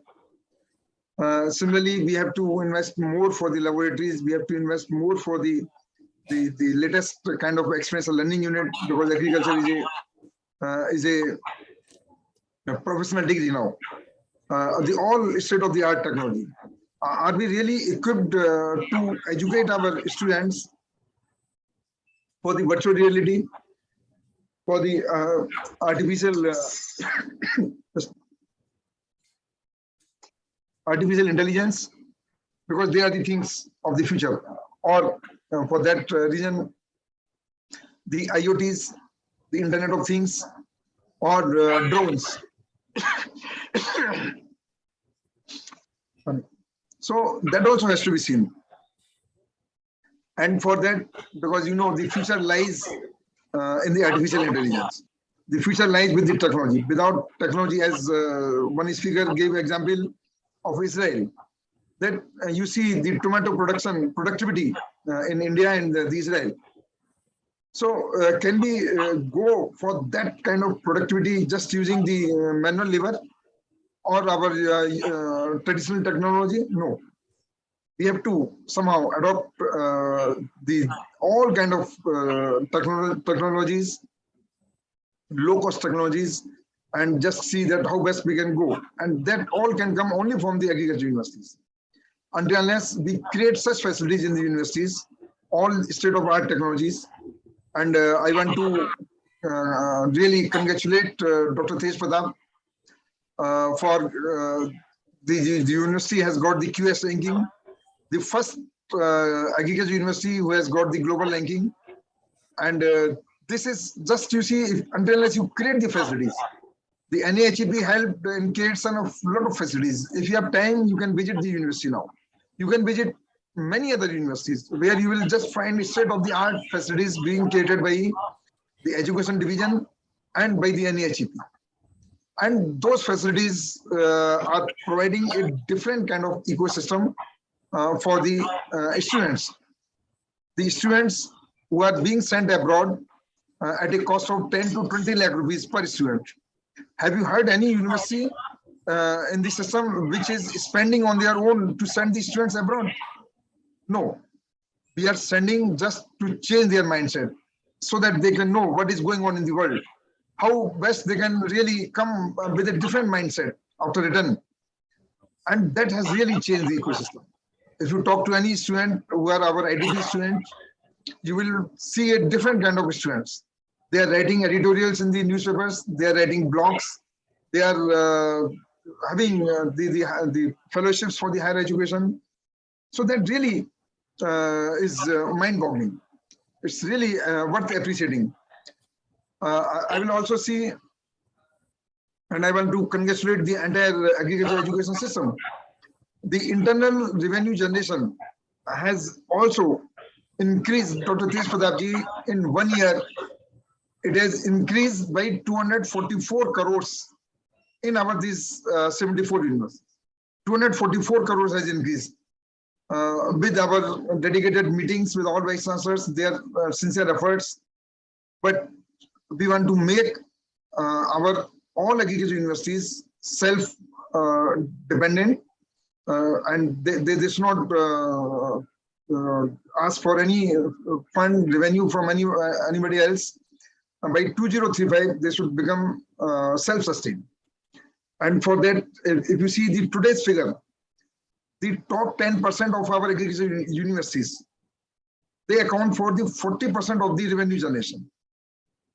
So there is a long gap. There are universities which are generating 160 crores per year, but there are universities which are generating just 2 crores per year. So that somewhere we have to see the gap. And until unless you have your own resources, you cannot have a different kind of ecosystem, different kind of atmosphere, different kind of experiential learning unit. The students cannot feel every kind of latest technology available in their university, the best research facilities we cannot create. So that has to be given emphasis. We have to really see that how best we can create such kind of ecosystem. We are also working on a new study, and that is the QS ranking. That is also almost complete, and very soon we are going to have a meeting with all vice chancellors. That where are the gaps where our other universities cannot compete for this QS ranking? So those gaps have to be identified. And I can just tell that Pantnagar, once they have received this QS ranking, they are getting a lot of queries from the international students. They want to pursue their studies in the Pantnagar University. So once you come to the QS ranking, you have a lot of queries, you have a lot of attraction among the international students. And for that, we are developing a document, and we'll have really a meeting with all vice chancellors just to know the gaps, where we stand, what are our gaps. And this HR study also is going to help us a lot. We are also working with the help of Dr. Rajendra Prasad, a document of the different revenue generation models that also will be circulated. We are also working that how we can have really, we want to create such a student who understands the Indian values. So how we can teach these students about this meditation, yoga. And for that also, we are going to conduct a meeting of all vice chancellors at one of the meditation center and just have their feedback that how best we can really inculcate all kind of traits in these students so that he really becomes a good human being, not a machine. And they should take care of their health, they should take care of their all mind, and they should take care of the society. And I can tell that let us also focus on these frameworks, all these frameworks. Whenever we do anything in the universities, let us keep in mind what the framework says. The framework, the philosophy behind these frameworks is to establish the equivalence of the certificates or the degree or the diploma, whatever we have, and to understand the competence which is expected of a qualified person. So that also we have to see, and then the mobility of these students and their employability. So these frameworks have been kept in mind, keeping these points, whether it's a skill framework, is a school framework, or it's a higher education framework, or it's a credit framework, whatever framework is there. So we have to keep all those points also in mind. So that's really something great our government is doing.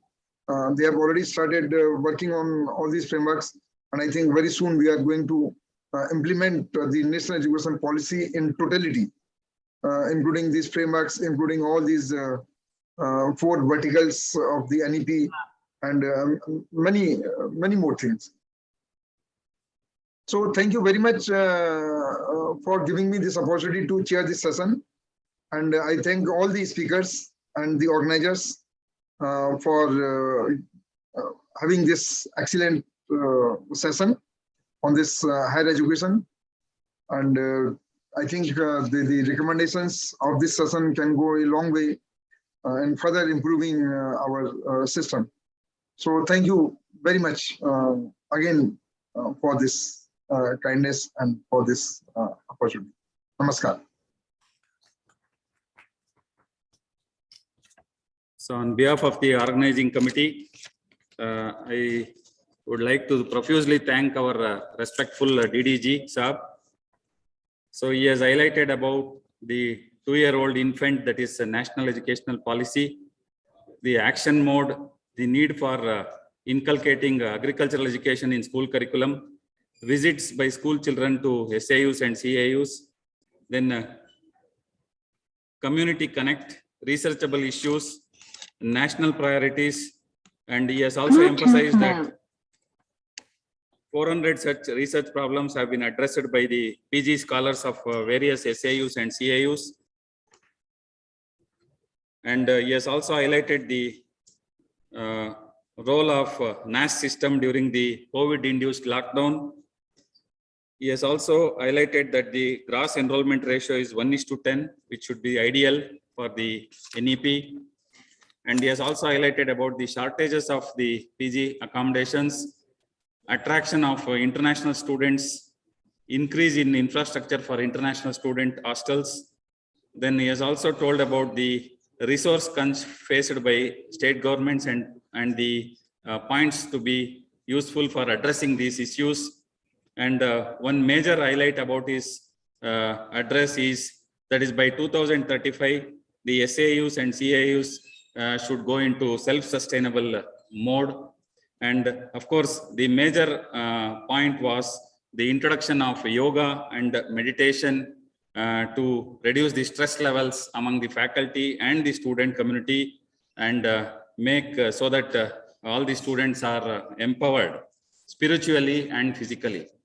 So, of course, the last part of the event, now I request our dignitaries, Dr. R.P. Singh Saab, patron of AIA-SA, and also our beloved Honorable Vice Chancellor, Dr.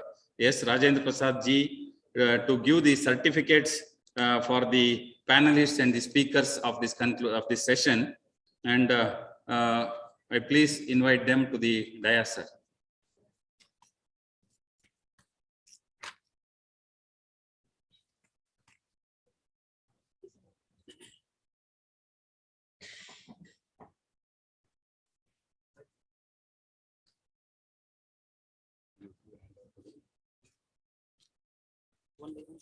Yeah. So now I request our R.P. Singh Saab to hand over the certificate to our Honorable Vice Chancellor, Dr. Rajendra Prasad sir, for delivering his keynote address.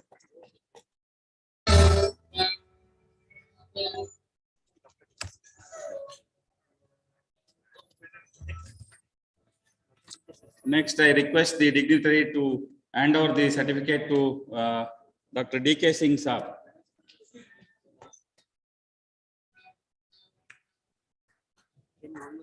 Yeah, this sequence. Huh?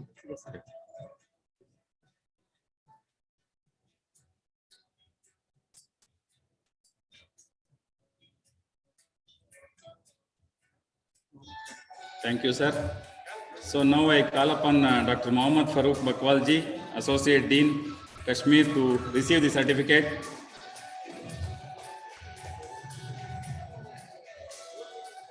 Thank you, sir. Next, I call upon Vivek Saurabhji to receive the certificate for his enlightening talk, a short and sweet talk.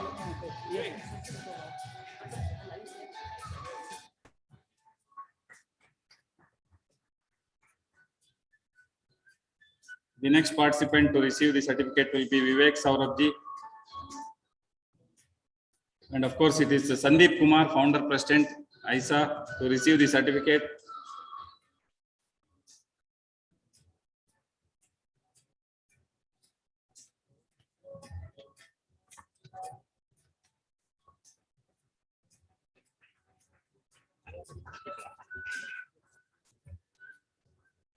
Next, M. Prakash Verma, State President, Chhattisgarh, will receive the certificate.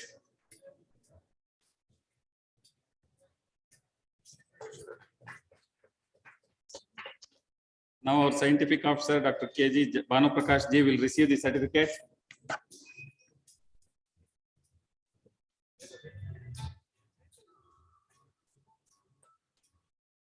Dr. C. Narayan Swamy sir, our scientific officer, Dean Agri Office, GKVK, will receive the certificate next.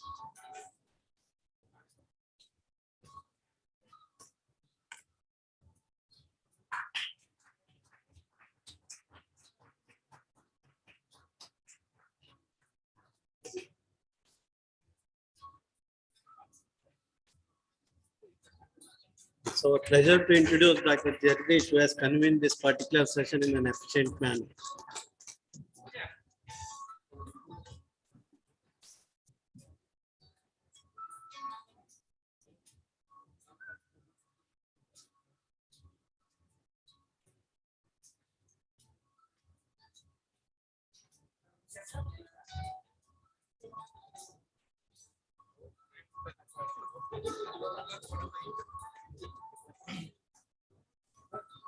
So lunch will be at immediately. Please join for lunch. And the session, the final session will start at 3:15 p.m. 3:15. 3:15. Ready?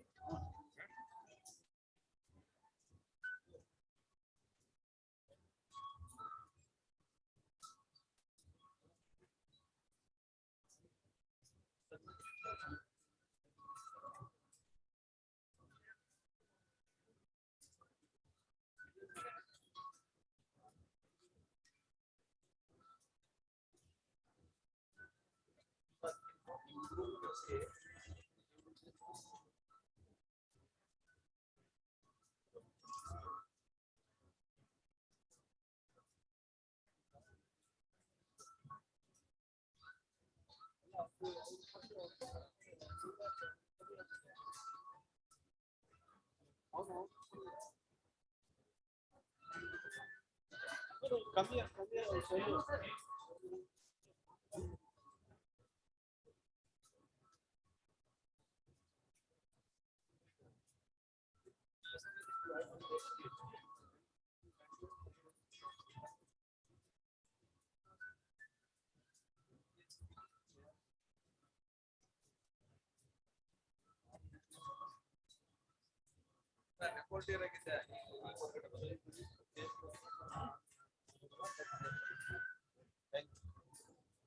Hello, congratulations. 340 ಆಗಿತ್ತು sir ನನಗೆ.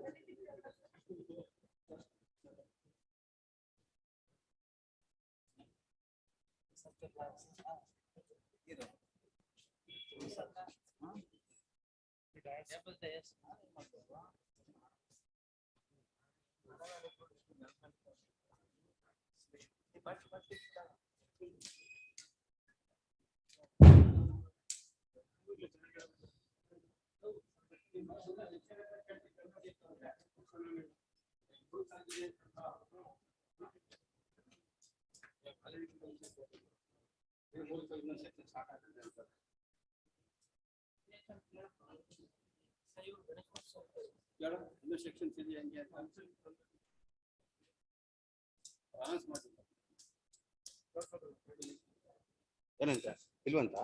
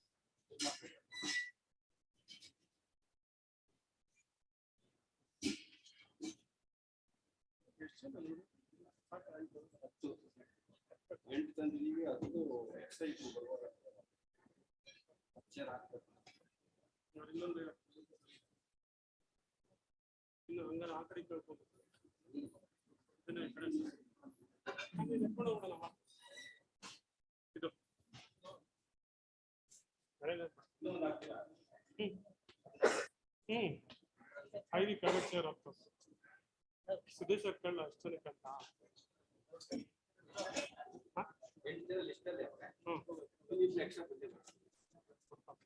9 ಜನ ಬರುತ್ತೆ.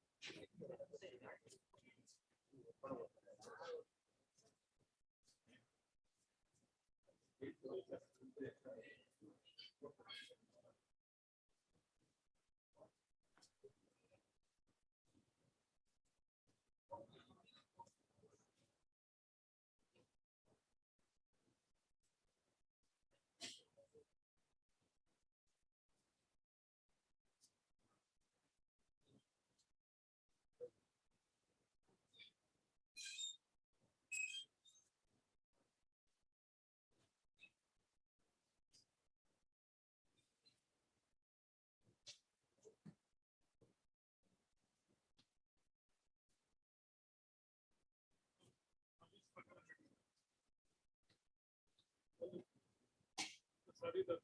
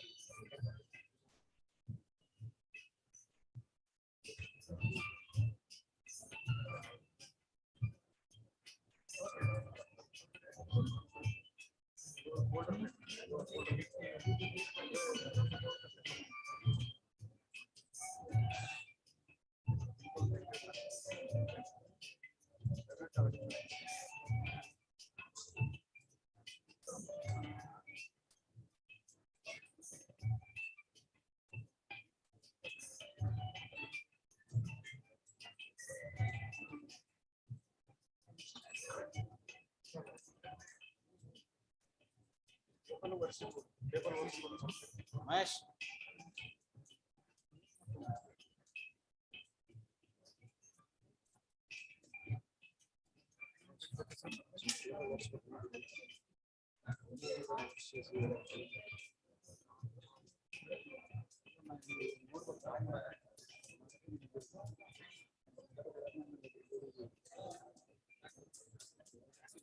ಸುನಿಲ್ ಅದು program ಒಂದು ಕೂಡ ಪ್ರತಿಭೆ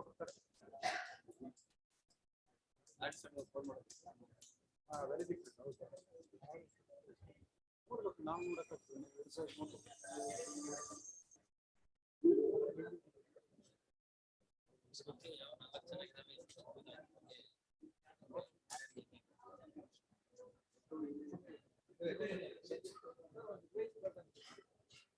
university sir program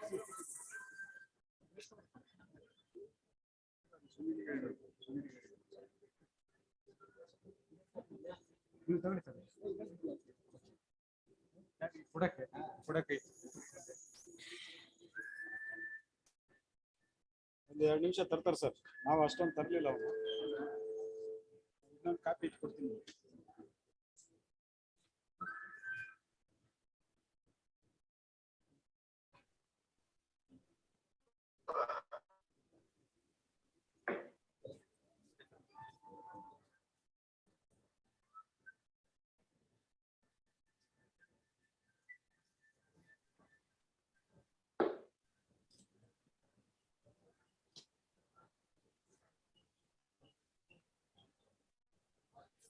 Ashish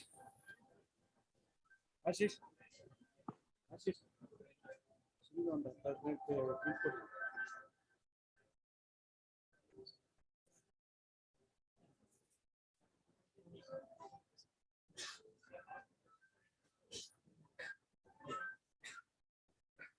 Saurabh Sunil ಒಂದು 15 ಕೊಡಿ. ಕಲರ್ ಹಾ ಸೌರಭ್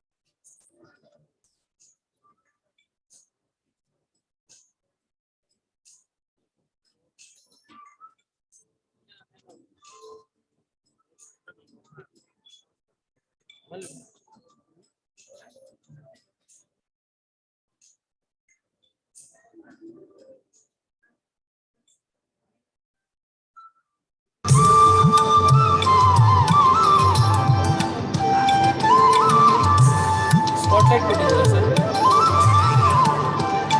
Spotlight ಕೊಟ್ಟಿದ್ದೀರಾ?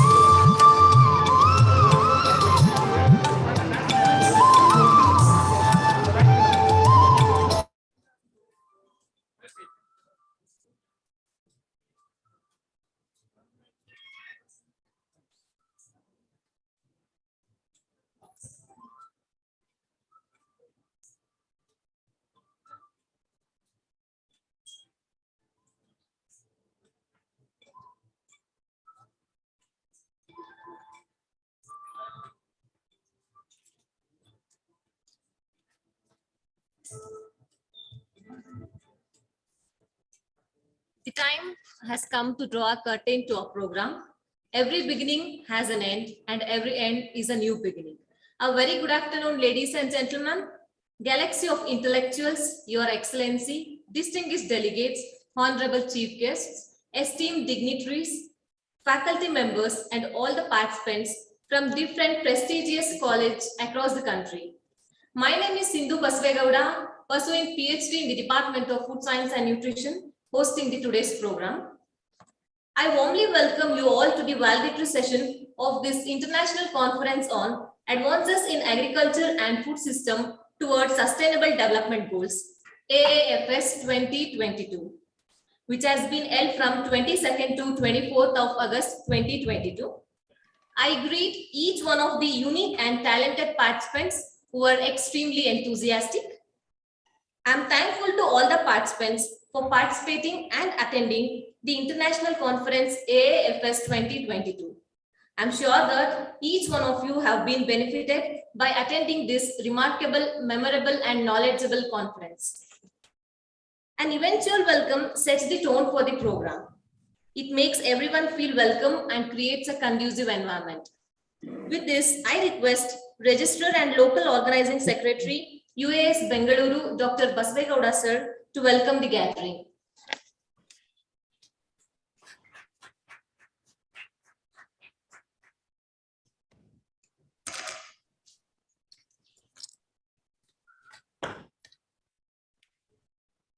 dignitaries on the dais, distinguished delegates, ladies and gentlemen.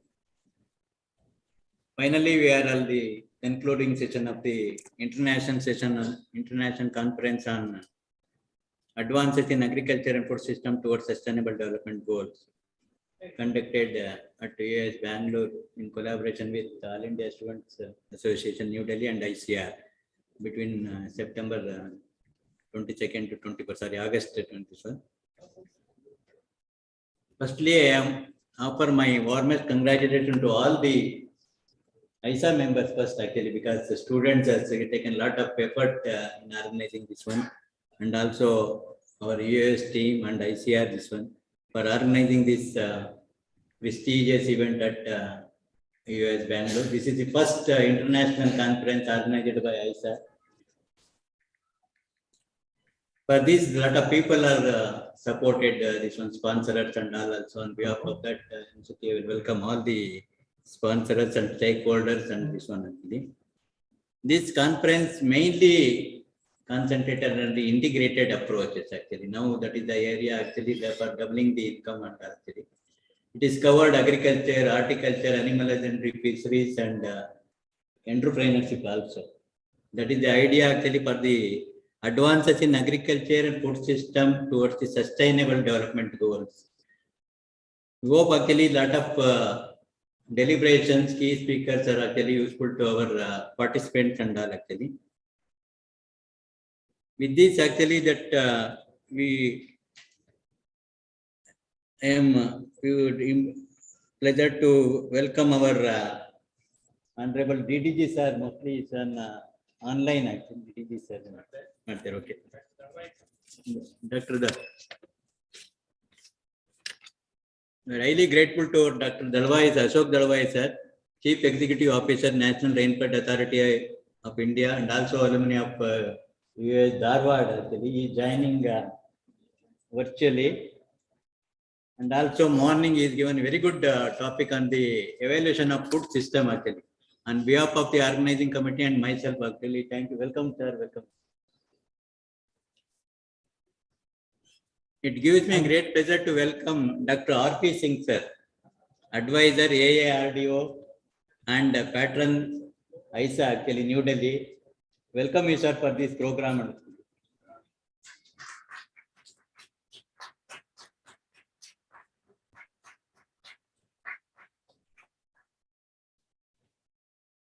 It is great pleasure to welcome our young and dynamic and 24/7 active our Honorable Vice Chancellor actually. For without his support, this program could not be actually. Welcome you sir for this program.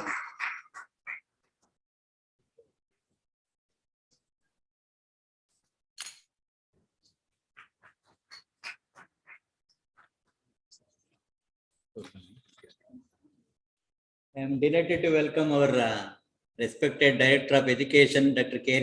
Anand Swami, and also one of the organizing secretary of this program. Welcome you, sir.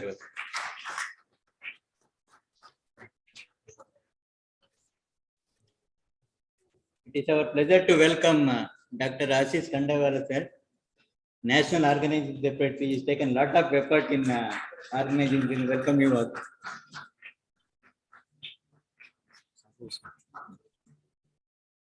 It is, we welcome Dr. Shahdev Singh actually. He is one of the parents for the ISA actually.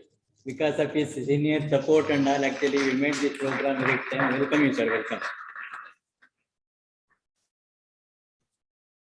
And also welcome Vivek Saurabh actually, National General Secretary for this program actually. Thank you so much. I welcome again all the distinguished guests, delegates, scientists, researchers, students, and all our officers and all actually for this program. And also finally our media friends, both the print and electronic media. Without their support, our program will not be broadcasted and disseminated in the society actually. Thank you for your support and all. Thank you one and all actually. Again, I welcome all the participants and again welcome all the participants and award winners for this program. Thank you one and all. Eldrigu namaskara. A very good afternoon, ladies and gentlemen. A warm welcome to you all to this International Conference on Advances in Agriculture and Food System towards Sustainable Developmental Goals 2022. Thank you, Dr. Basavegowda, sir, for your welcome. We wholeheartedly welcome you to this program. And,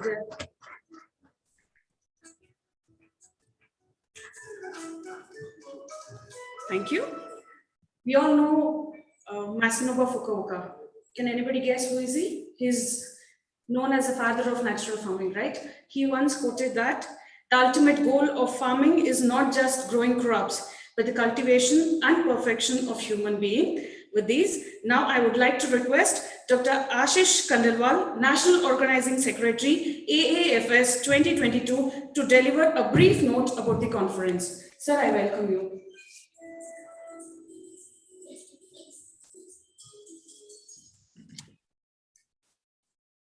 Honorable Dr. Ashok Dalwai, IAS, Chief Executive Officer, National Rainfed Area Authority.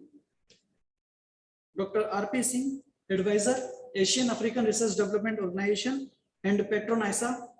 Dr. Dilip Kumar sir, former Vice Chancellor, SIFE, Mumbai. Dr. Sahadeva Singh, Chief Policy Advisor, ISA. And of course, Dr. S. Rajendra Prasad sir, Vice Chancellor of this prestigious university, US Bangalore, National President Vivek Saurabh, and dear delegates, good afternoon to everybody.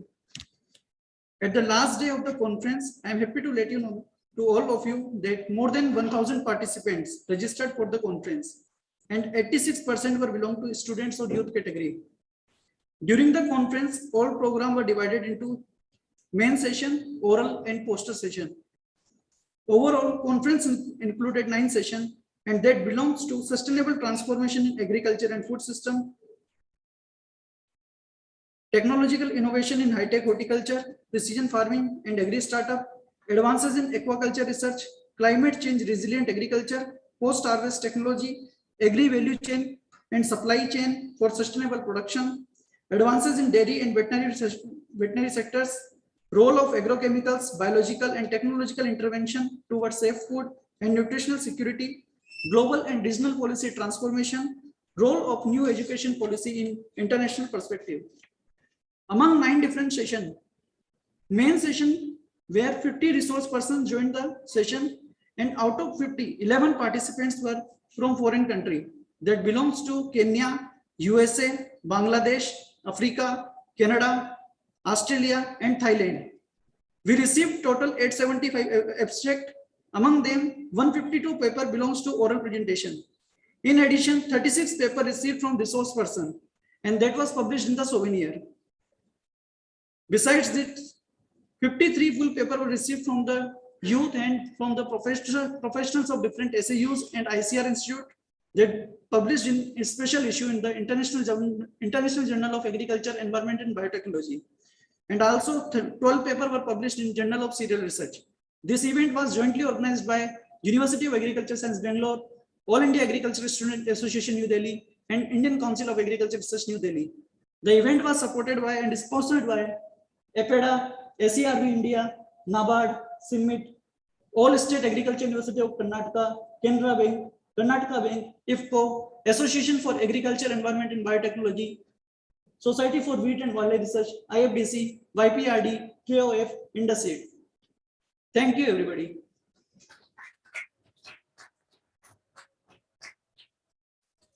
Thank you, Dr. Ashish sir, for briefing about the conference. Agriculture is a fundamental source of national prosperity. The youth of any society are the true engine of growth and development, and they should be rightly empowered in the field of agriculture. I now invite Chief Policy Advisor, AIASCA New Delhi, Dr. Sahadeo sir, to consider the report on the conference, policy issues and role of youth involvement in the agriculture. Thank you very much. Good afternoon, everyone. Honorable Dr. Ashok Dalwai, CEO, National Rainfed Area Authority, who is the chief guest of this valedictory program. Honorable Vice Chancellor, Professor Dr. B. Rajendra Prasad, our former Vice Chancellors, here Dr. Dilip, and our Director Education, Dr. Narayana Swami, Registrar, sir, and our Organizing Secretary, Ashish Khandelwal, National President, Mr. Vivek Saurabh. Actually, there were lot many recommendations recommended, but major focus was of this recommendation on diversification of agriculture and also intensification to feed the population. Also, the aspect of that malnutrition and alleviation of hunger that was emphasized during different sessions. And this international conference organized in such a way that agriculture and allied disciplines all aspect covered, and production aspect, technological intervention, marketing aspect, and also the policy aspect, education aspect, all aspect this have been covered. And then the involvement of this youth, especially the gap which are there in implementation of our supply chain and production system that were emphasized during this policy, global policy sessions, that it's session. And it was discussed that youth should be involved in this policy formulations, and also that to bridge the gap between producers and consumers. The government is giving emphasis on farmer producers organizations.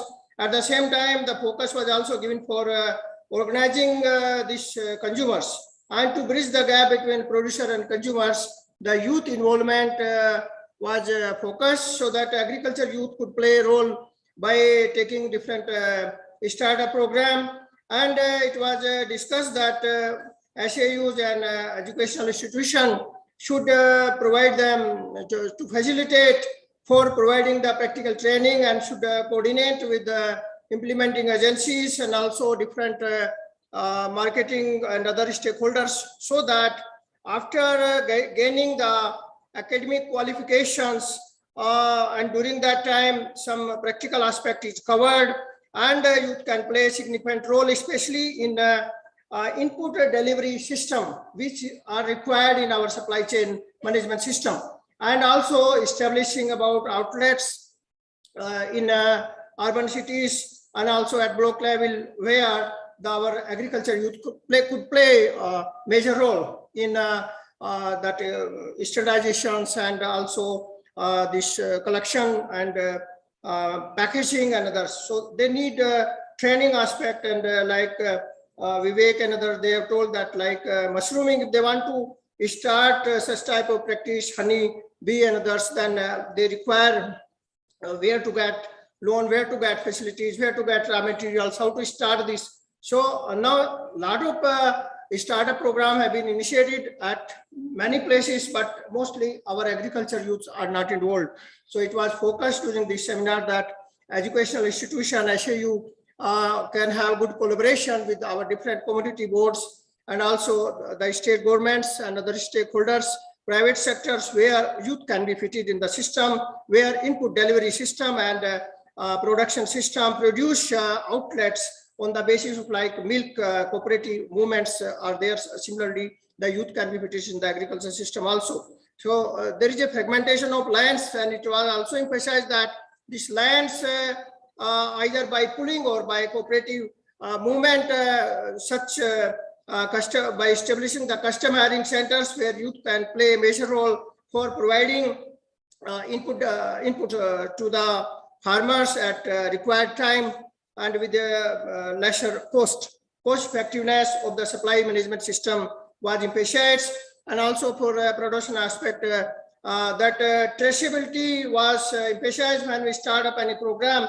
Though we pay the higher amount, but cost effectiveness also in input and also the production and distributions was emphasized so that this youth can play this aspect of bridging this gap to benefits both consumers and producers.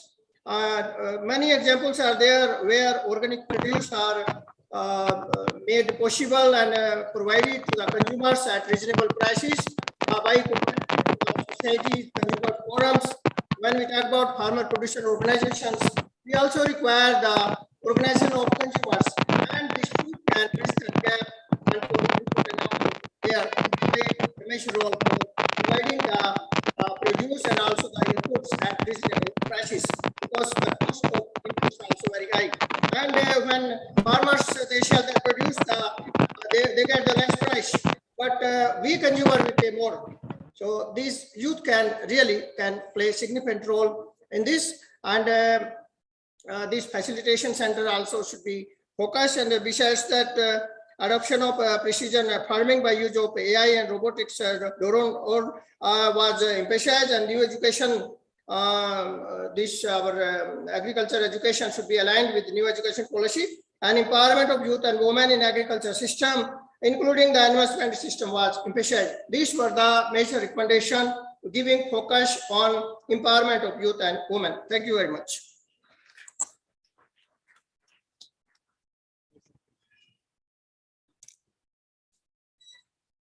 Along with brain drain that is happening in our country, there is another big problem, that is youths are not accepting agriculture as their career, which has to be given more importance, and it is a need of a hour. So I would like to extend my heartfelt thanks to Dr. Sahadev Singh sir for his valuable views on the role of youth involvement in agriculture. So a farmer is a real farmer. The slits and the cuts and the crevices on his palms and feet proves that he bleeds to feed us.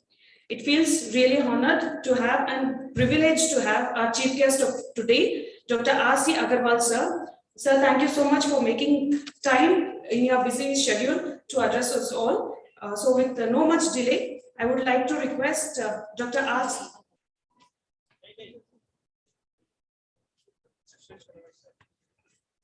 Sorry for the small change. So now I request Dr. Ashok Dalwai sir, the proud of Karnataka and Indian agriculture, to please address us.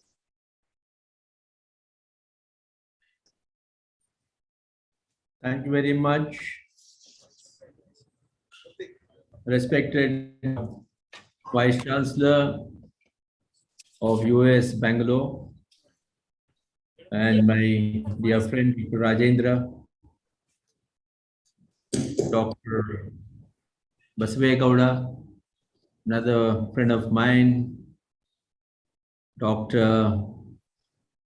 R.P. Singh, a friend at Delhi, Dr. Sahadev Singh, Dr. Shri Ashish Khandelwal, and Shri Vivek. All the distinguished participants, friends from media, and above all, the young students of the All India Association of Agriculture Sciences, as also the young boys and girls of US Bangalore.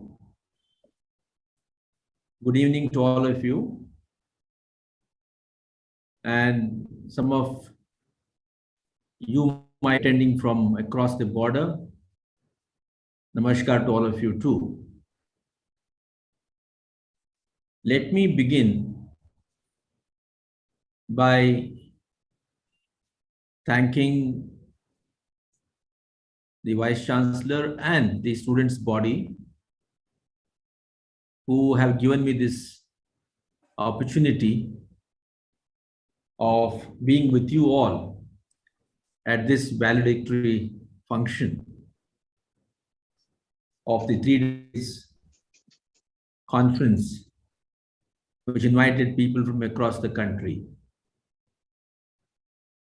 I would like to congratulate from the bottom of my heart the Students Association, Agriculture Science Students Association, led by Ashish and his friends, who have made very sincere efforts for over a few months and brought us all together. I would also like to congratulate and thank Dr. Rajendra, the Vice Chancellor, and his team, who went out of their way to provide all support to this young boys and girls association. I would also like to thank and congratulate Dr. R.P. Singh and Dr. Sahadev, who have been advising this association. The youth need the wisdom and support of the elders. Today, India is the youngest country in the world. The number of people in the working age category, that is between 15 and 60 years, is the highest anywhere in the world. Youth is an energy. Youth is an idea. Youth is the spirit of innovation. Youth symbolizes adventure.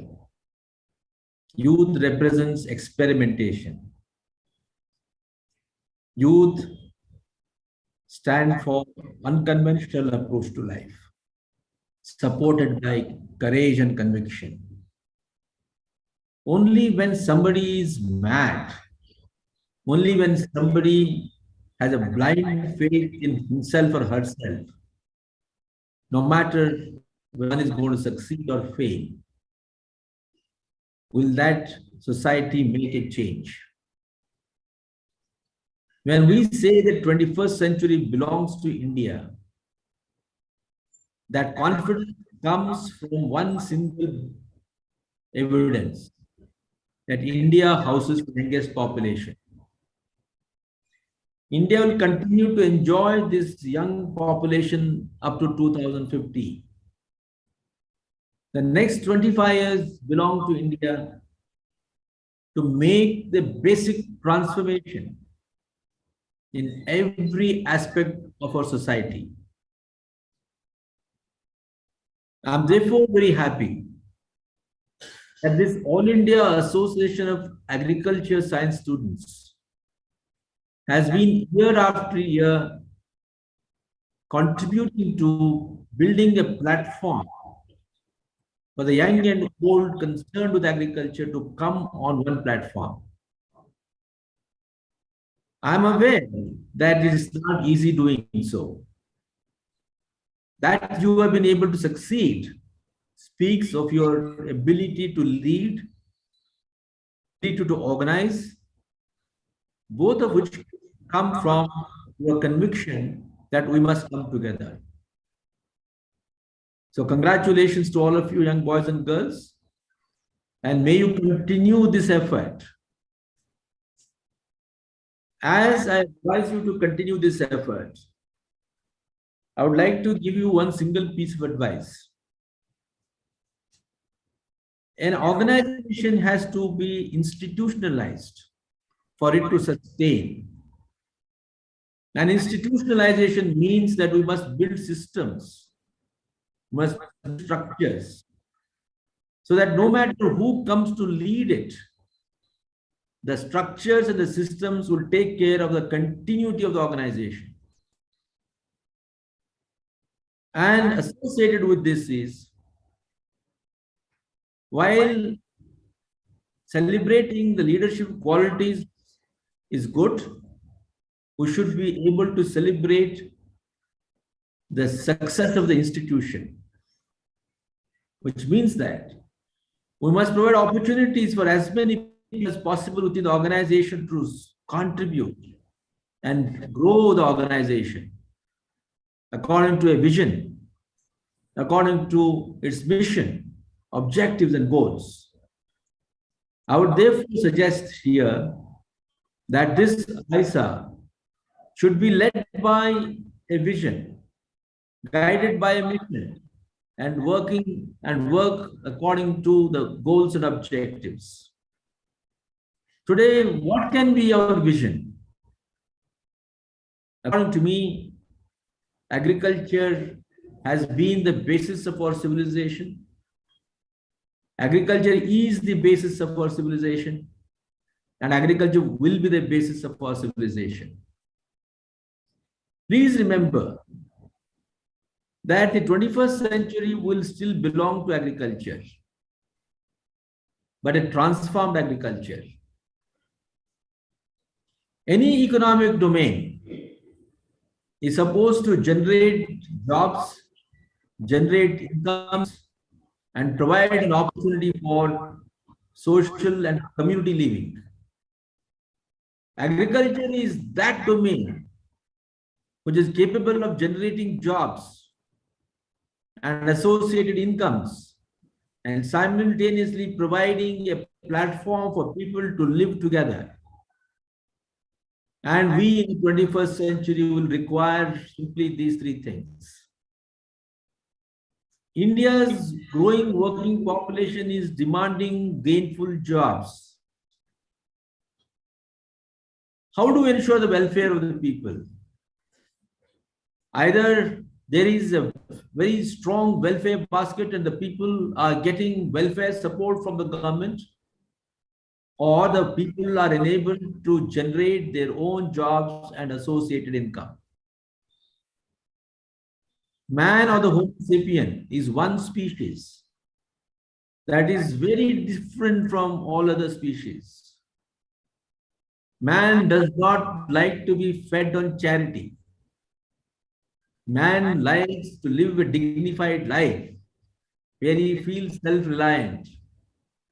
And therefore, the welfare of the society will depend upon providing employment opportunities, a conducive environment where every individual is able to generate a dignified job and associated income to lead a dignified life. Let us therefore re-mandate our agriculture sector with focus on creating jobs. Yes, we are aware that the ethical, moral, and primary responsibility of agriculture has been and is and will be to generate nutrition security for our people. After all, food and nutrition constitute the basic physiological requirement of a human being or any other life form. Even as agriculture aims at ensuring nutrition security for the growing population, can we also focus on creating jobs? And this has to be emphasized given the reason that 21st century is also being described by the application of new technologies. The basket of emerging technologies, including artificial intelligence, robotics, big data analytics, machine learning, are all getting so disruptive that possibly they may not be able to generate jobs proportionate to the growing population or the number of people demanding jobs. Yes, disruptive technology, even in 19th and 20th centuries, has generated new nature of jobs. In 21st century also it will generate. However, given the labor substituting nature of this disruptive technology, possibly we may not be able to find jobs for everybody in agriculture, in the non-agriculture sector, as has happened in various economies. We therefore have to focus on creating jobs in the agriculture sector, which are gainful jobs. And that is possible, provided we recognize the role of the bioeconomy. In addition to the disruptive technology, which is labor substituting in nature, we also have the problem of climate change. The climate change is a man-induced situation. on the riding, which has happened on the back of automobile sector, industrial sector, all linked to use of fossil resources.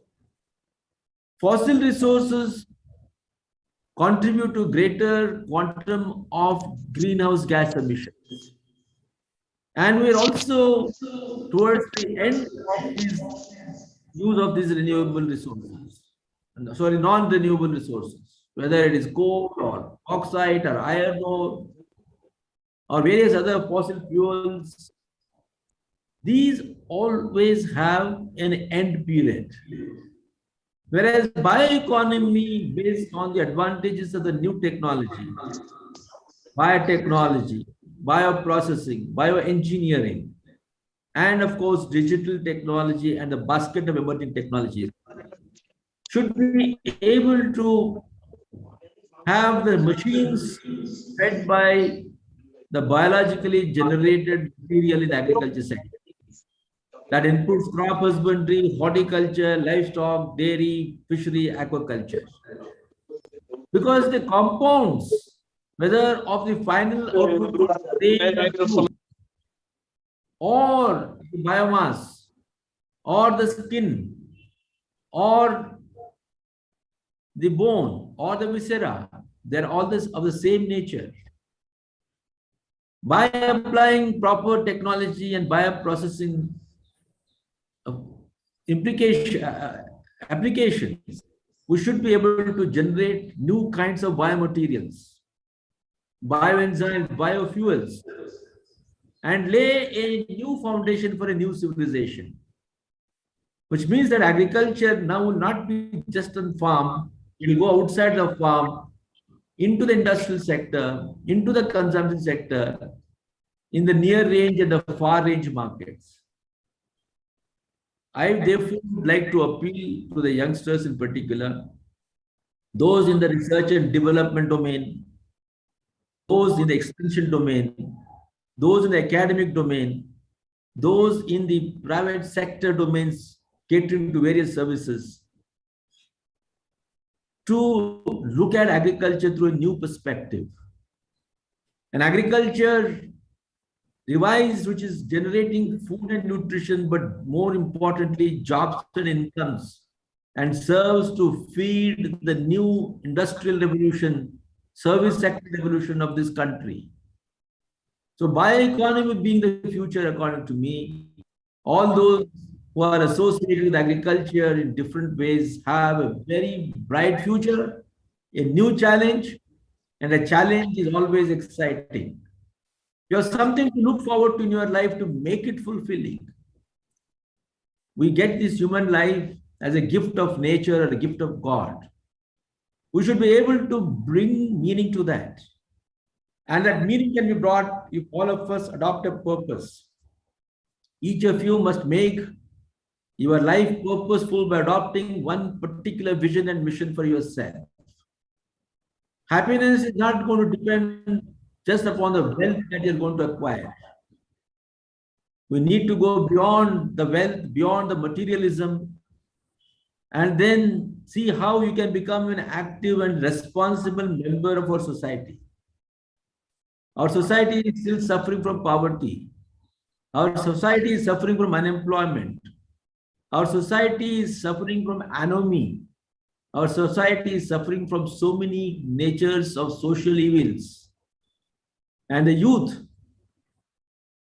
have got all that opportunity to address all these challenges. If there are no challenges in life, it becomes dull, dreary, and meaningless. Only when there are challenges, only when there are obstructions, only when there are constraints, life becomes very meaningful and exciting.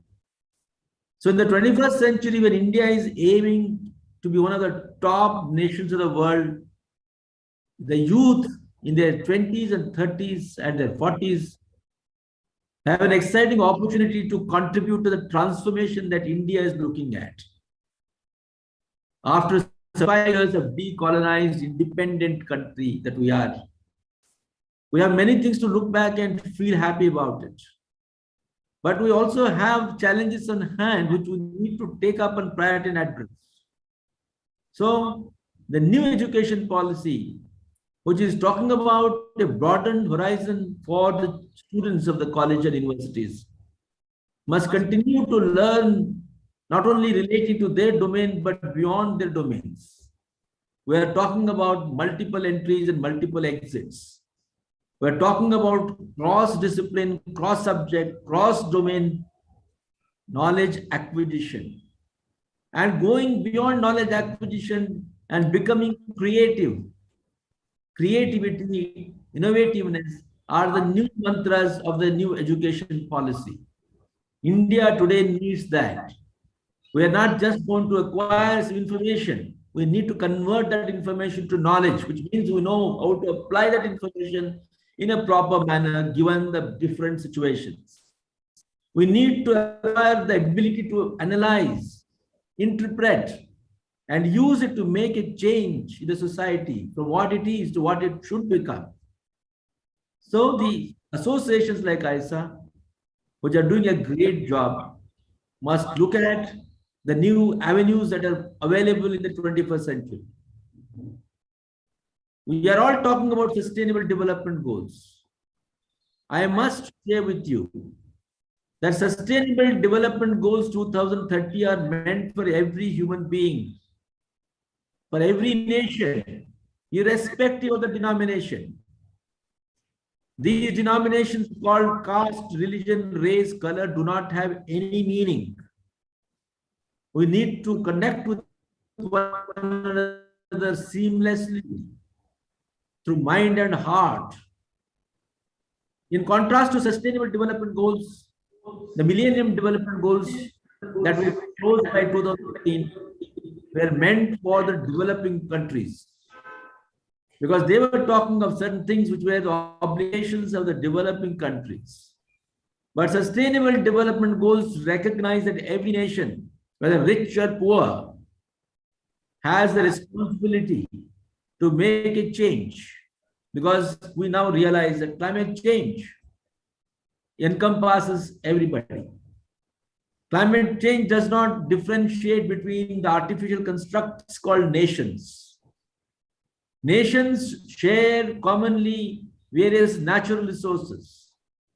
For example, the groundwater is shared commonly through the aquifers among different nations. Air is shared by everybody. And the climate change is impacting the terrestrial world, the oceanic world, and the atmospheric world. And it is very unfortunate that despite the world growing so much of food and so much of materials, there is still so much of abject poverty. There is so much of hunger.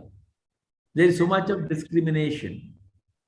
We all therefore need to focus on meeting the sustainable goals of eradicating poverty, of ensuring that there is no hunger, of ensuring that there is gender parity, of ensuring that we are adopting sustainable practices, so that, as Mahatma Gandhi said, we shall pass on to the next generation a better world than what we have inherited.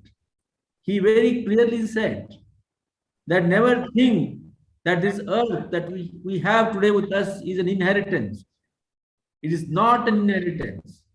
It is a loan that we have got from the future generations. Only when we believe that the next generation has given us on loan and it trusts that we shall use that properly, are we going to be responsible citizens, responsible global citizens. So there is so much for all of us to do at the global level, at the national level, at our respective state levels and our own village levels, that one life is not going to be sufficient for you to do all that you want to do and all that you set out to do.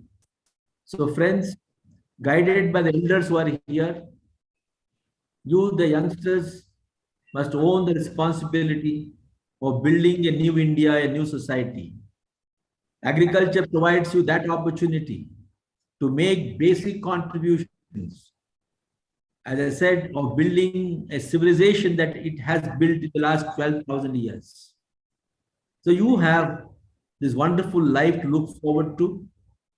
I would like to congratulate you for having organized this conference on 22nd, 23rd, and today 24th. And that you have chosen 9 sessions and brought the best of minds from across the country and the globe to share the inputs. Morning, I heard 2 wonderful lectures in the session that I joined. So you have been able to bring the best of people together. And let's take the lessons that we have learned from all the sessions. You have very rightly focused on all the subsectors of agriculture, the new growth engine, livestock and dairy and aquaculture and fisheries and horticulture, even as we continue to focus on crop husbandry. The new focus that you talked about on agriculture value systems and not just production. Your emphasis on sustainability, because one health is the need of the hour. So before I close, I would like to share with you the importance of one health. That health is not absence of disease.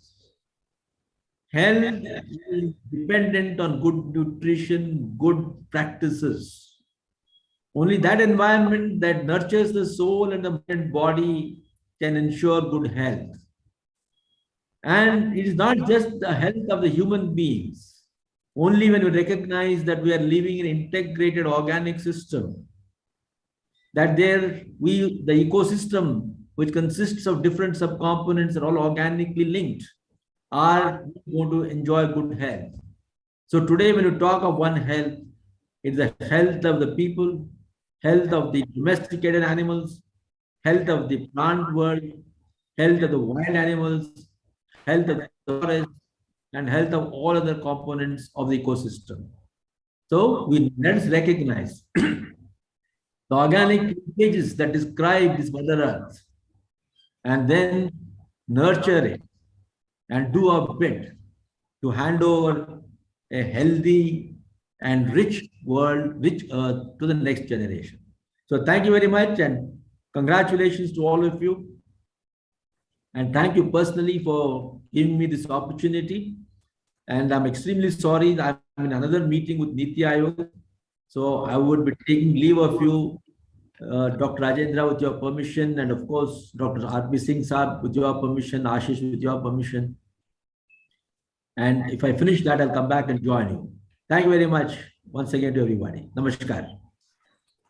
Sir, thank you very much, sir. Thank you very much for a nice talk, and also you motivated our young generations who have assembled here. Thank you so much, sir. Sorry, sir, morning I could not able to join you. No, not at all, not at all. Thank you so much. Always pleasure to see you, Rajendra. Always a pleasure. Thank you, thank and you. You are one who is always supporting the youngsters. Great.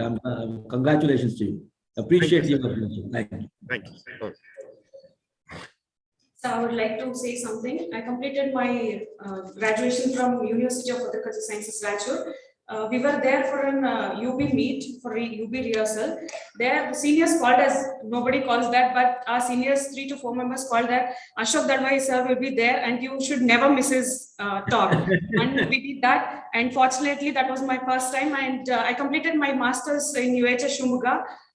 It was again a fortunate to have you, sir. We were in interaction too. Thank you so much. This is the 3rd time. And one special thing about you is that I have heard 3 to 4 lectures of you. Nothing is similar. There is a huge bundle of knowledge and you still continue to inspire all our budding generation. Thank you so much for your motivation speech, sir. I wholeheartedly thank you for taking time in order to address us and hope to see more of your words, sir. Thank you so much. Thank you, both our young girls. You're doing a great job and God bless you both. Continue. And I'm also an alumni of this US Bangalore, Basvegowda. So please, I'm not only an alumnus of US Dharwad, but also alumnus of US Bangalore. So I'm the, I owe my thing to US Bangalore. Thank you very much. Bye, bye all of you. The eminence presence is like a blossom flower.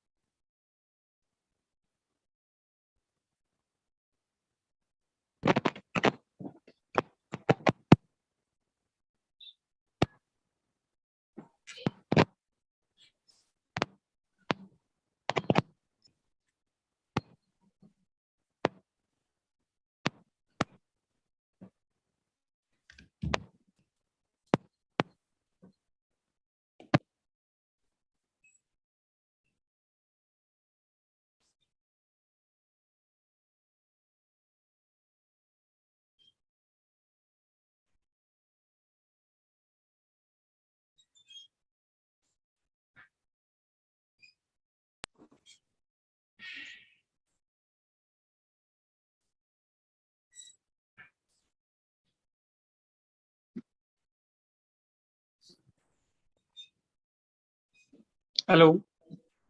Yes, sir. You are audible, sir. Yes, is it my turn now? Yes, sir. Should I start speaking? Yes, sir. Fine, thank you very much. Yeah. Thank you very much for giving me an opportunity to be one of the speakers in the valedictory session.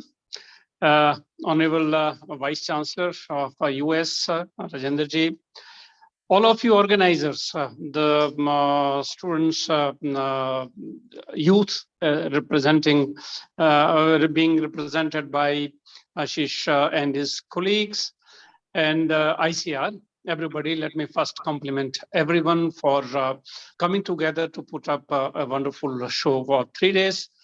The whole focus on agriculture and food nutrition, how we should be looking forward. I think in conferences like these, one had to realize that these are largely platforms for knowledge sharing. All kinds of people would come from different sectors and everything, and we speak whatever we know. And it is for all of us now to have the takeaways.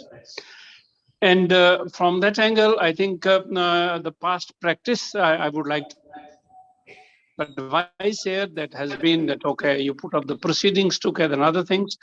But what we miss in India is that these 3 days of celebration, deliberations, one group works on getting the gist together of 3-4 pages, and that 4 pages, 5 pages, even 10 pages is good enough. The first quick shared here.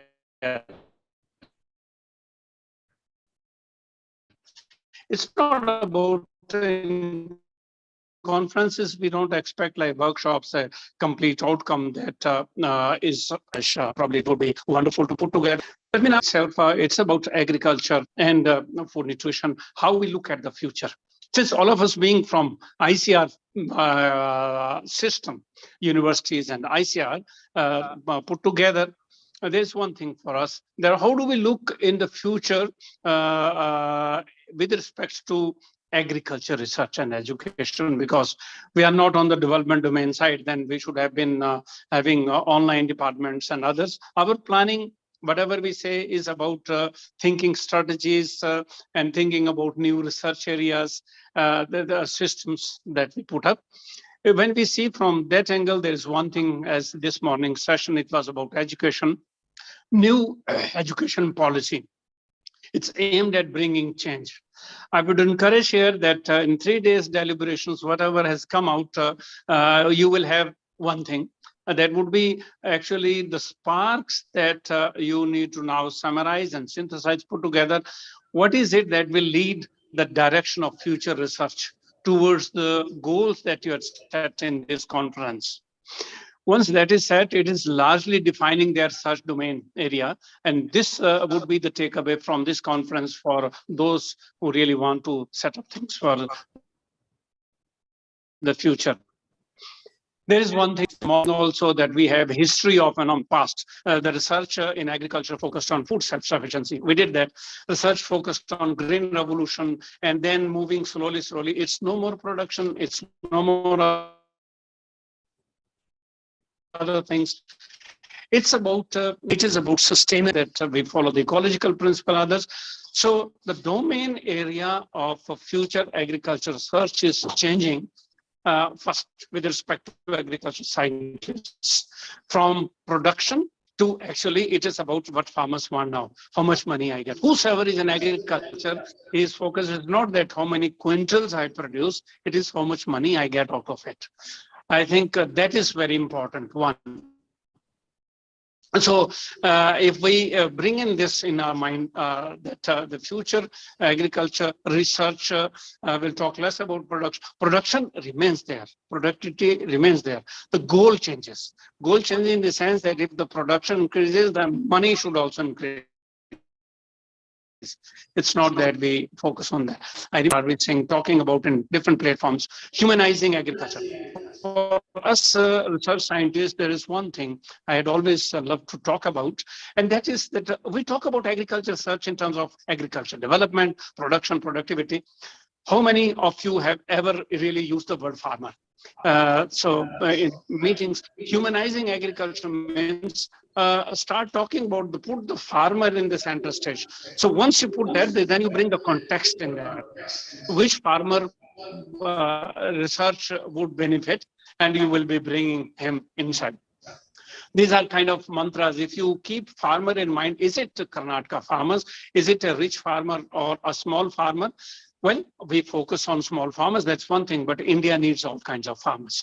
If there are big enterprises who are producing food, we cannot let them down. They need new varieties. We are the ones responsible for that, agriculture universities or ICR system. We have this mandate of serving all kinds of farmers. And it is a question that when we are doing something, we must keep in mind which farmers we are aiming at in this project, in our research and other things. Once we do that, I think next 30 years, and my last point is, it's a very different time, friends. We are entering a regime of faster changes. Faster changes driven by three driving forces of ecological change. One, the kind of weather systems we are facing, they are unpredictable. We cannot say what happens tomorrow. The whole system seasonality that we were dependent in our research systems is challenged today.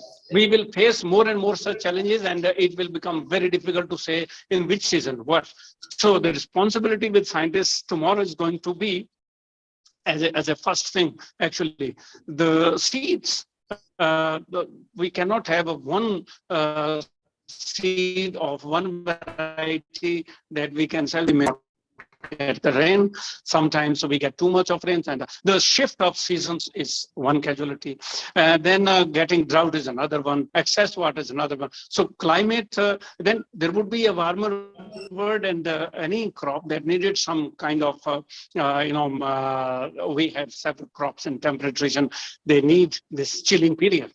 But then probably those are also challenged. Second driver of change is economic. Ecology is working in its own way, but then the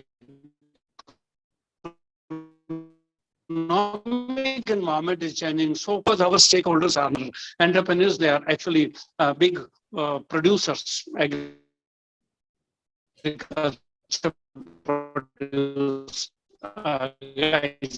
I put all the circumstances for them, and all people put efforts today, and in 5 years down the road, the global environment changes. Ukraine was in front, the importance of food grains.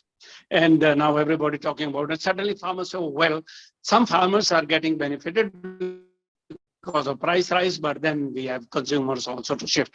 The economic drivers of change will actually lead from the front rather than ecology from the viewpoint of farmers, but for scientists, both have a value.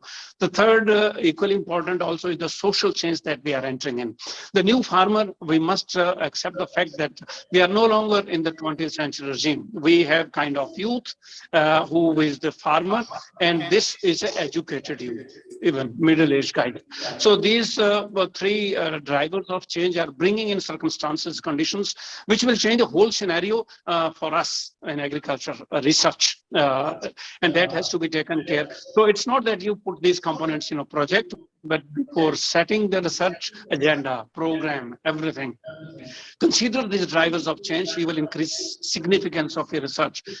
I would just like to quote an example. If there is a research scientist who is planning research for PhD, for any of his topics, he keeps these drivers of change and conditions created by this upfront, and then see how much relevant his research would be. Drivers of change are very important for consideration of one thing, and that is it tells the value of your work that you are planning, strategies, research, or anything, programs. So it's basically the context. It shapes that, and you can accordingly shape. Well, at this stage, I would like to share only this much. My best wishes to all the organizers, and And hope all of you have enjoyed staying here and meet, and all of us future needs agriculture domain, research domain actually wants. Thank you very much. Thank you, all of you. Goodbye. Sorry, I disturbed you. Shri Krishna ने साफ कहा था कि बस कर्म तुम्हारा कल होगा। श्री कृष्ण ने साफ कहा है कि बस कर्म तुम्हारा कल होगा, और कर्म में अगर सच्चाई हो तो कर्म कहाँ सफल नहीं होगा। हर एक संकट का हल होगा, वो आज नहीं तो कल होगा। लोहा जितना तपता है उतनी ही ताकत बढ़ता है, सोने को जितना आग लगे वो उतनी ही प्रकार निखरता है, हीरे पर जितने दाग लगे वो उतनी खूब चमकता है, मिट्टी का बर्तन पक्का है तब धुन पर खूब कनकता है। सूरज जैसा बनना हो तो सूरज जैसा जलना होगा, नदियों जैसा आदर पाना हो तो पर्वत छोड़ निकलना होगा। और हम आदम के बेटे हैं तो क्यों सोचे अगर हमारी राह सफल होगा, कुछ ज्यादा वक्त लगे तो संघर्ष जरूर सफल होगा। हर एक संकट का हल होगा, वो आज नहीं तो कल होगा।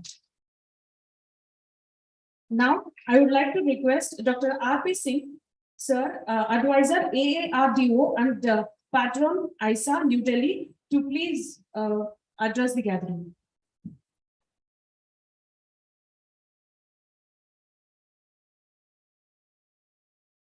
Very good afternoon to everyone.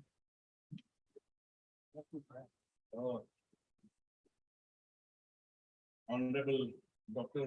Ashok Dalwai, he is one unique figure from the agricultural sciences in the civil cadre, and there are many. Few of them have been from IRI like him. Dr. R.C. Agrawal, our Honorable DDG Education, Dr. Tej Pratap ji, long-time friend and dynamic Vice Chancellor of this university, Dr. Rajendra Prasad ji, Dr. Dilip Kumar, my very good friend, and has been a specialist in FAO for a long time.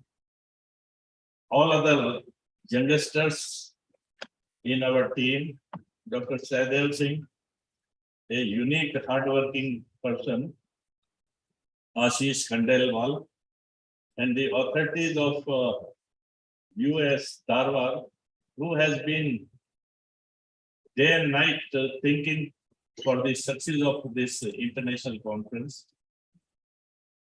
I start something else beyond this international conference.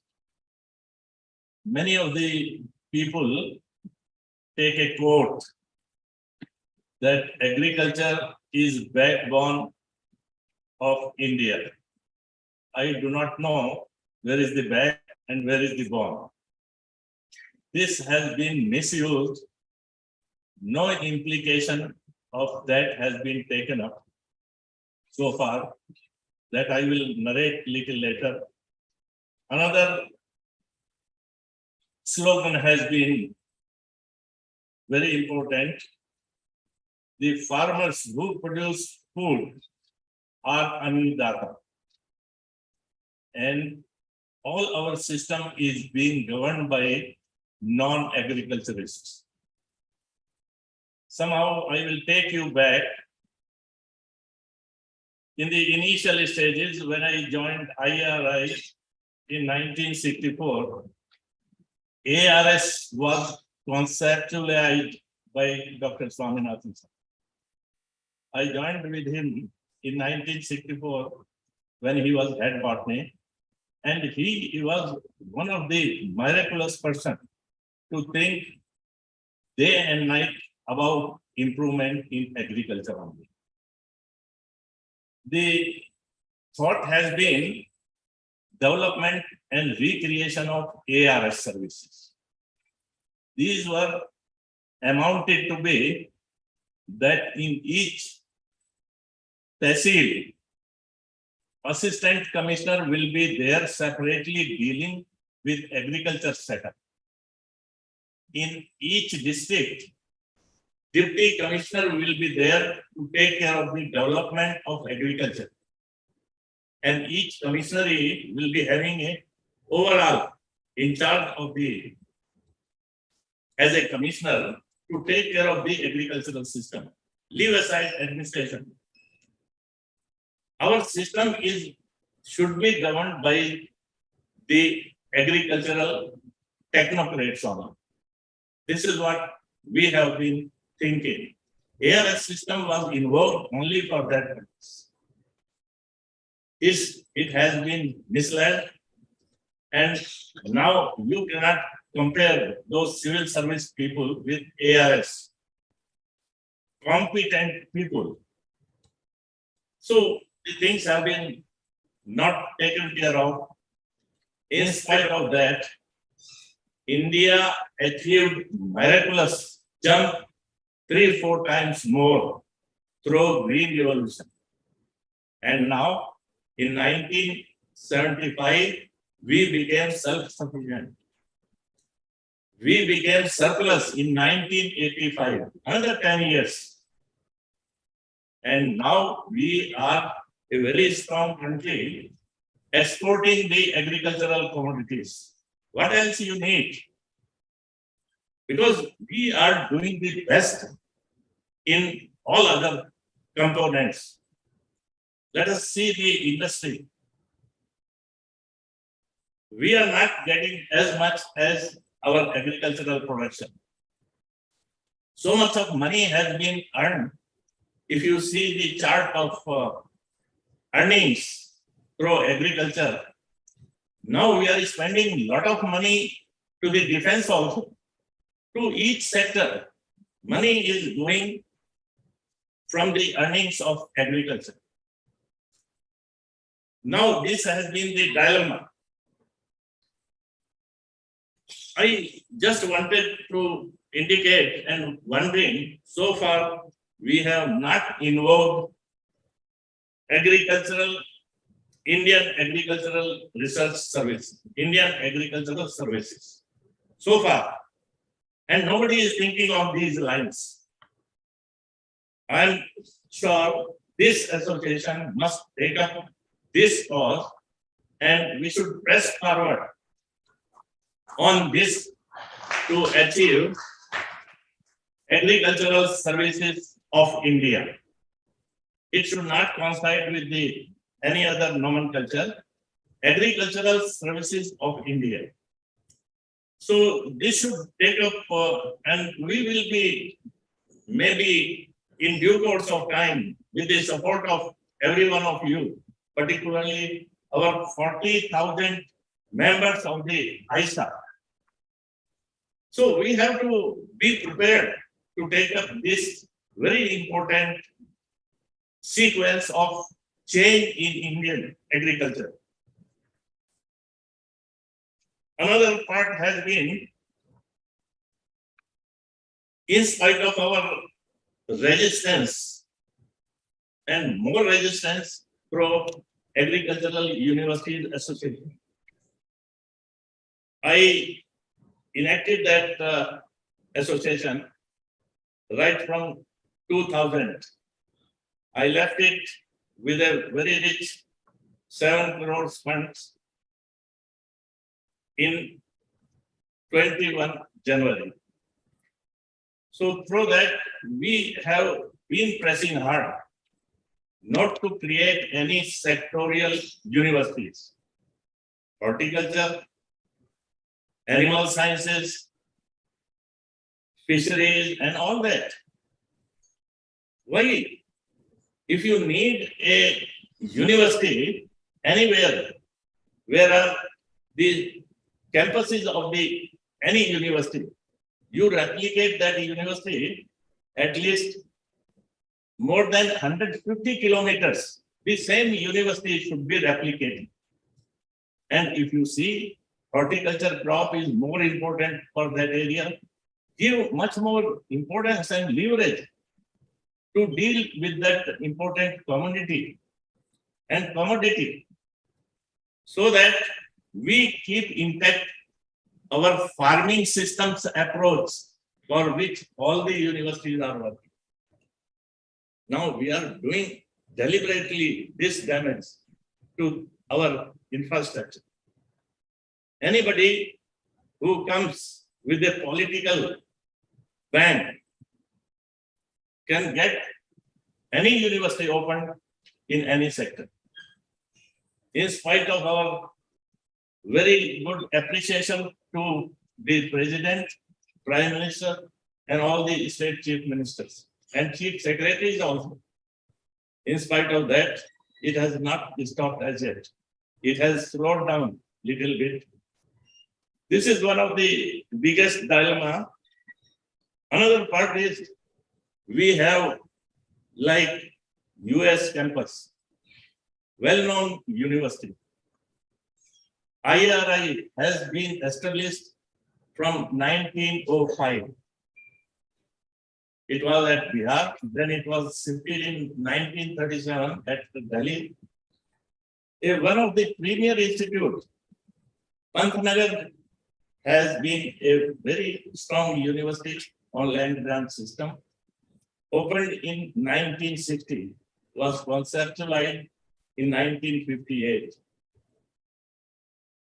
And PAU, like that in each state universities, we should have to plan that these universities should have campuses overseas. When private universities are opening, what is the wrong with us that we are not thinking in this direction? And we have to be now very cautious in thinking. When private universities can open their campuses in Dubai and also in African countries, actually they need most of our help. We have already invoked the wheel. Only transfer of technology is needed with good backing of teaching staff and extension staff. So we should have to plan for our campuses in other countries also. Now, we have to link up administrative integration of our commodities production. I am still wondering, people want to improve the situation of the villages and the farmers in the villages. But so far, they have never thought of concentrating the resources there. We should have to plan the gamut of the villages, at least 5, 6 or 10, and then install all the facilities there. Mandi should be there in the midst. Refrigeration center should be involved. Stores should be there. Refrigeration chains should be starting from villages to these cities to supply all these products, where value will be decided by the farmers. Until and unless the farmers are given this mandate to decide the value of their produce, middlemen will go on eating 70% of their profit. Another part is, I was propagating for the last 20 years through Indian Agricultural Universities Association. Some states have already taken the initiative. Dr. Madhevappa started some campaign here to start agriculture from the primary classes. TNIU has done it successfully. And now everybody needs to be acquainted with mud, soil, rainy season, and whatnot. Through the agricultural fields only, particularly the village schools, town schools, they should be named agricultural schools or colleges, so that anybody who comes out Let them go to civil services and all that later on. But they should need to be acquainted with agriculture. Why agriculture is a backbone and how it is, it can become a backbone. So these are the few. Not only that, we have All India Services Act 1951, soon after the independence. Unluckily, so far, nobody has read it nicely. And nobody has thought to involve Indian Agricultural Services or Agricultural Services of India. We have 45 services in our country. All railways, forestry, economics, engineering, Indian Postal Services and whatnot. 45. So why agriculture is called as a backbone of the country and farmers are called Annadata only by namesake. So we have to be careful. At that time, the creation of 2 services was done: Indian Engineering Services and Medical Services. Nowhere agriculture was considered. So until we raise our voice at this stage, and India is near to the becoming a superpower, almost all wealthy things are emitting from the agricultural sector. So I would appeal all of you to kindly see and consider whether we should have Agricultural Services of India, and kindly contribute if you can give 1 page of your suggestions to our association so that we plan next event on this very important issue. It's not a time to waste. We have to be timely open. Thank you very much for your kind patience. Thank you once again, Professor Rajendra Prasad, who has been a very considerate in helping our team here. This has been a wonderful exercise, and almost many people attended and rejoiced these deliberations for 3 days. Thank you so much.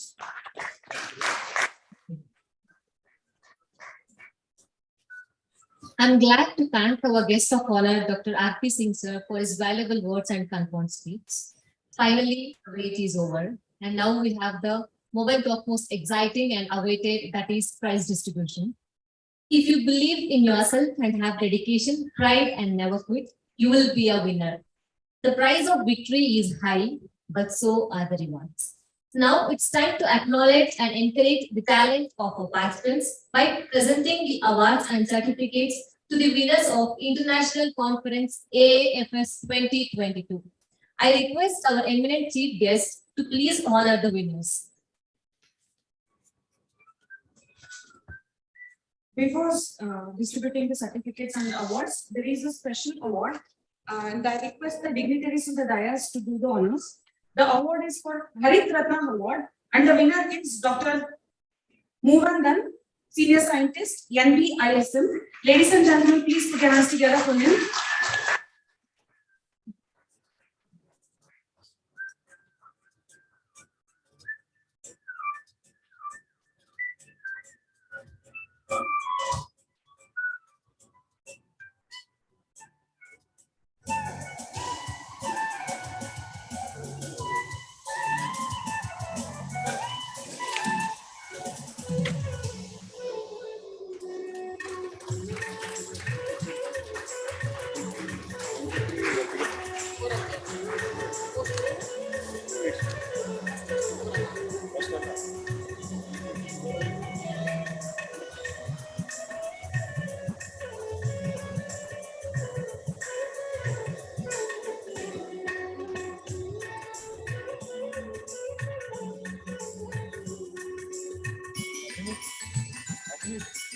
Now we have winners for both oral and poster presentation. According to the teams, the winners for oral presentation and poster presentation will be called separately. The first theme was sustainable transformation and agriculture and food production system in elevating poverty. The winners for the oral presentations are Dr. Parashiv Murthy, Dr. Nagarajappa Adivappar, Gaurav Kumar Vani. These are the three winners for the oral presentation. And winners for the poster presentation in the same theme are Asif Islam, Jerry, and Ajmad Hakim.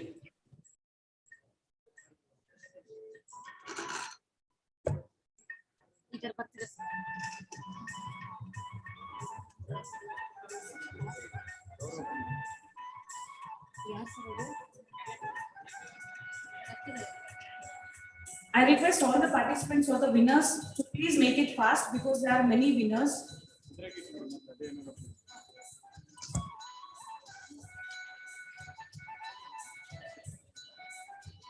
Under the theme Technological Innovations in High-Tech Horticulture, Precision Farming and Agri-Startup, the first prize for the oral presentation goes to Dr. Srinivasappa KN.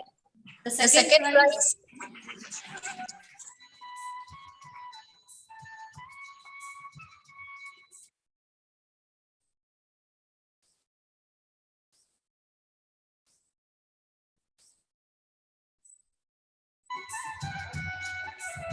prize goes to Dr. Srinivasappa KN. The second prize, Dr. A. Caroline. The third prize goes to Visalakshi Chandrasi. And in the poster presentation, the first prize goes to Dr. Santosh Nagappa. The second prize under the poster presentation for the same theme goes to Lakshmi Pujita Chala. And the third prize, Vijay Vibhute.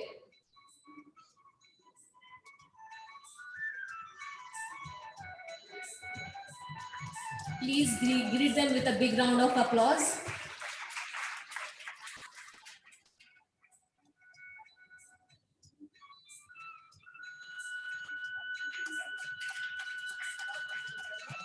I request all the winners to please come to the dais from this way, from your left side.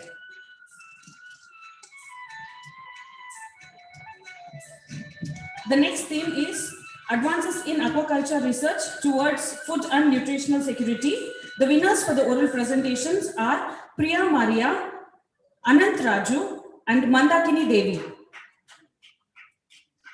And for the poster presentation, we have the winners like MS Shekhar, Arya Singh, and Shubham Kumar Pradhan.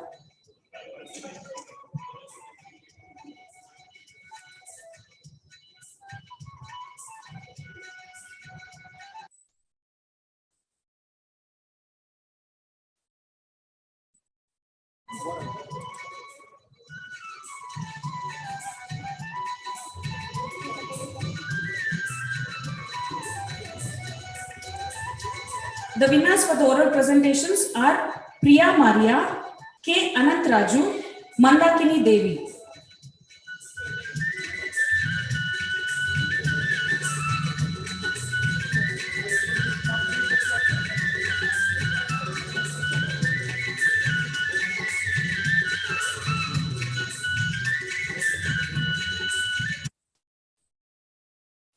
Next, for the poster presentation, we have MS Shekhar, Arya Singh, and Shubham Kumar Pradhan.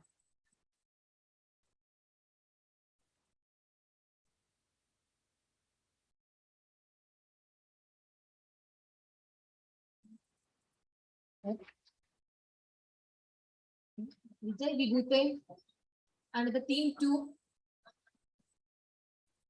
is honored with the third prize for the poster presentation under the theme Technological Innovations in High-Tech Horticulture, Precision Farming and Agri-Startup. Under the theme Climate Change Resilient Agriculture, the first prize under the oral presentation goes to Renu Singh. The second prize, Saujanya, and the third prize goes to Sri Vijay Malipatil.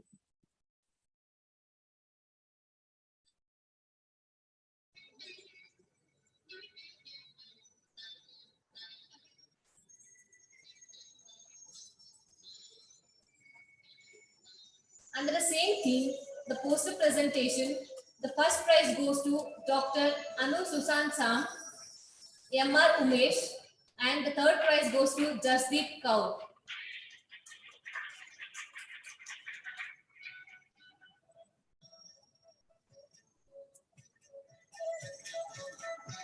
Saujanya CK, second prize under oral presentation.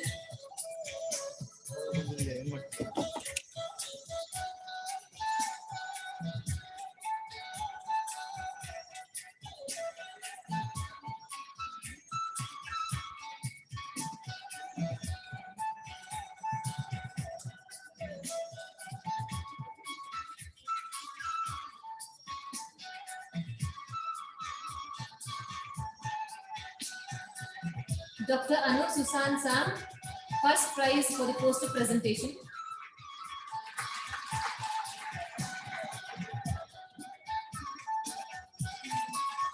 Now we have winners for the theme Post-Harvest Technology, Agri-Value for Supply Chain and Sustainable Production.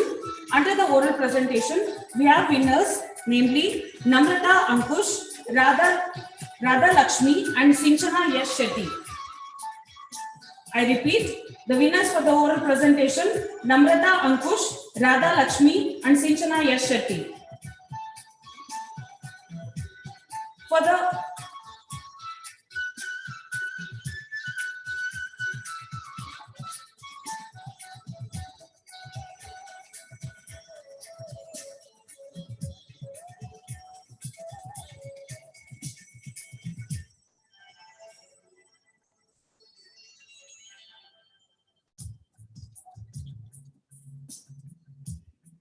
For the poster presentation under the same theme, Mishra Podar, Saumyajit Ghoshal and Sarda Devi are the winners for the poster presentation. I repeat, Misha Podar, Saumyajit Ghoshal and Sarda Devi.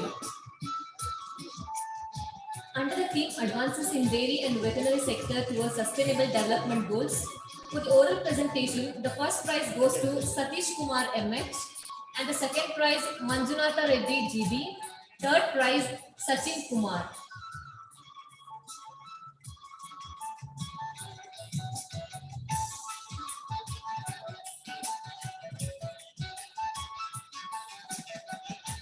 Audience ಬರೋರಿಗೆ ಒಂದು camera ಇಟ್ಟಿದ್ದ ನಾನು already dais ಇಟ್ಟಿದ್ದಾನೆ ಅದೇ ಅವಾಗ ಎಲ್ಲೋ ಹೋಗಿರಿ ಈಗ washroom Satish Kumar MH,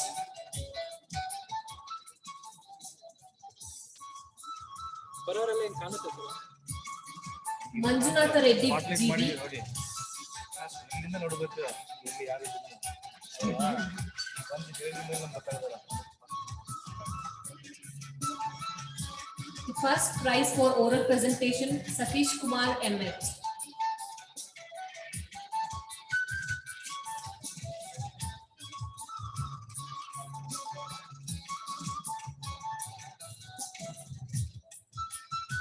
And the third prize goes to Sachin Kumar.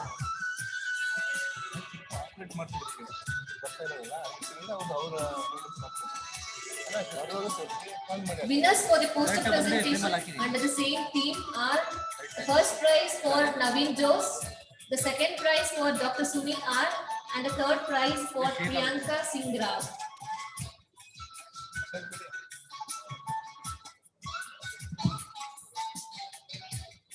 The next theme is Role of Agrochemicals, Biological and Technological Interventions towards Safe Food and Nutritional Security.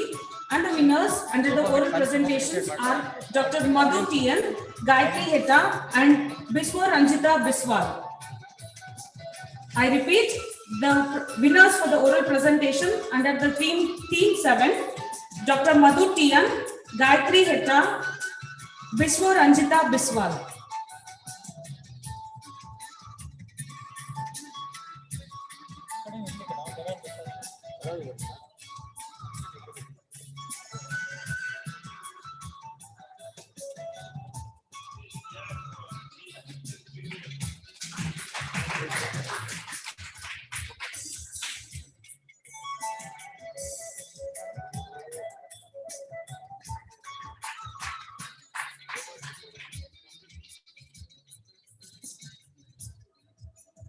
Next, under the same theme, the winners for the oral presentations are Suganti, GC Vakachor, and Nishmita.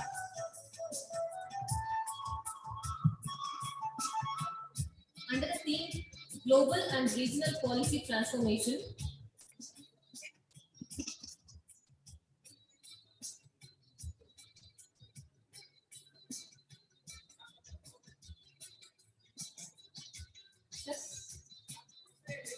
GC Vakachor, second prize for the poster presentation under the theme Role of Agrochemicals, Biological and Technological Interventions towards Safe Food and Nutritional Security. Under the theme Global and Regional Policy Transformation, there were only oral presentation, and the first prize goes to Vaishali Sharma, the second prize G. Avinash, and the third prize Srinivasan.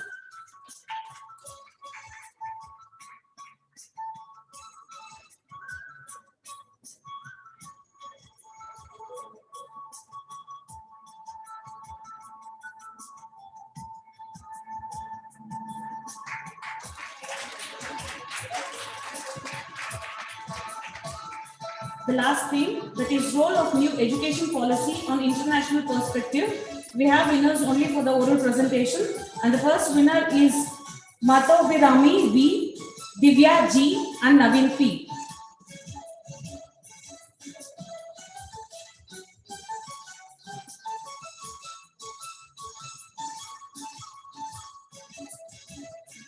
Yeah, we are done with the prize distribution.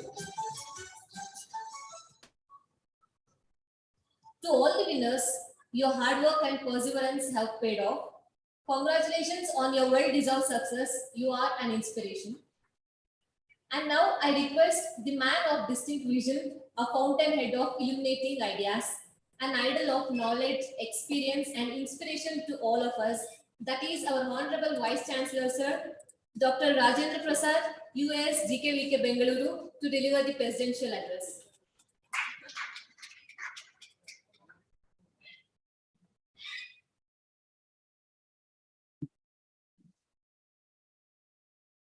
Good evening to all of you.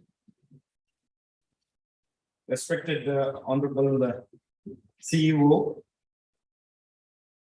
National Welfare Authority, New Delhi, and our mentor, Dr. Ashok Dalwai sir, Dr. R.C. Agrawal, Deputy Director General Agriculture Education, ICAR, New Delhi, and Dr. Tej Pratap Singh, former Vice Chancellor, GB Pant, Agriculture University, Pantnagar, Dr. R.P. Singh ji, Dr. Nayan Swami, Dr. Sahadevan Singh, and Dr. Paswagoda ji, and Dr. Ashish Kandewal, and Dr. Vivek, and all my officers, distinguished delegates, my dear students, and friends. First of all, I would like to congratulate the winners of the different poster presentations, oral presentations, and all my delegates who have presented and participated in this important international event that is on advances in agriculture and food system towards sustainable development goals. Friends, I must thank the associations, that is All India Agriculture Students Association, ICR, and my own colleagues are successfully involved in the conducting this big event and made it very fruitful and very effective. That's what I heard from the different people who have participated, though I was not fully present in all the 3 days. So compliments to all of you. The friends, and also I could see some of the office bearers of the associations, the experts, and the other media people here. So I would like to once again compliment the speakers, because the expert speakers were almost about 35 speakers who spoke in this event. Almost 25 parallel sessions which was held here.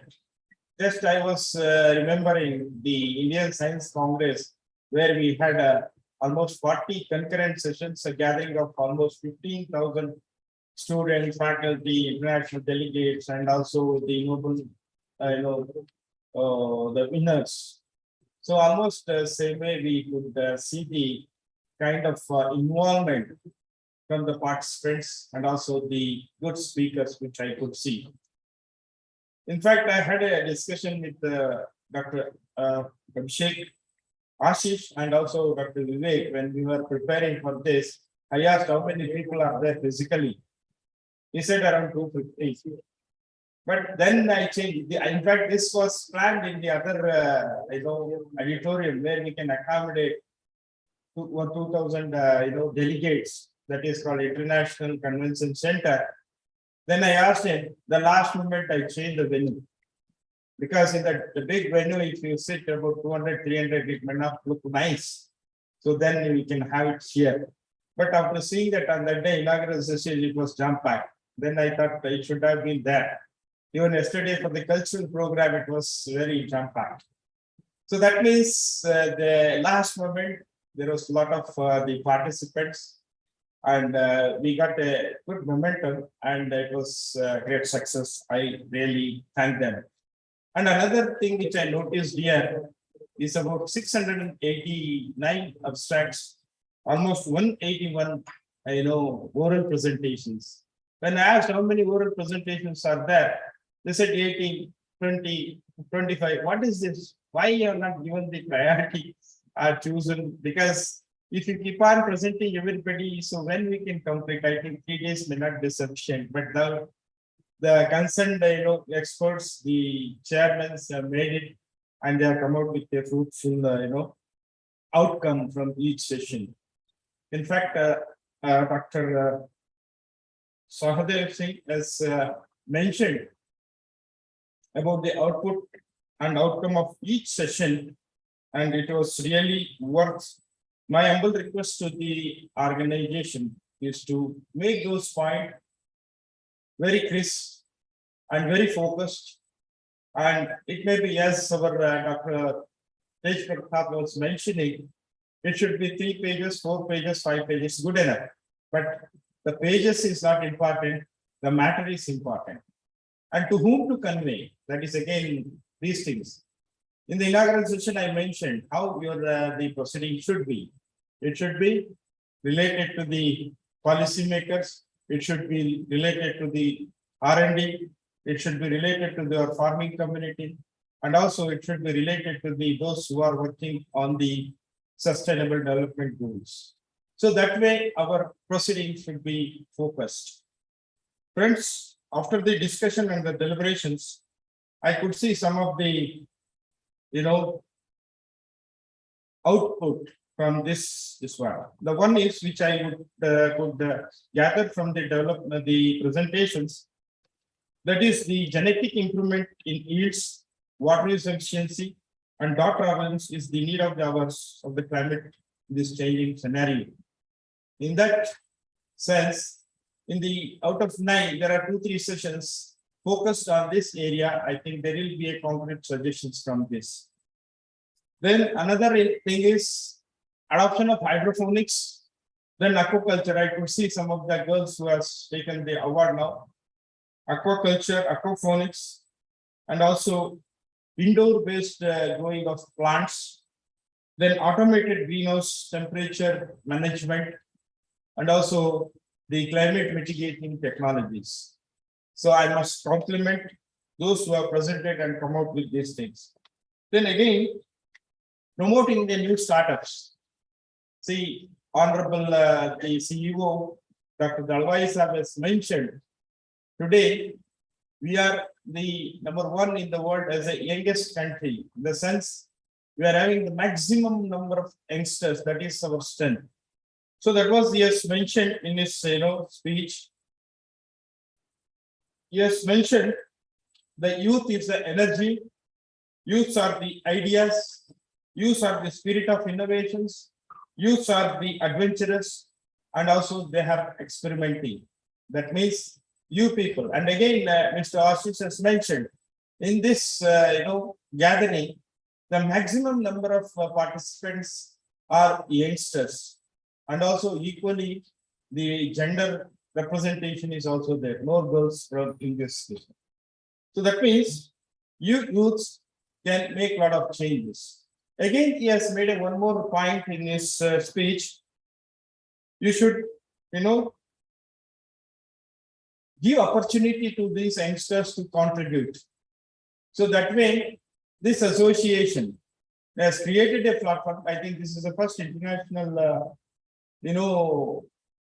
symposia these people are organizing. I think the first, maybe the best, I believe. And this tradition should continue maybe once in 2 years, so that you can create the platform not only for the local, it should also to be the national and international level. I'm so happy today. I could see 11, the country people have participated in this event. So I must compliment the association for, inviting those people. So that way, he also given the suggestion, this kind of platform should encourage the different activities and connecting each other and made available these, technology, whatever it may be, to the end users across the globe. Again, he also mentioned about the civilization. Agriculture is a civilization in the previous, present, even in the future also. That is the one thing which he has mentioned. Again, yes, the most important point from the youth's point of view, he has mentioned about the creation of the jobs. This has happened after the COVID much more than what it was in the agriculture. That means the creation by creative ideas of the young minds, creative innovation from the young minds. So that is how today morning I had an occasion to inaugurate another international seminar on the global agri-business opportunities. So where I could see a lot of opportunities in the agri-business, starting from the productions till it reaches the consumer. There are so many opportunities which was not tapped by the many people. If you look at the industries from all angles, all sector, the growth rate is much more as far as the opportunities are created to do.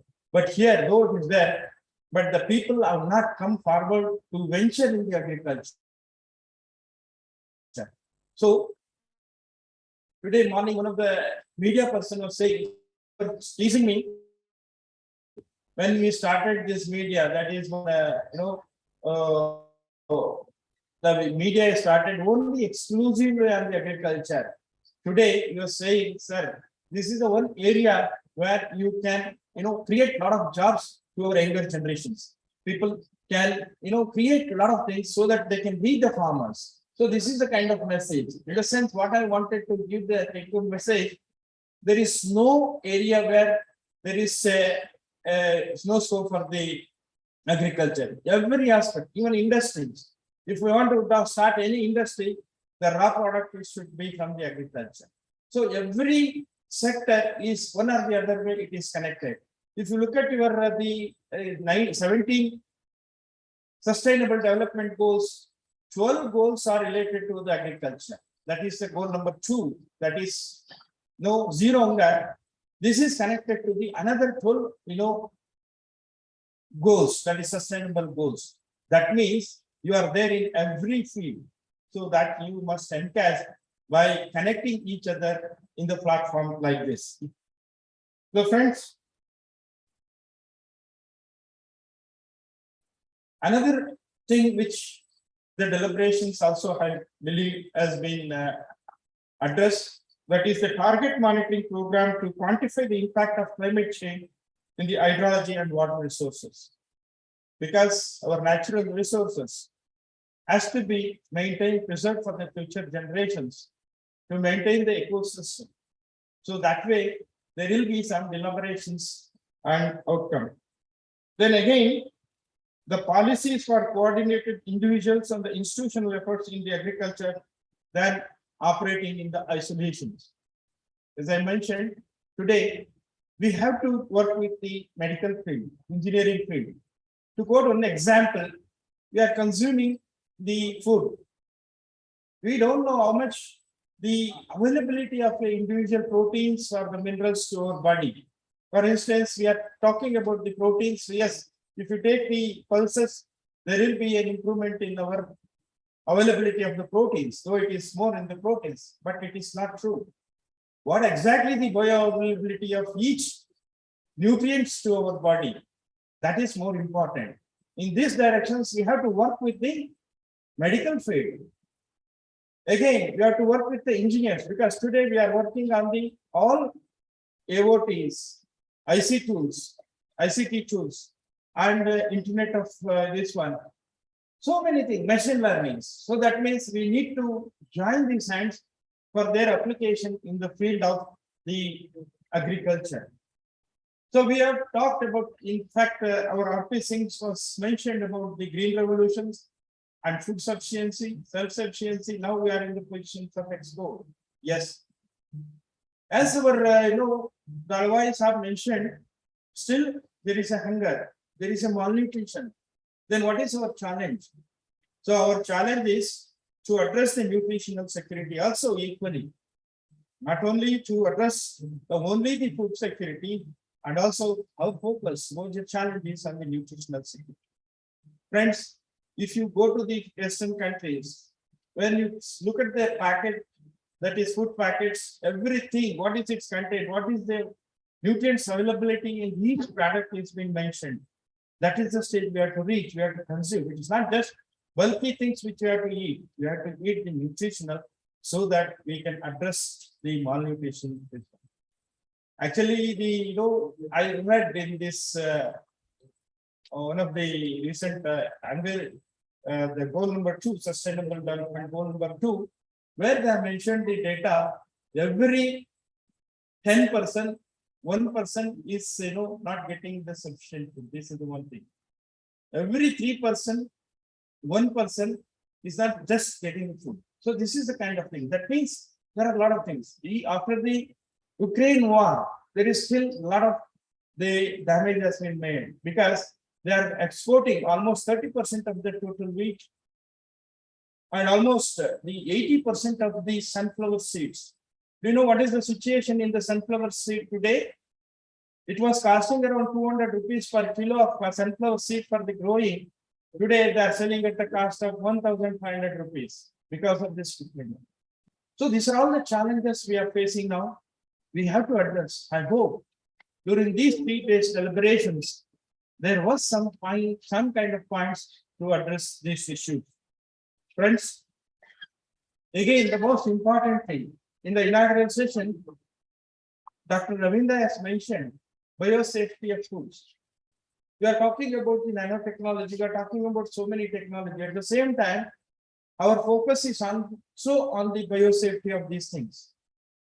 Why it is we have to take care?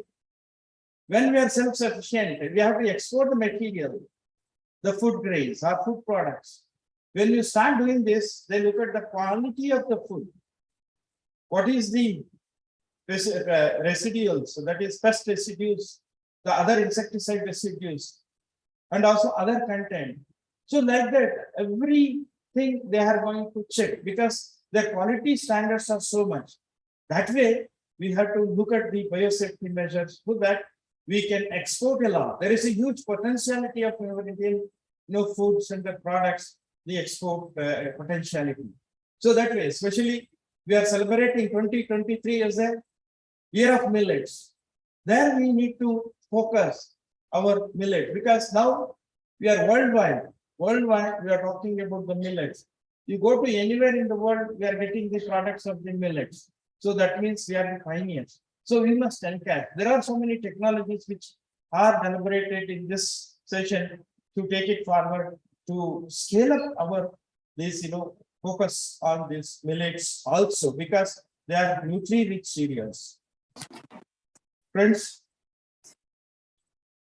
the another thing what we are facing today is a drought.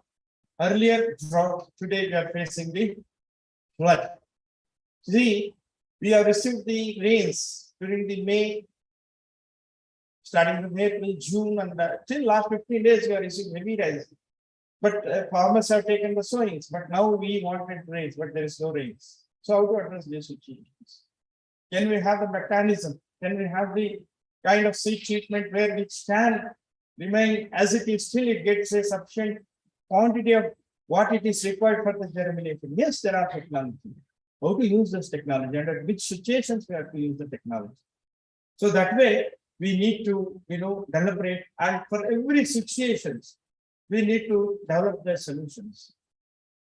The Dalwai Sahib has mentioned, what is life? Without challenge, there is no meaning in the life. So therefore, everyone, you should take whatever it comes to in your life as a challenge and try to face it. Every challenge has a solutions. Every problem has a solutions. Try to focus and you certainly find the solutions. Friends, I know how much efforts has been made to organize this program by various organizations, especially the Association of Agriculture Students, and also our own team. I don't know, but actually just I was a leader, just I used to say, do like this, but every spade work, physical work has been done by my own colleagues. So at this time, if I don't thank them, it's a failure in my duty. So I would like to thank all my team, especially the organizing secretaries, Dr. Narayan Swami and Dr. Basvegoda, and all the committee members, chairmen, members, my teaching staff, and the faculty, non-teaching staff, including the laborers and the students. And also, I hope you people have enjoyed the yesterday evening cultural program. Though it was lengthy, but I hope you have enjoyed it. That is the kind of energy, involvement, and enthusiasm they have in their, mind. So whenever we say you have to do this, they wholeheartedly, they come from the different campus and they do their job. I hope you enjoyed. I must thank every one of the people who are involved in the cultural program, all the programs. I hope you enjoyed the food, I believe. So because why I presume that the good was food, nobody came with, sir, I'm having stomach pain, so body pain, vomiting. So that means you had a very good food, very, what do you call the bland food without any spicy and other things. So thanks to my food department for giving you all the very good food. I hope you enjoyed. So friends, if I keep on, making the list, so there are a lot of things to say. So finally, I would like to one more last point to emphasize. Emphasis should be on the export by creation and development of the infrastructure through government and entrepreneurs and capacity building through maintaining by training, research and development and the cluster development. So with this, I would like to thank every one of you. And also I would like to thank all our the speakers and also today in the valedictory, Dr. Ashok Dalwai sir, Dr. Tej Pratap sir, and also Dr. R.P. Singh for their valuable suggestions. Dr. R.P. Singh has given a lot of suggestions. Sir, your suggestions really valid. I think as a patron of the association, you should take it forward. I wish this the suggestion should be a part of your the proceeding so that it could be taken forward. Especially you have mentioned about the opening of new universities. Sir, I'm a little bit different in this. Opening of new universities may not serve the purpose. What I wanted to say, the existing university in most of the states, the infrastructures are there, but human resources are less. So this has to be focused. I think there should be a word. There should be a word from the Association of all the Vice Chancellor to the respective government. So this is, you see, everything is there when there is no human resource. How can you expect the output? So this is the one thing which you can include in your, the suggestions, because that is a major problem every university is facing.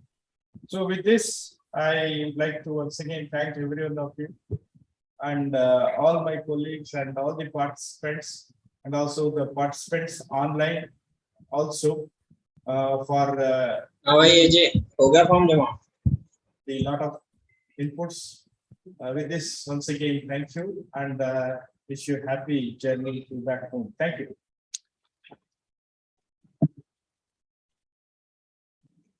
Many thanks to our ever charming Vice Chancellor, sir. Now there is. So I would like to again thank my both anchors since beginning. They are doing the anchoring very well. I was astonished to see they were also using our national language Hindi. So thank you to both of you. Thank you for being so kind, sir. Now there is a special announcement and I request Dr. Shyamalama ma'am, Professor and Head, Department of Plant Biotechnology, to please do it. Thank you. Dear faculty members and students, we are organizing the International Conference on Biotechnology Trends and Future Prospects at the Department of Plant Biotechnology, UAS, Bangalore. This is from 13th to 15th September 2022. We are having 6 thematic areas, and the thematic areas are crop improvement by molecular markers and biotechnological approaches. And second one is frontiers in biotechnology, biochemistry and bioinformatics. And the third one is environmental and biofuel biotechnology. Fourth one is animal biotechnology. Fifth is industrial biotechnology. And sixth one is entrepreneurship in biotechnology. So with these thematic areas, we have invited 32 lead speakers from various parts of India, as well as from USA and Germany and Korea. So we invite all of you to register for this event, and we are conducting this event both offline and online mode. For online mode, for faculty it is 1,500 and for students 500 rupees, and offline mode for faculty 2,500 rupees and online 1,500. So you all can register for this event. Since we are having very good exposure on various aspects of biotechnology for 3 days. So I hope you all register. Thank you, and thanks to the organizers for providing this opportunity. Thank you, ma'am. Now we have a plethora of intellectuals on and off the dais, and we would like to present a small token of gift or love to all our dignitaries. And firstly, I would like to request our Honorable Vice Chancellor, Rajendra Prasad sir, to give a token of gratitude to R.P. Singh sir, who is a guest of honor for today. He is an advisor, AARDO and patron, ISA, New Delhi. Please join your hands for R.P. Singh sir.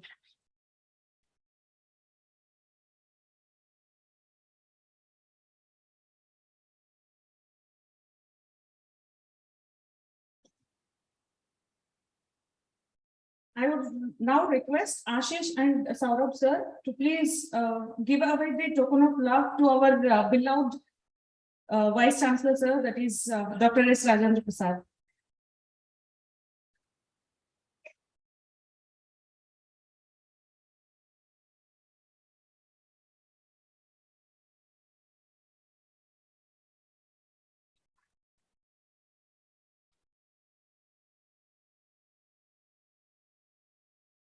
We have another delegate, that is Dr. Sahadev Singh sir. I request our Honorable DOE sir to please give away the token of gratitude.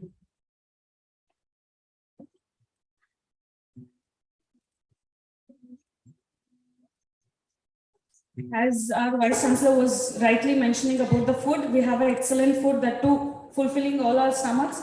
Big thanks to the catering department and the food department. There is a saying, Annadato Sukhi Bhava. We all wish him all the wealth and good health. Thank you so much, sir. And I request all the dignitaries in the dais to please thank our catering, that is Jai Shankar, Managing Director, SM Fast Food and Catering. Please come on the dais, sir, and receive our gratitude. Big round of applause, guys.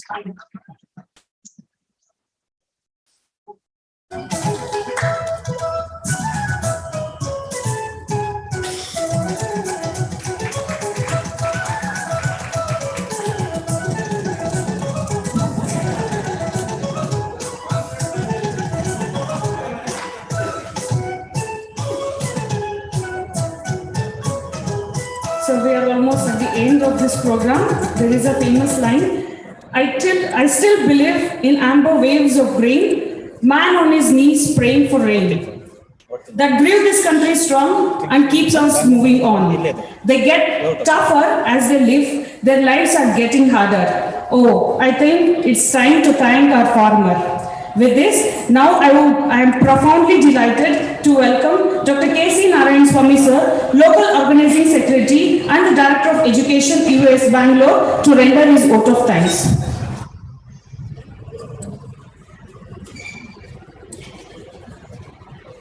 Good evening to all of you, distinguished guests, delegates, scientists, participants, students, ladies and gentlemen. We are at the terminal phase of this international conference. It's my great honor and privilege to propose vote of thanks at this juncture to all the people who were involved in the successful conduct of this event for the last 3 years. Our sincere thanks to Dr. Ashok Dalwai sir, CEO, the National Rainfed Authority of India, who was with us. Despite his nationwide assignments, we have valued your interest and kind support for this participation as a keynote speaker in the theme Global and Regional Policy Transformation, and also gracing the valedictory function and addressing the young students in the occasion. I extend my sincere, heartfelt thanks to you, sir. We extend profuse thanks to our beloved chief guest of the day, Dr. Tej Pratap Singh sir, former Vice Chancellor, G.B. Pant Agriculture University and Technology, Pantnagar, for having graced the valedictory program and inspired the young minds through online mode. Thank you very much, sir. I take this opportunity to thank Dr. R.P. Singh, advisor, AARDO and patron of ISA, for all his constant support in conducting this mega event, and your involvement with us is ever appreciable, sir.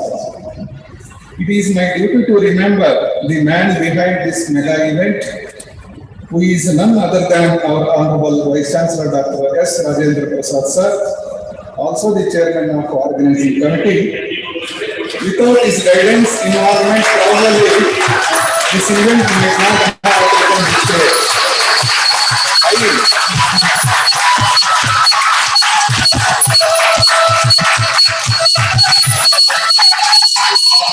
On behalf of the organizing committee and also on behalf of, I extend thanks and gratitude to you, sir.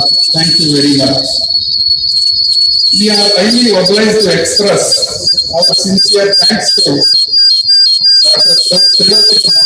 Dr. former DG and Secretary, Dr. Himanshu Pathak sir, present